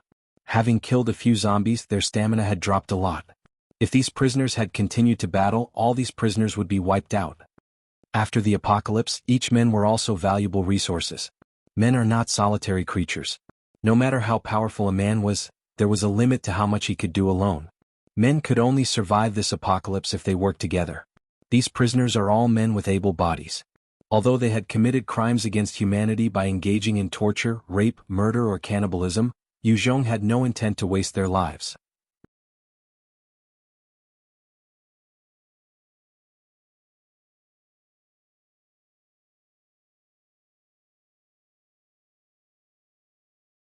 Chapter 171, Attack on Big Cliff Village. Kong Tianyu shouted in a very loud voice, "All you scums, retreat." Listening to the order to retreat, these prisoners discarded their shields and machetes as they ran back with all their speed. The shields were quite heavy and discarding them would enable them to run faster. In this short period of time they had killed 300 plus zombies. Each man's stamina had dropped significantly. Their bloodlust had also withdrawn as they focused all their efforts on running. Earlier they did not have a choice, it was either to kill the zombies or be killed by their captors. Therefore they gambled their lives on killing as many zombies as possible and had a bloodlust. But now that they were given a chance to retreat, naturally they would choose to flee and hold back their bloodlust. Kong Tianyu roared a command at the group of prisoners, "All of you put your hands behind your head and squat down immediately. I will shoot all those that dared to run." If the men ran in a disorganized manner, they could escape or in the worst case, rush into Yu Zhong's camp and to spread confusion and chaos. With the zombies attacking them, Yu Zhong cannot afford to have confusion and chaos in his camp. Under gunpoint, all the prisoners ran towards the area that Kong Tianyu had designated and put their hands behind their heads and squatted down. 3 of the close combat team members quickly examined the prisoners, and dragged out 23 prisoners who were injured in the battle with zombies. They shot these prisoners at point blank. The sounds of gunfire and the deaths of their comrades made the prisoners trembled in fear, and they dare not move a muscle and as they looked downward and behaved. Individually, normal zombies are not that scary. Their strongest threat to mankind is the zombie virus. These creatures are extremely slow and are only dangerous in overwhelming numbers. In the short skirmish, none of the prisoners were eaten alive by the zombies. However, there were approximately 1/4 of the prisoners who were scratched or bitten by the zombies, and infected by the zombie virus. Since there is no cure for the zombie virus, Yu Zhong sent his men to kill these infected men. He did not want any prisoners to turn into a zombie and infect other prisoners. All close combat teams follow me. Looking at the zombie horde that persistently creeped forward no matter how many times he mowed them down with gunfire, Yu Zhong finally lost his patience and gave the order for all his close combat teams to attack. The close combat team's members were more effective in killing zombies than gunfire. All the close combat team's members followed behind Yu Zhong as they charged towards the zombies. In the team of close combat personnel, not all of these men are equipped with Tang imitation sword. Yu Zhong do not have enough swords to equip each man with a sword. Therefore some of these men also use the machetes. These machetes also easily cleaved apart the zombies, and the only disadvantage of using a machete compared to Tang imitation sword was that any zombies that were killed by a machete do not give its killer any experience orbs. These close combat team members hacked at the zombie in a mad frenzy. Yu Zhong and White Bones led the charge and cut down several zombies with each swing of their weapon. These close combat forces then engaged the zombies. The close combat forces team were comprised of evolvers who had killed scores of zombies before. Ordinary zombies have no way to bite nor scratch through the water python snakeskin armor that the close combat forces were wearing. These zombies are also relatively slow. As long as a close combat team member took care not to be surrounded by zombies and retreated before his escape route is cut off, the close combat team member is not in any danger. But the same cannot be said for the zombies.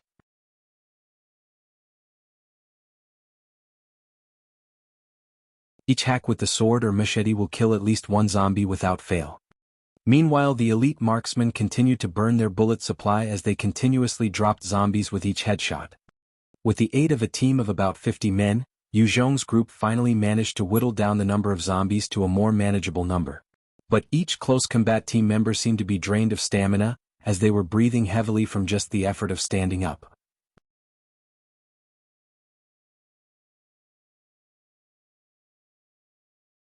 Only Yu Zhong and White Bones have the strength to continue to kill the zombies as the close combat team members are exhausted. But the few dozens of remaining zombies should pose no threat to either Yu Zhong or White Bones. As he cut down the last of the remaining zombies, Yu Zhong breathed a sigh of relief. Finally we won. These zombies might be level 1 creatures and are weak, but there were over 5,000 zombies. Even after several rounds of concentrated fire, the number of zombies remaining were still over 1,000 strong. The team of close combat fighters had managed to finish off these 1,000 plus zombies, however their stamina had depleted to a very critical level. They were unable to continue to fight until their stamina had recovered somewhat. The group of 50 close combat fighters were way too small in number to deal with the massive number of zombies. This time, I had really underestimated the enemy, thought Yu Zhong as he stared at his men who were perspiring heavily and panting. This time, Yu Zhong had only brought one half of his troops to attack Big Cliff Village. This was because having experienced the last clearing of villages, Yu Zhong thought that these men were more than enough to clear Big Cliff Village, and at the same time, increase the experience of his men. But he did not anticipate that there was a zombie controller in this village. If not for the fact that Yu Zhong had evolved many times, this raid would have ended up as a massive failure. What the fuck is controlling these zombies? Yu Zhong is suspicious and curious about the controller of zombies. He headed out alone with White Bones towards the village. Yu Zhong had evolved much more than his regular troops and frequently allocated points to increase his stamina. As long as he did not continuously use his active skills, his stamina would not deplete so quickly. Therefore, although his men could barely move, he was not tired at all. The town of Big Cliff Village was practically empty. Also there was a trace of dark-colored blood at various places, but there were no more zombies inside the town. It seemed that I was right. There is something or someone controlling these zombies. Yu Zhong looked at the empty and silenced town and he frowned. In the last raid against Stone Horse Village, although the zombies were drew out in waves of about 100 zombies, but the center of the village had a massive number of zombies. But this town center did not even have a single zombie. This means that someone or something had controlled all the zombies in this town and forced these zombies to attack Yu Zhong's team. Having a mysterious zombie controller is not a good thing for Yu Zhong's team.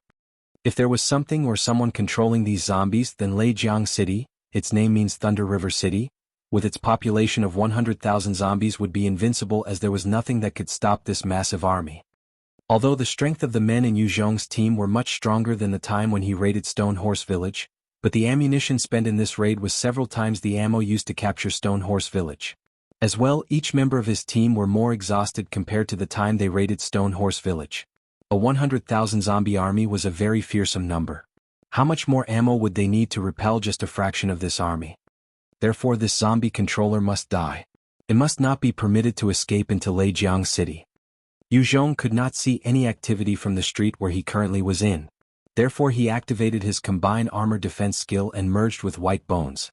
He launched a bone spike onto the ground, and used a bone ladder created from the bone spike to climb onto the rooftop of a supermarket. Standing at the top of the supermarket, he had an unobstructed view of the scenery and surrounding landscapes.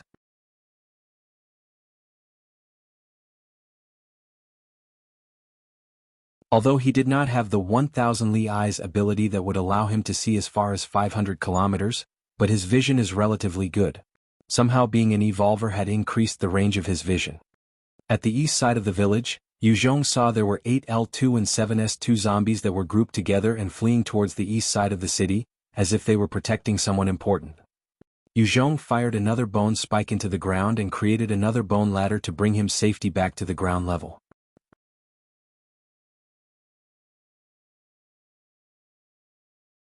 Once he landed on the ground, he immediately speed up and sprinted towards the direction where he had seen the group of zombies. Yu Zhong had spent a lot of points of his stats on agility. As well, he is wearing various agility-enhancing items. The L2 might be strong, but they are relatively slow. Although the S2 are very fast, these creatures were guarding something. Therefore the whole group moved at the speed of the slowest member, the L2. With Yu Zhong's speed, he quickly caught up to the group of 15 evolved zombies. Once he had caught up with the zombie bodyguards, Yu Zhong was able to see clearly that in the middle of the group of elite zombies, there is single gray color zombie. This zombie is relatively small. Its limbs are very short, but its head is relatively big for its body. Its eyes are very long and its mouth are very big and filled with sharp teeth. It sits on top of a massive L2 zombie as a man would sit on top of a horse.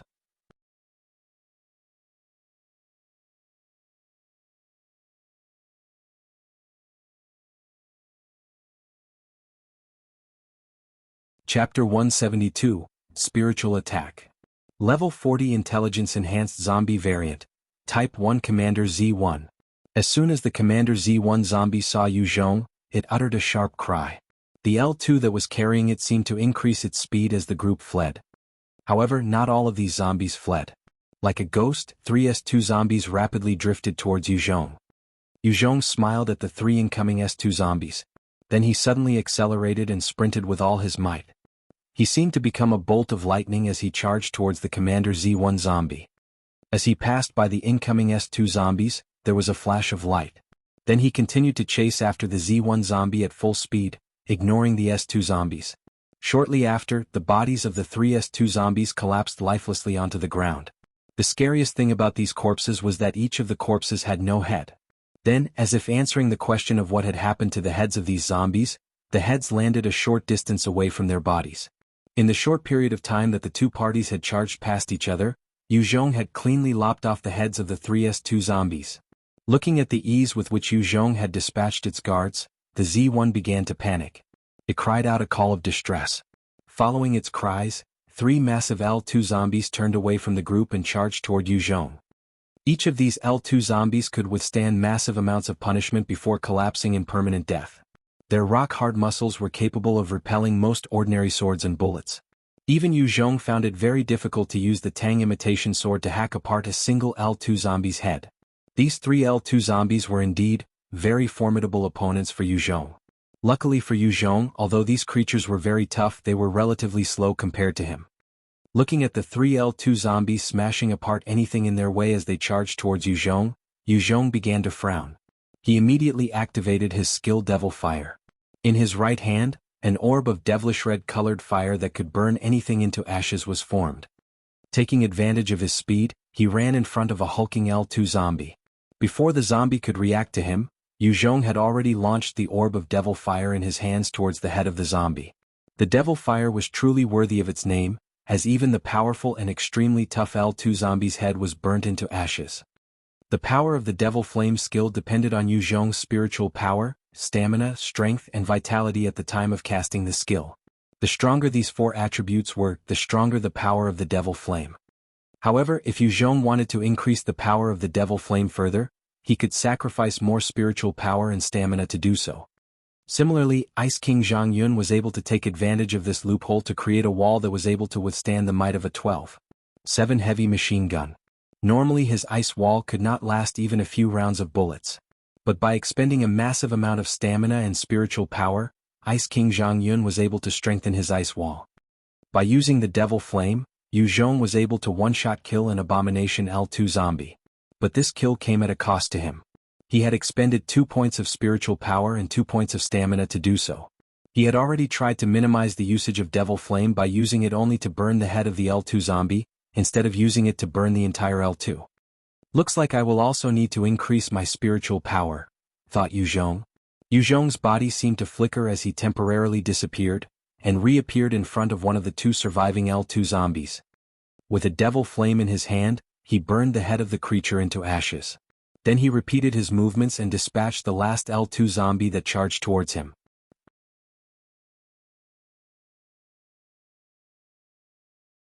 Although he had managed to destroy 3 L2 zombies, he had squandered 6 points of spiritual power and stamina to do so. After obliterating the 3 L2 zombies, Yu Zhong had rushed in front of the group of the bodyguards. With a stinger gun in hand, he pointed the weapon at the Z1 zombie and pulled the trigger. At that exact moment when Yu Zhong was aiming towards the Z1 zombie dropped down from the body of the massive L2.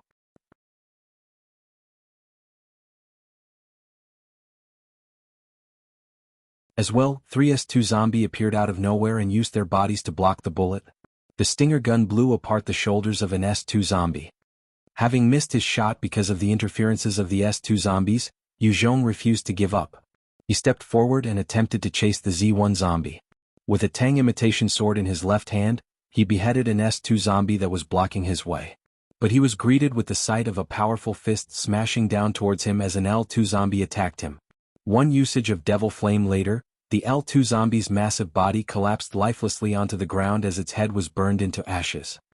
The Z1 commander zombie's eyes turned bloodshot at the carnage Yu Zhong was wreaking on its forces. It stared at Yu Zhong with eyes filled with unbridled fury. Then it focused and launched a mental attack at Yu Zhong. A wave of spiritual power discharged towards Yu Zhong. At this exact moment, Yu Zhong was blocked by an S2 zombie and an L2 zombie from advancing any further. The spiritual power hit the S2 and L2 head-on, and their head exploded from the impact of the spiritual attack. Although the 2 zombies in front of Yu Zhong bore the blunt of the attack, Yu Zhong was also not spared from this powerful attack. He felt as if his head was hit by a baseball bat. His world spun in circles, and he could have sworn that he saw stars circling around his head.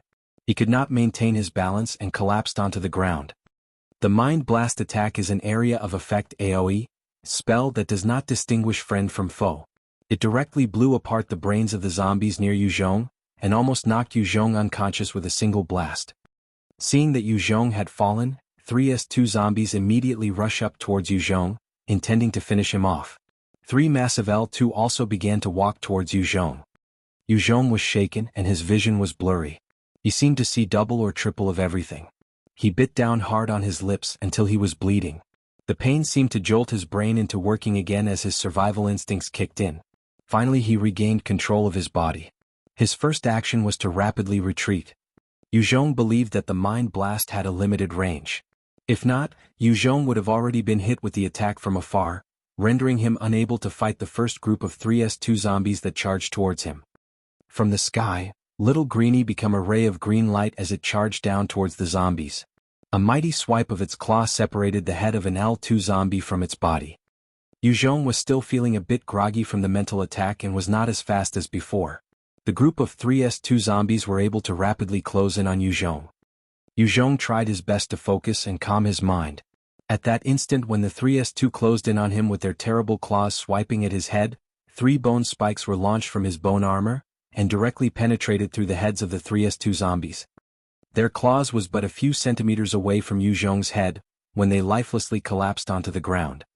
Yu Zhong was able to withstand the impact of the Mind Blast only because he had strong spiritual power. This ability was further augmented when he equipped several items that enhanced his spiritual powers. For instance, the white jade ring he had taken from the corpse of Ice King Jianghu had provided a massive increase of 6 points of spiritual power. Hence, he was able to partially resist the power of the Mind Blast. Although the Mind Blast attack had not blown apart his head, it still managed to make him feel highly disoriented and dizzy. He had managed to shake off most of the effects of the Mind Blast, and his condition had improved somewhat. After killing the group of S2, Yu Zhong stepped forward and pat his hands on the head of an L2.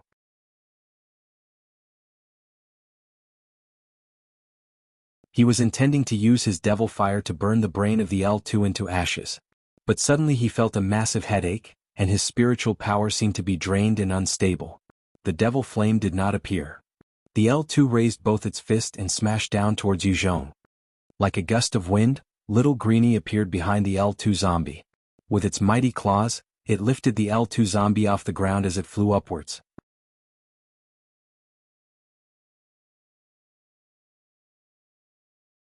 Then it flew downwards rapidly and sent the L2 zombie smashing headfirst against the concrete floor. The poor L2 zombie's head and its upper body turned into a spectacular display of bloodletting as the floor around it shook from the impact. Yu Zhong had no time to worry about little Greenie. There was still 2 more L2 zombies that were charging towards him. He used his superior speed to apply behind one of the L2 zombies. With the stinger gun in his hands, he blew apart the brains of this L2 zombie. The last L2 zombie suddenly did something very surprising. It turned and tried to run. Normally L2 zombies were without fear. Perhaps this L2 zombie was trying to rush back to carry the Z1 commander zombie away to safety instead of fighting. But how could Yu Zhong let such a good opportunity slip by? He pointed his stinger gun at the back of this zombie and fired 3 stinger bullets. Each stinger bullet had explosive penetrating power. The bullets tore through the back muscles and bones of the L2 and blew apart its brains. The L2 zombie collapsed in a pool of blood.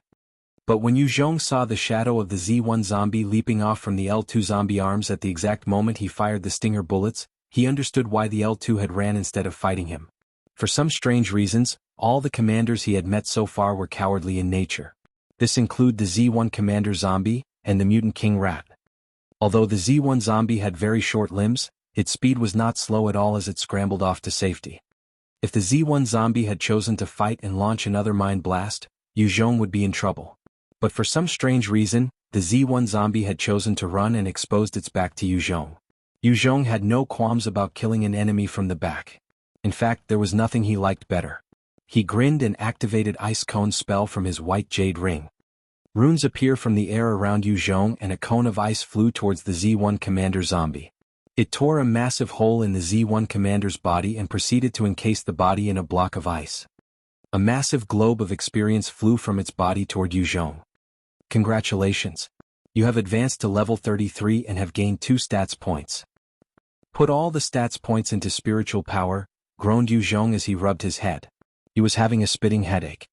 Once he made his choice, he could feel some spiritual power entering into his body. His fluctuating spiritual power seemed to be stabilized somewhat.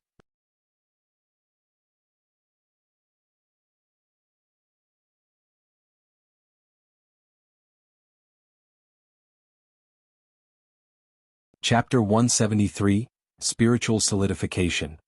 Yu Zhong walked up the corpse of the Z1, and found that the Z1 zombie had dropped several items. A skill book, a green-colored treasure box and 200 system coins. Level 3 skill book, Spiritual Solidification. This skill is a passive skill. After learning this skill, your spiritual power will permanently increase by 10. Yu Zhong immediately opted to learn this skill. Instantly in Yu Zhong's brain, there appears a new rune.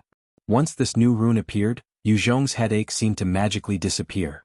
The mild feeling of disorientation he had as a result of the mind blast also completely vanished. Looking at the massive head of this Z1 zombie, Yu Zhong took out his Tang imitation sword and chopped off its brains. He tried to examine if there were any blood-colored beads or crystals inside it. Just as Yu Zhong was checking the corpse, little Greenie flew down, and with a peck begins to eat the zombie with relish. After several big gulps, it quickly swallowed the entire zombie. There is no evolution this time. Seeing that little Greenie had not evolved, he was feeling quite disappointed. He opened the green treasure box and bingo! Level 3 treasure, power gloves. Plus 10 to strength on equip. On the route back to the camp, he kept all the items that the elite zombies had dropped into his spatial ring. Once the Z1 zombie had been killed, the entire town had no further threats. Yu Zhong's men had also entered into Big Cliff Village, and had began to look for survivors. While his men were busying searching for survival, Yu Zhong was greedily looking at the spoils of this battle. This time the numbers of evolved zombies were relatively high. Therefore the rewards were also much higher. Yu Zhong had managed to collect 63 white-color treasure box, 3 green-color treasure box and 6 skill books. After opening all the treasure boxes, Yu Zhong found that he had 3 pairs of level 1 strength-enhancing shoes, 32 Tang imitation swords, 1 complete set of level 1 protective vest, 1 set of level 2 protective vest, 3 pairs of white color gloves, 1 level 2 Tang saber, 1 level 2 wand. As well, the 7 skill books include level 1 fireball, level 2 strength boost, level 1 ice cone, level 1 minor healing, level 2 high speed movement skill, level 1 accelerate skill. Level 2 treasure, Tang saber. This saber is much sharper and more resilient than the Tang imitation sword. Level 2 treasure, inferior wand. With the aid of the wand, spells that take more than 15 seconds to cast may save 1 second off the casting time. Level 1 accelerate skill. Using this skill will consume 5 points of stamina. After using this skill, the agility will be increased by 10 points for 30 seconds. Looking at the 32 sets of Tang imitation swords, Yu Zhong was very happy. With this I can create another 3 teams of close combat evolvers, he thought. Each evolver's combat powers and stamina is way stronger than normal humans. With strict training and more combat experience, it is very easy to create a team of special elite troops. Most of the white color treasure boxes that were dropped by ordinary zombies were empty. The drops were mostly taken from white color treasure box dropped by evolved zombies. Big Cliff Village had a much larger number of evolved zombies than Stone Horse Village. As a result, the number of treasure box that were dropped was much more than that of Stone Horse Village. Having a new Tang saber, Yu Zhong can finally let go of his Tang imitation sword. Although the Tang imitation sword were effective against normal zombies, it was ineffective against creatures with high armor such the snake mutant beasts or L2 zombies. If not for the fact that Yu Zhong had invested some points into strength, it would not be so easy for Yu Zhong to kill the S2 zombies.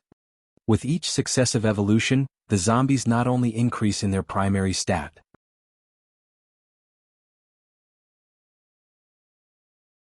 Their skin and bones also harden, making them tougher to fight. The S2 zombies may not be comparable to an L2 zombie in terms of toughness, but these S2 zombies are almost as tough as an L1. If Yu Zhong had insufficient strength to behead an S2 zombie with a single hit, the battle against these zombies would be much harder. While Yu Zhong was busy looking into the spoils of war, the troops that rushed into Big Cliff Village had discovered many survivors. Almost all of these survivors were starving.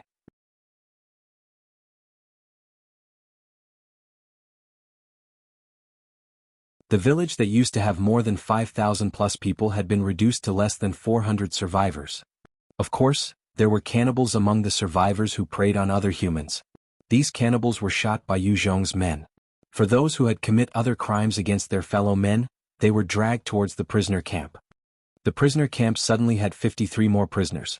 After considering the death toll from earlier, the total number of prisoners had a net gain of 20 plus new prisoners.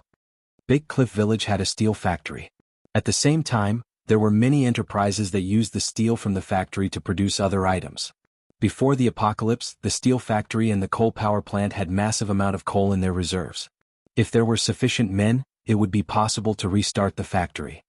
During this time, Yu Zhong had repeatedly recruited men from Longhai Survival Camp. In addition, he had assigned men to find survivors from the surrounding area. If you include this group of survivors from Big Cliff Village, he finally had close to 3,000 men under his command. After he had taken control of Big Cliff Village, Yu Zhong sent 1,000 of his citizens from Stone Horse Village into Big Cliff Village. He began to process steel, and used this steel to create more items that he deemed were useful, such as machetes, steel shields, barbed wires, sharp iron staffs, etc. The amount of steel remaining in Stone Horse Village was very little. Creating 100 steel shields and machetes had already used up a majority of the steel in Stone Horse Village. Therefore, Yu Zhong could only let his men create these primitive weapons and armors to arm the prisoners. Therefore, capturing the steel factory was of paramount importance in the eyes of Yu Zhong. A construction site in Big Cliff Village had been surrounded with barbed wire. In this place, various clothes had been placed on the ground. These clothes are the bed for the prisoners who were held in Big Cliff Village. There were 10 sentries keeping watch over the prisoner camp. If these prisoners try to talk to each other or try to escape, these guards were authorized to shoot and kill these prisoners. In this prisoner camp, a group of men clustered together as they complained about the harshness of the camp. Damn it, Big Brother Gao, these men are really too much. This time we went out and fought, 20 plus men died. If this continues on, all of us will die. A short, skinny man was complaining to the massive one. 9m tall giant man besides him. The tall giant just stared at the short, skinny man. With a voice as cold enough to freeze the surrounding air, he rebuked, "Nanlon Mingzhu, Pearl Nanlon. Shut up. You know the predicament we are currently in. If the top brass hears what you have just said, you and I will be shot on sight." The big prisoner is named Gao Daqiang, Strongman Gao. Before the apocalypse he was a farmer. After the apocalypse he drifted along and worked for Bai Kaishan. As a man working under Bai Kaishan, he had also committed several crimes. After Yu Zhong destroyed Bai Kaishan, he was sent to the prisoner camp. Listening to Strongman Gao, Pearl Nailan began to shiver and seemed to shrink smaller as he hugged himself and curled up. He carefully looked around at the guards surrounding the camp, and his eyes shone traces of fear.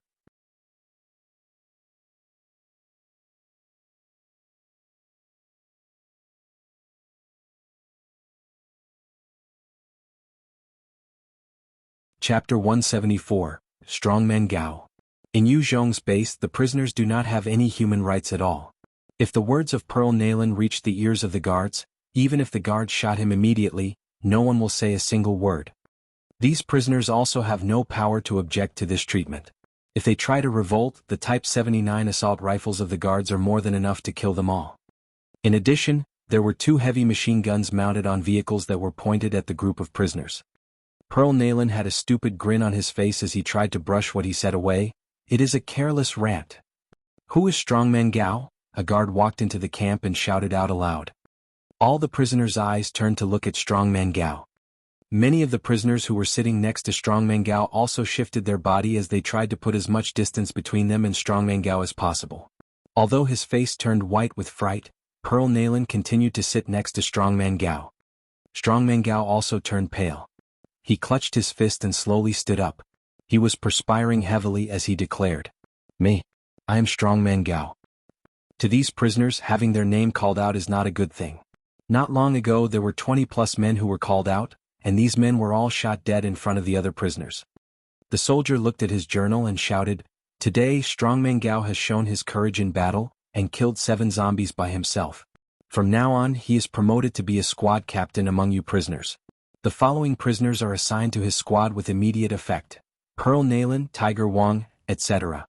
As a squad leader for the period of 1 week, he will be given a piece of fish every day. We hope that he can quickly kill 30 zombies and win back his freedom."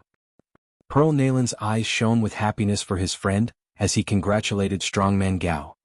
"Big Boss Gao, please take care of me." The 12 men assigned under his command all came forwards to offer their congratulations. From now onwards he will be in charge of them.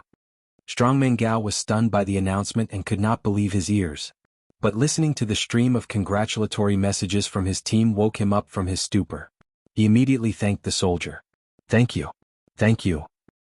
The soldier smiled and looked at Strongman Gao with eyes that were much warmer than the cool looks of the guards. "There is no need to thank me. I am just here to carry out Captain Yu's orders."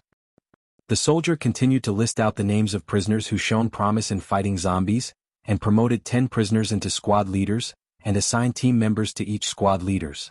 All of these squad leaders gained the right to have 1 fish every day as a reward for their bravery. After announcing all the rewards, the soldier waved his hand, and several men pushed a trolley of food into the prisoners' camp. In the food tray, in addition to rice and buns, there were several pieces of fish. All of the prisoners looked at the fish, and their saliva dripped uncontrollably out from their mouths. After the apocalypse, food becomes scarce. Only the top brass in Longhai City could afford to have a fish to eat. Most of the prisoners have not even tasted meat after the apocalypse. Today, when they saw the freshly cooked fish and the nice aroma that accompanied the dish, their mouths could not stop watering, and they could not help staring hungrily at the fishes. The soldier then shouted coldly, "All of you come and get your food. You are not allowed to make any noise and you are not allowed to jump the queue. If anyone is caught infringing these rules, you will be given 20 lashes of the whip, and double the usual workload." After listening to the soldier's words, the prisoners all behaved themselves. They queued up in an orderly manner to get their food.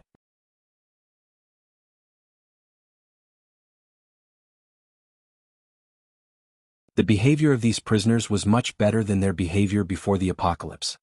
Strongman Gao gathered a big bun, a bowl of porridge and a steamed carp and returned to his seat. Along the way, Strongman Gao could sense all the hungry looks of the other prisoners as they glanced at his fish. If not for the fact that there were guards manning the camp, and that he is relatively big and fierce compared to most of the men, there would be a lot of people who will attempt to snatch his fish.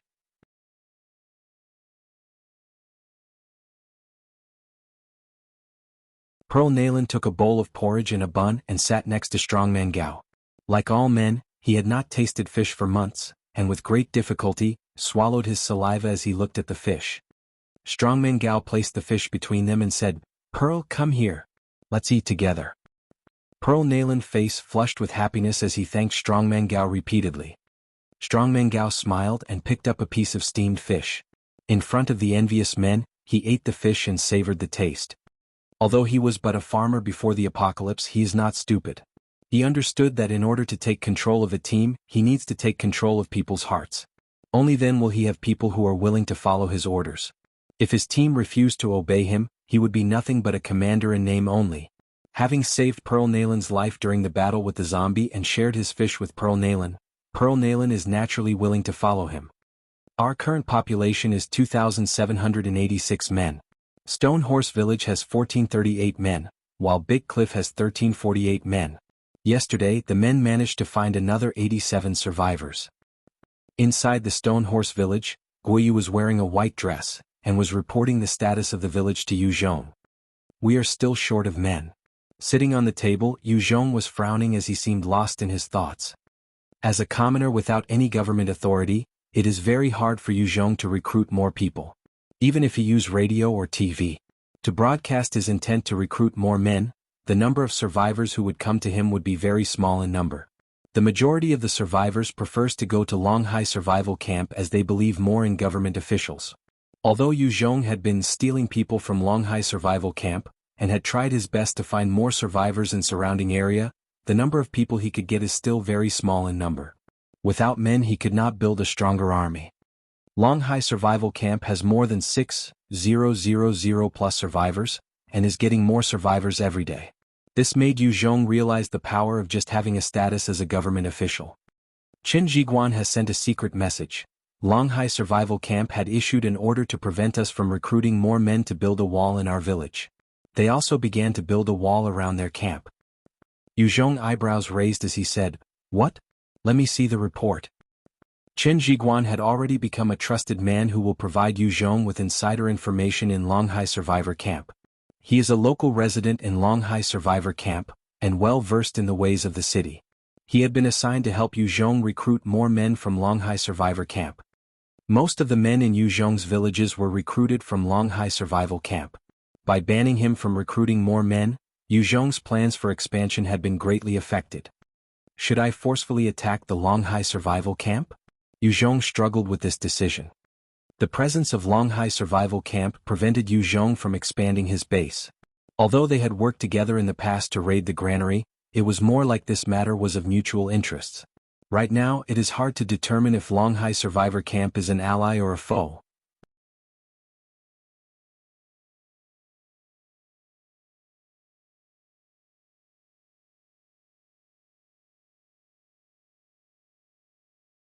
Chapter 175, Attack of the Zombies.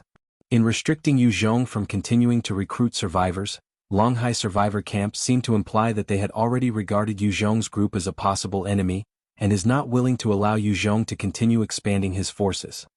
Yu Zhong had considered attacking and taking Longhai Survival Camp many times, and snatch all the survivors' food and equipment.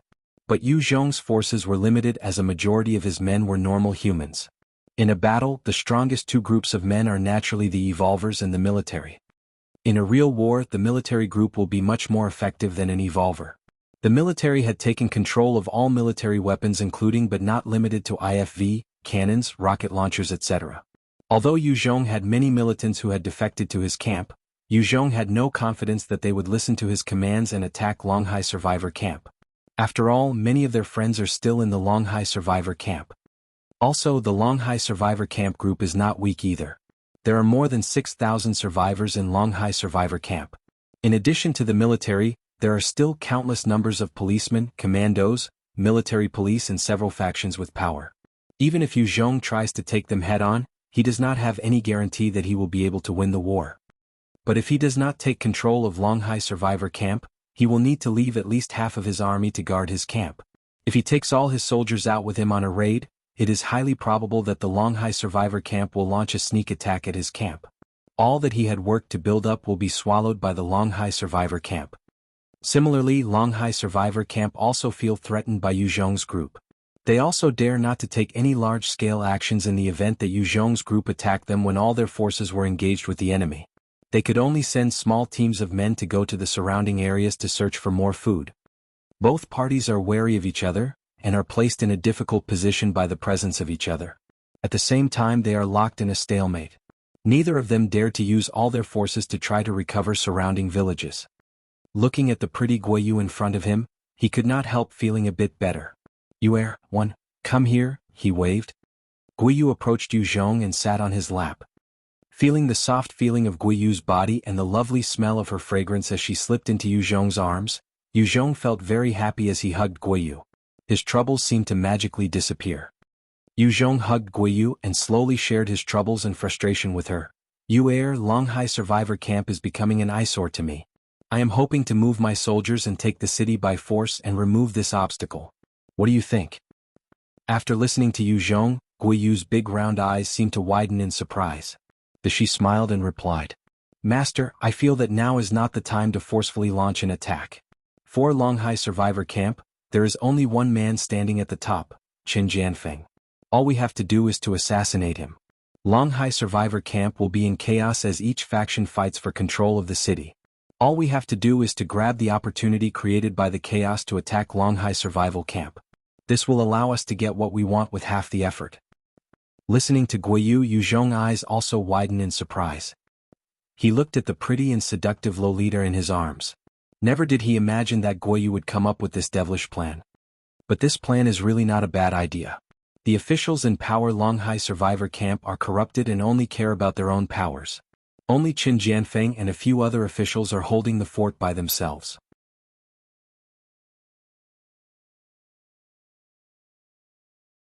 Also, Lei Qing, the military commander, is standing at one side waiting for an opportunity to strike.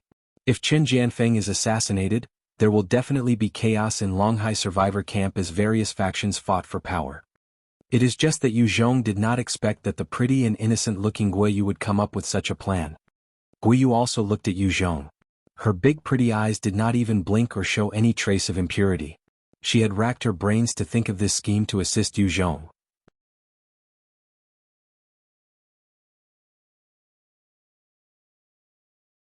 Yu Zhong hugged Guiyu tightly and softly replied, "We cannot do that. Qin Yao and Ji Qingwu has strong ties to Qin Jianfeng. Ji Qingwu is also one of the generals under Yu Zhong.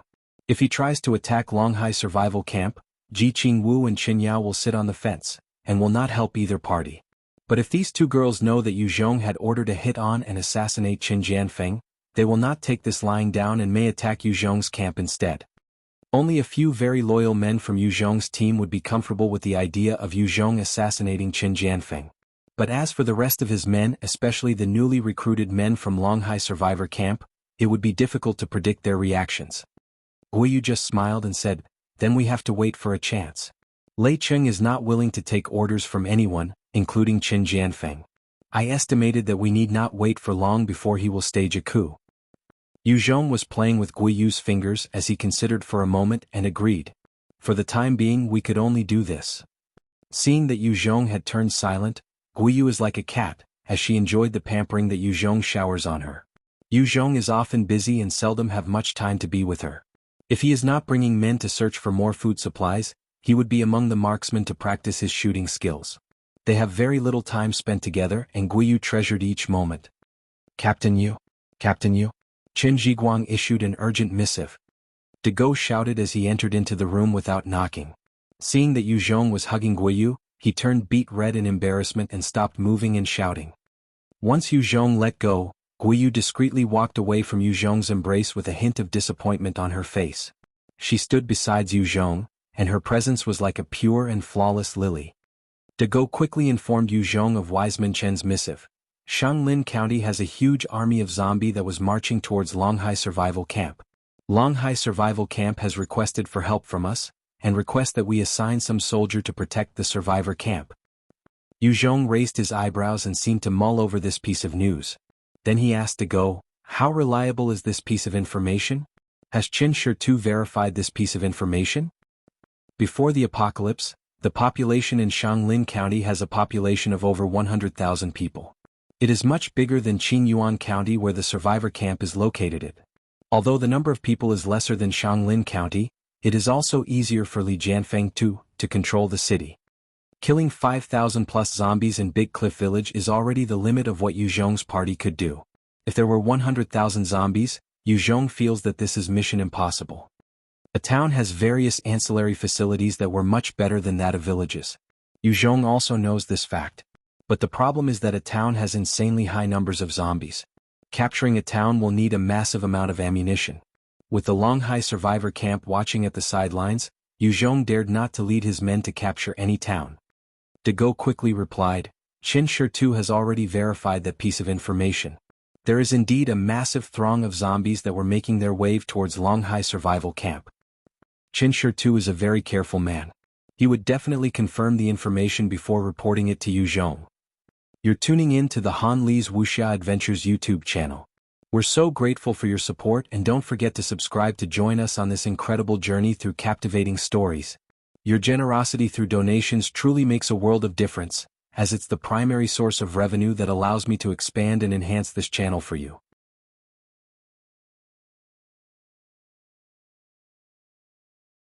Thank you from the bottom of my heart for being a part of this adventure.